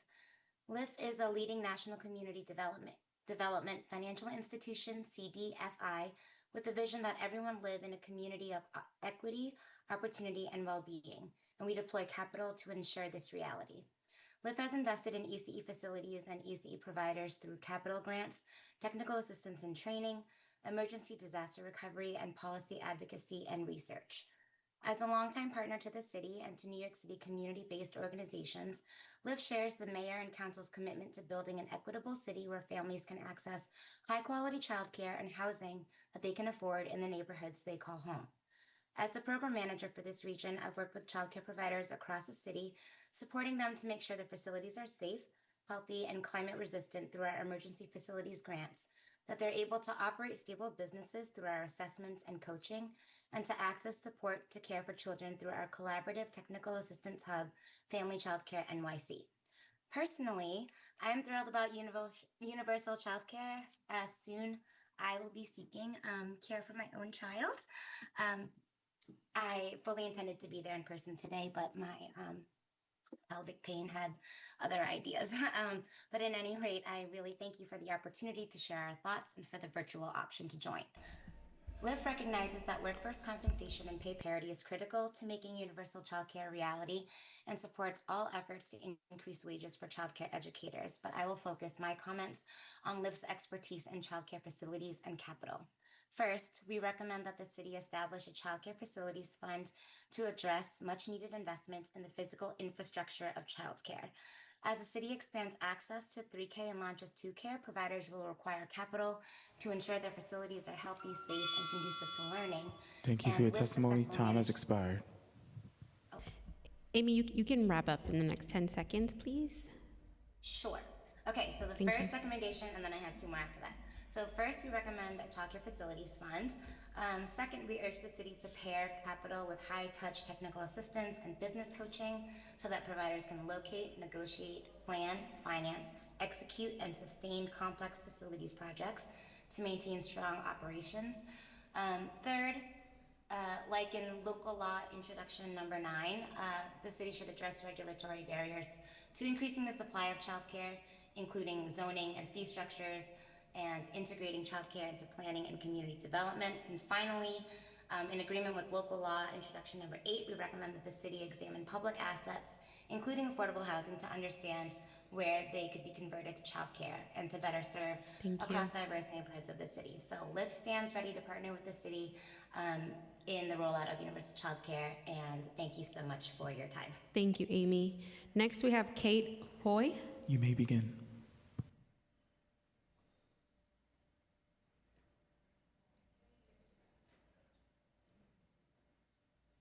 Hi there.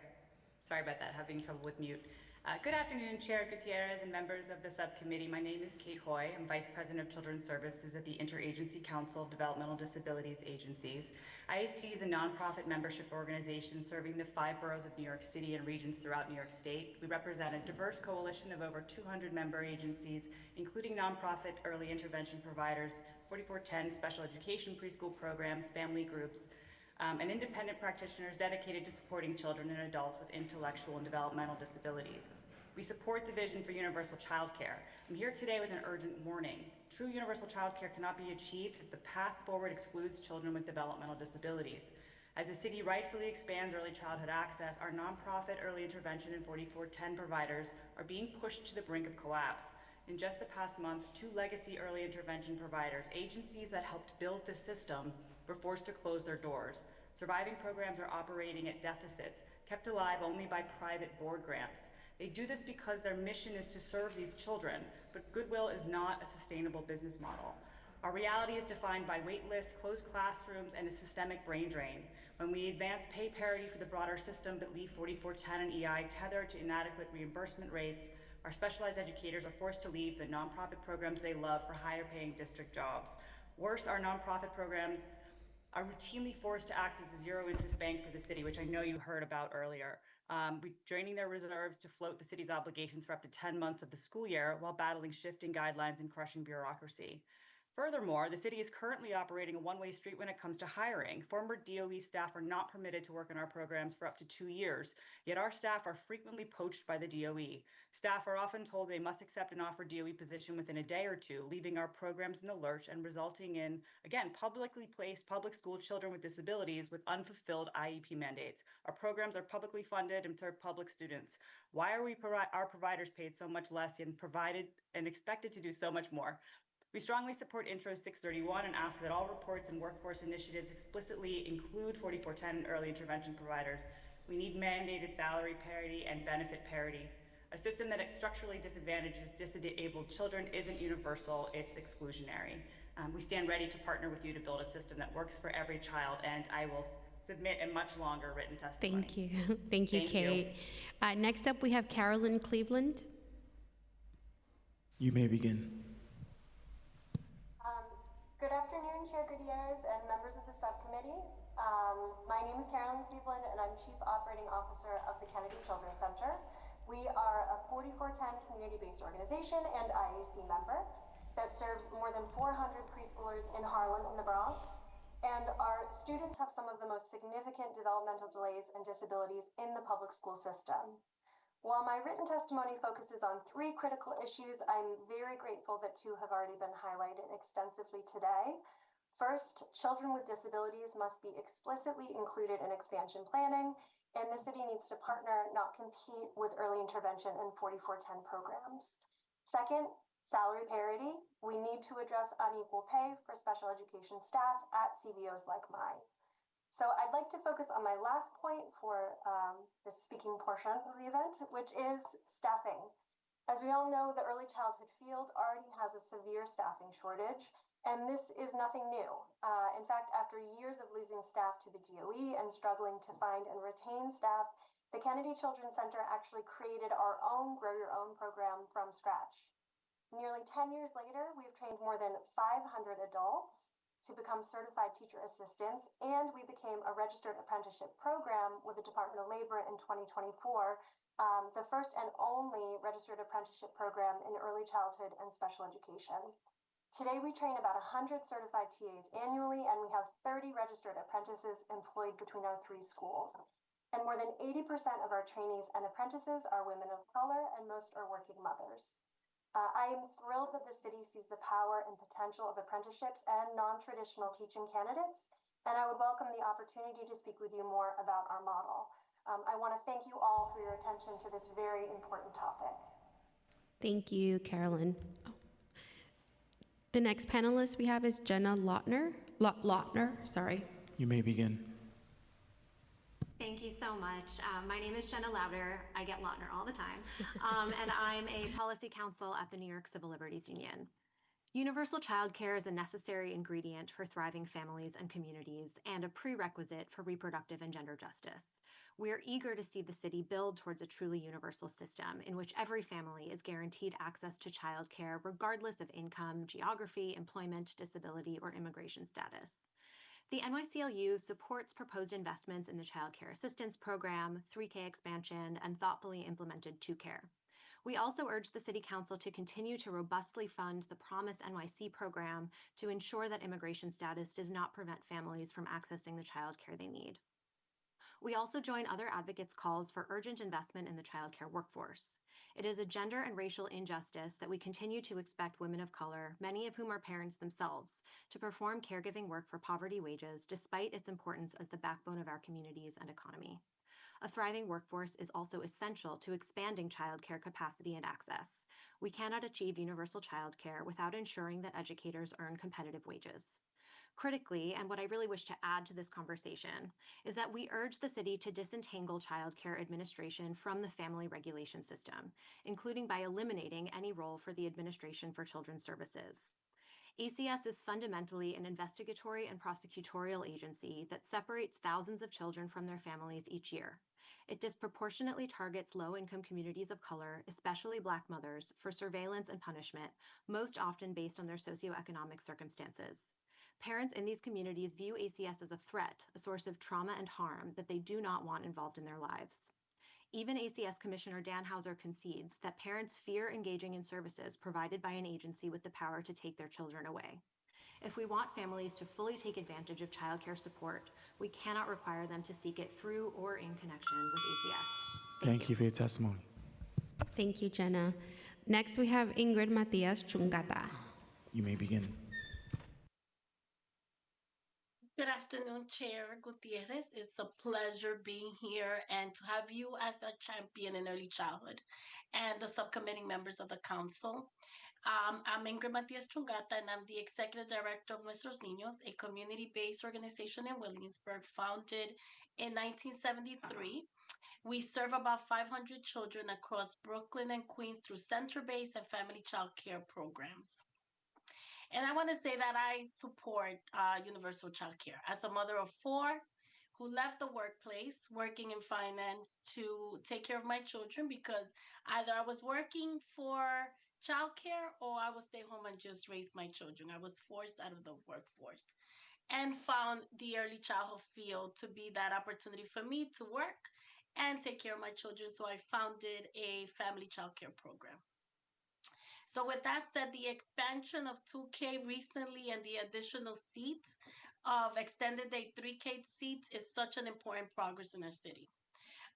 But we cannot do this, and I think everyone who has spoken today have said, unless that we stabilize the workforce and address one issue that we at Nuestros Niños has been facing, and it's getting our children the developmental support that they need.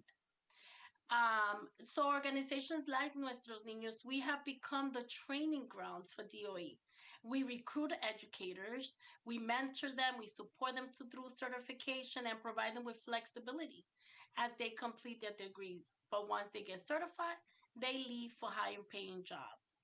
And we cannot blame them. We live in a city that is super expensive. But without real pay parity between community-based programs and DOE, universal childcare will continue to face staffing shortages and instability. Pay parity is not an option, it's foundational. Thank you for your testimony. Time has expired. Ingrid, you could wrap up. Do you need 5 more seconds? I was just gonna say that there's 3 serious things that we need to look at, and we need really to invest in the educators that are in our communities. We need to set up clear timelines for families to wait for evaluations and for children to wait for services, and we also need to increase the resources to eliminate these backlogs, something that Gregory mentioned, which are the CBC clearance for our staff. Thank you so much. Yes, of course. We have next up Rebecca Schneider Kaplan. You may begin. Hi, good afternoon. Can you hear me?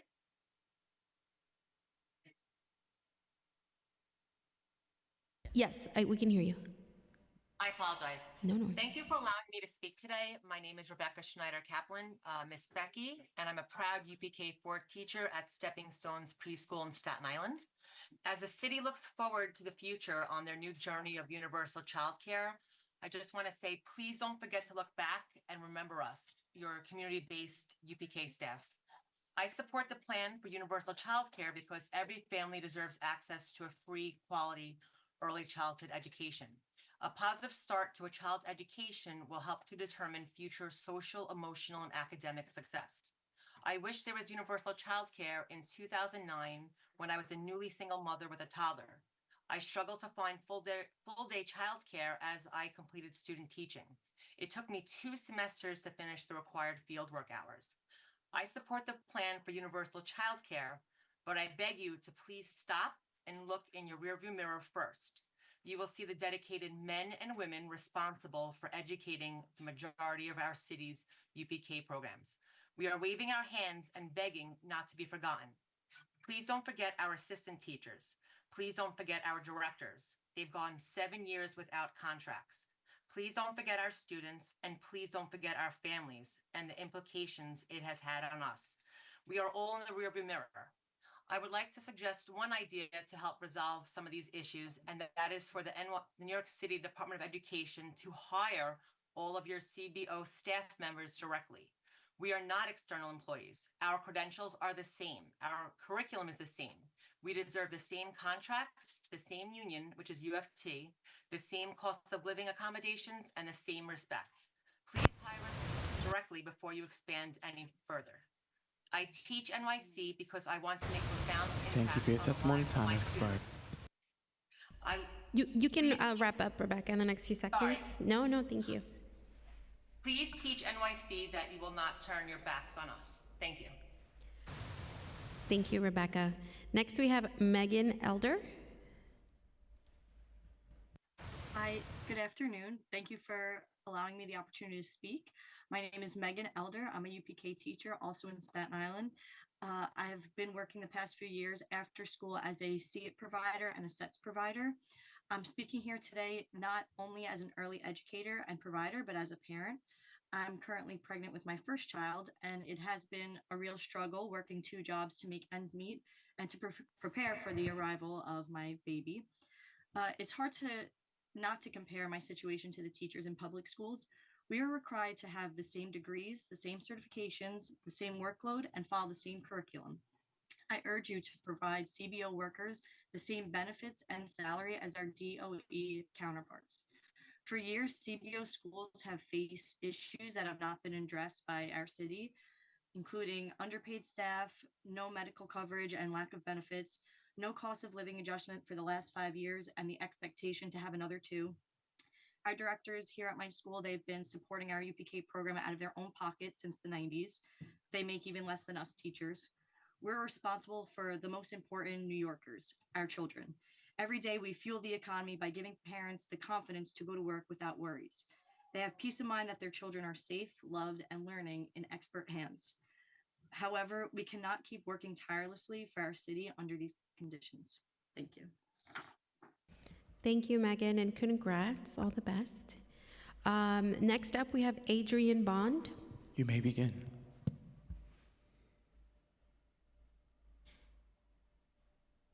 Hi, good afternoon. Hello, I can hear you. Hi, can you hear me? Yes. Good afternoon. Of course, my name is Adrian Bond. I thank you for the opportunity to speak.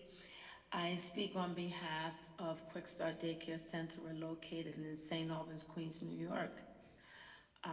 I know a lot of what I'm saying may have been already stated, but I just want to testify firsthand on what happens when you don't have pay parity, proper staffing, and money budgeted. Over the past 2 years, we are lucky and fortunate to hang in there and stay on, but we have gone quite a few months with no pay, and we've still managed to open up our doors and service parents, working parents of the community. We struggled, we fought for 2 years in a row, and we managed to stay alive, but it has been hard. We beg for pay parity. We have lost a lot of our certified teachers to the DOE because they don't stay. They can't stay if they're not going to be able to afford the cost of living. The children start to leave if you don't have proper staffing, and that makes it a struggle. We just ask that they revisit everything all across the board to take care of the directors, the education directors who work hard, the bookkeepers, the certified teachers, from the cooks to the janitors to everyone in the building. We just ask that they revisit the qualifications and skills that they ask of us to have, that we do have to our counterparts located in the Department of Education. We're no different. We fall under the same umbrella, servicing the children that show up Monday through Friday, here to learn, and we do our jobs with our hearts and soul.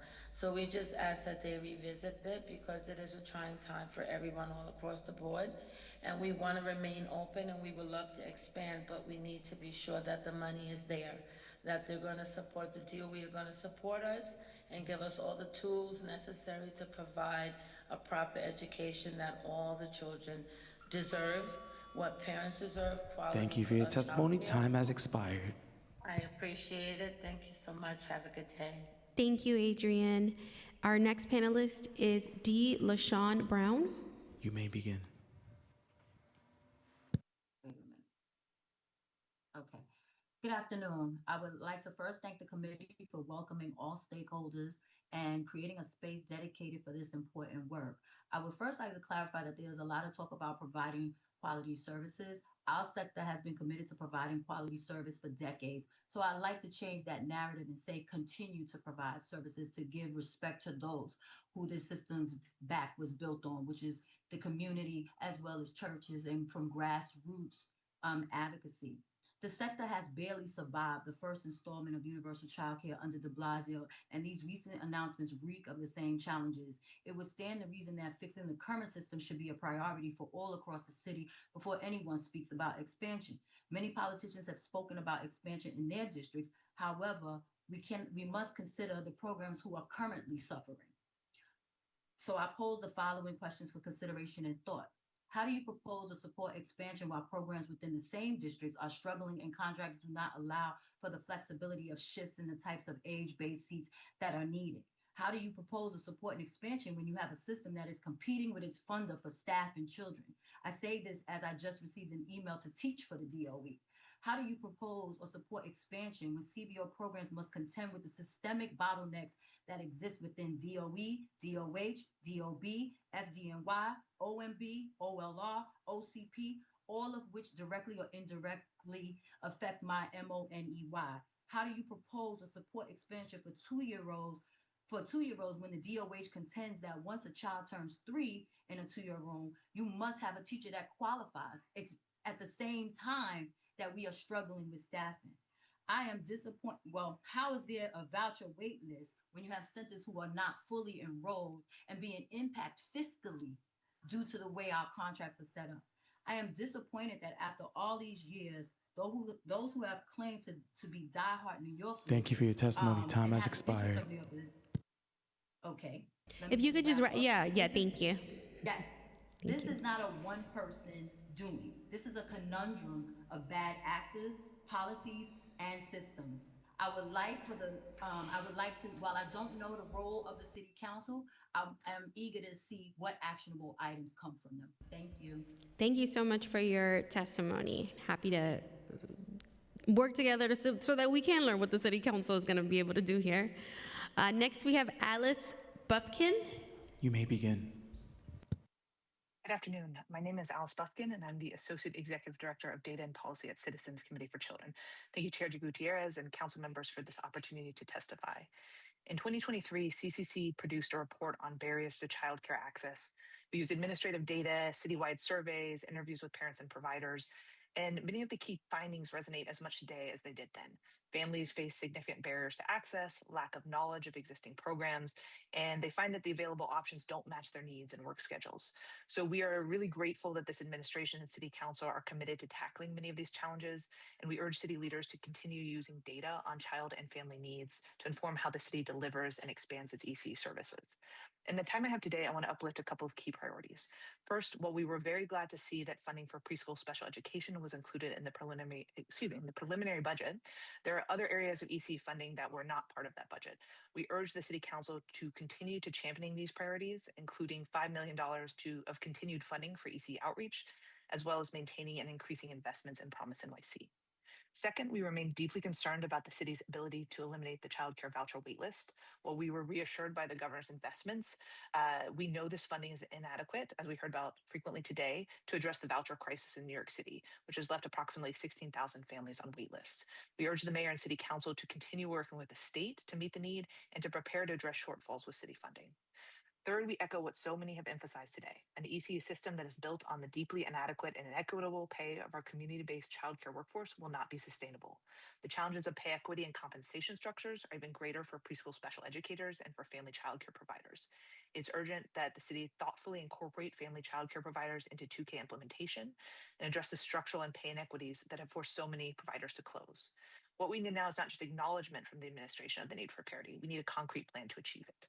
And finally, we believe it is critical to approach a path to universal childcare with a focus on those most marginalized by the existing system. Thank you for your testimony. Time has expired. You can wrap up. Thank you. Thank you so much, Alice. Next, we have Shanita Bowen. You may begin.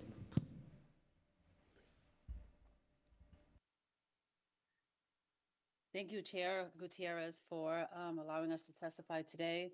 My name is Shanita Bowen, Chief Operating Officer for ECE on the Move. Would have loved to have been there in person.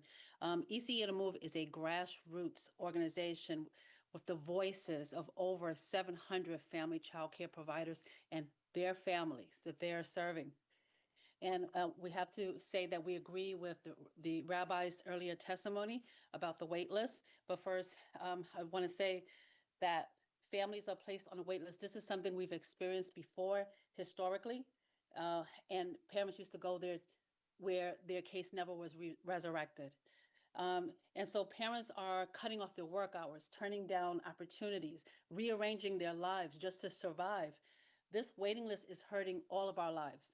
In this moment, parents and educators only have each other, with family child care educators stretching themselves to hold children, hold spots, hold families together while everyone waits for help. But where are the systems that are supposed to help the educators?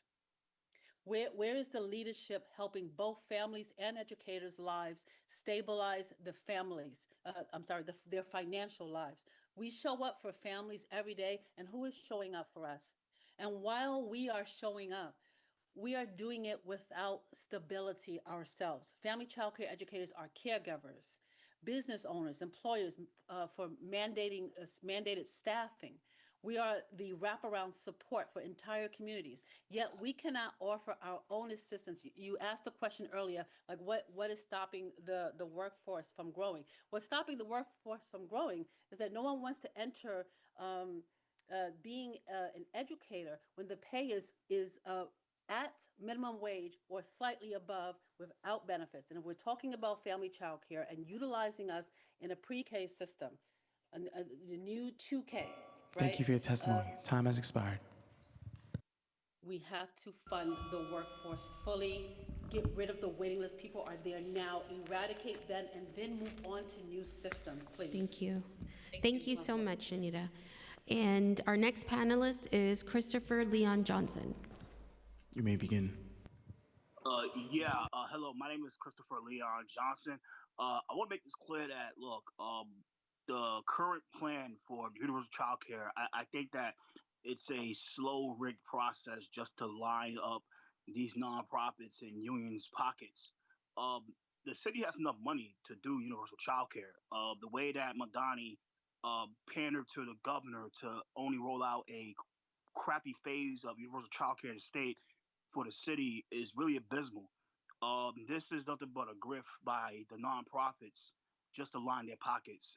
If they could easily, in the city council, could easily get them have the budget for universal child care. But the thing is that this is the nonprofit industrial complex in a nutshell, like New York for Child Care and main New York for Child Care that's ran by Rebecca Bowlen, who is nothing but the attack dog for Justin Brannon. I'm surprised he still didn't get a job in the mayor's office yet.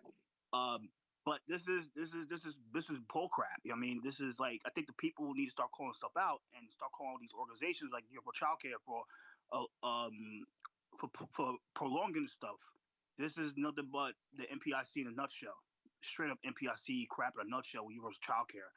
Just like how tomorrow with Transportation Alternative is going to keep on prolonging the process with the Street Master Plan tomorrow. But basically, look, this could be solved today. This could be solved in this current budget. This city, all they got to do is start cutting down some of these especially the homeless-based nonprofits, their money, and then you have enough money to give universal child care every year for the next 4 or 8 years under the Madani administration until the next mayor comes. But this is my advice: is that you gotta readjust the budget.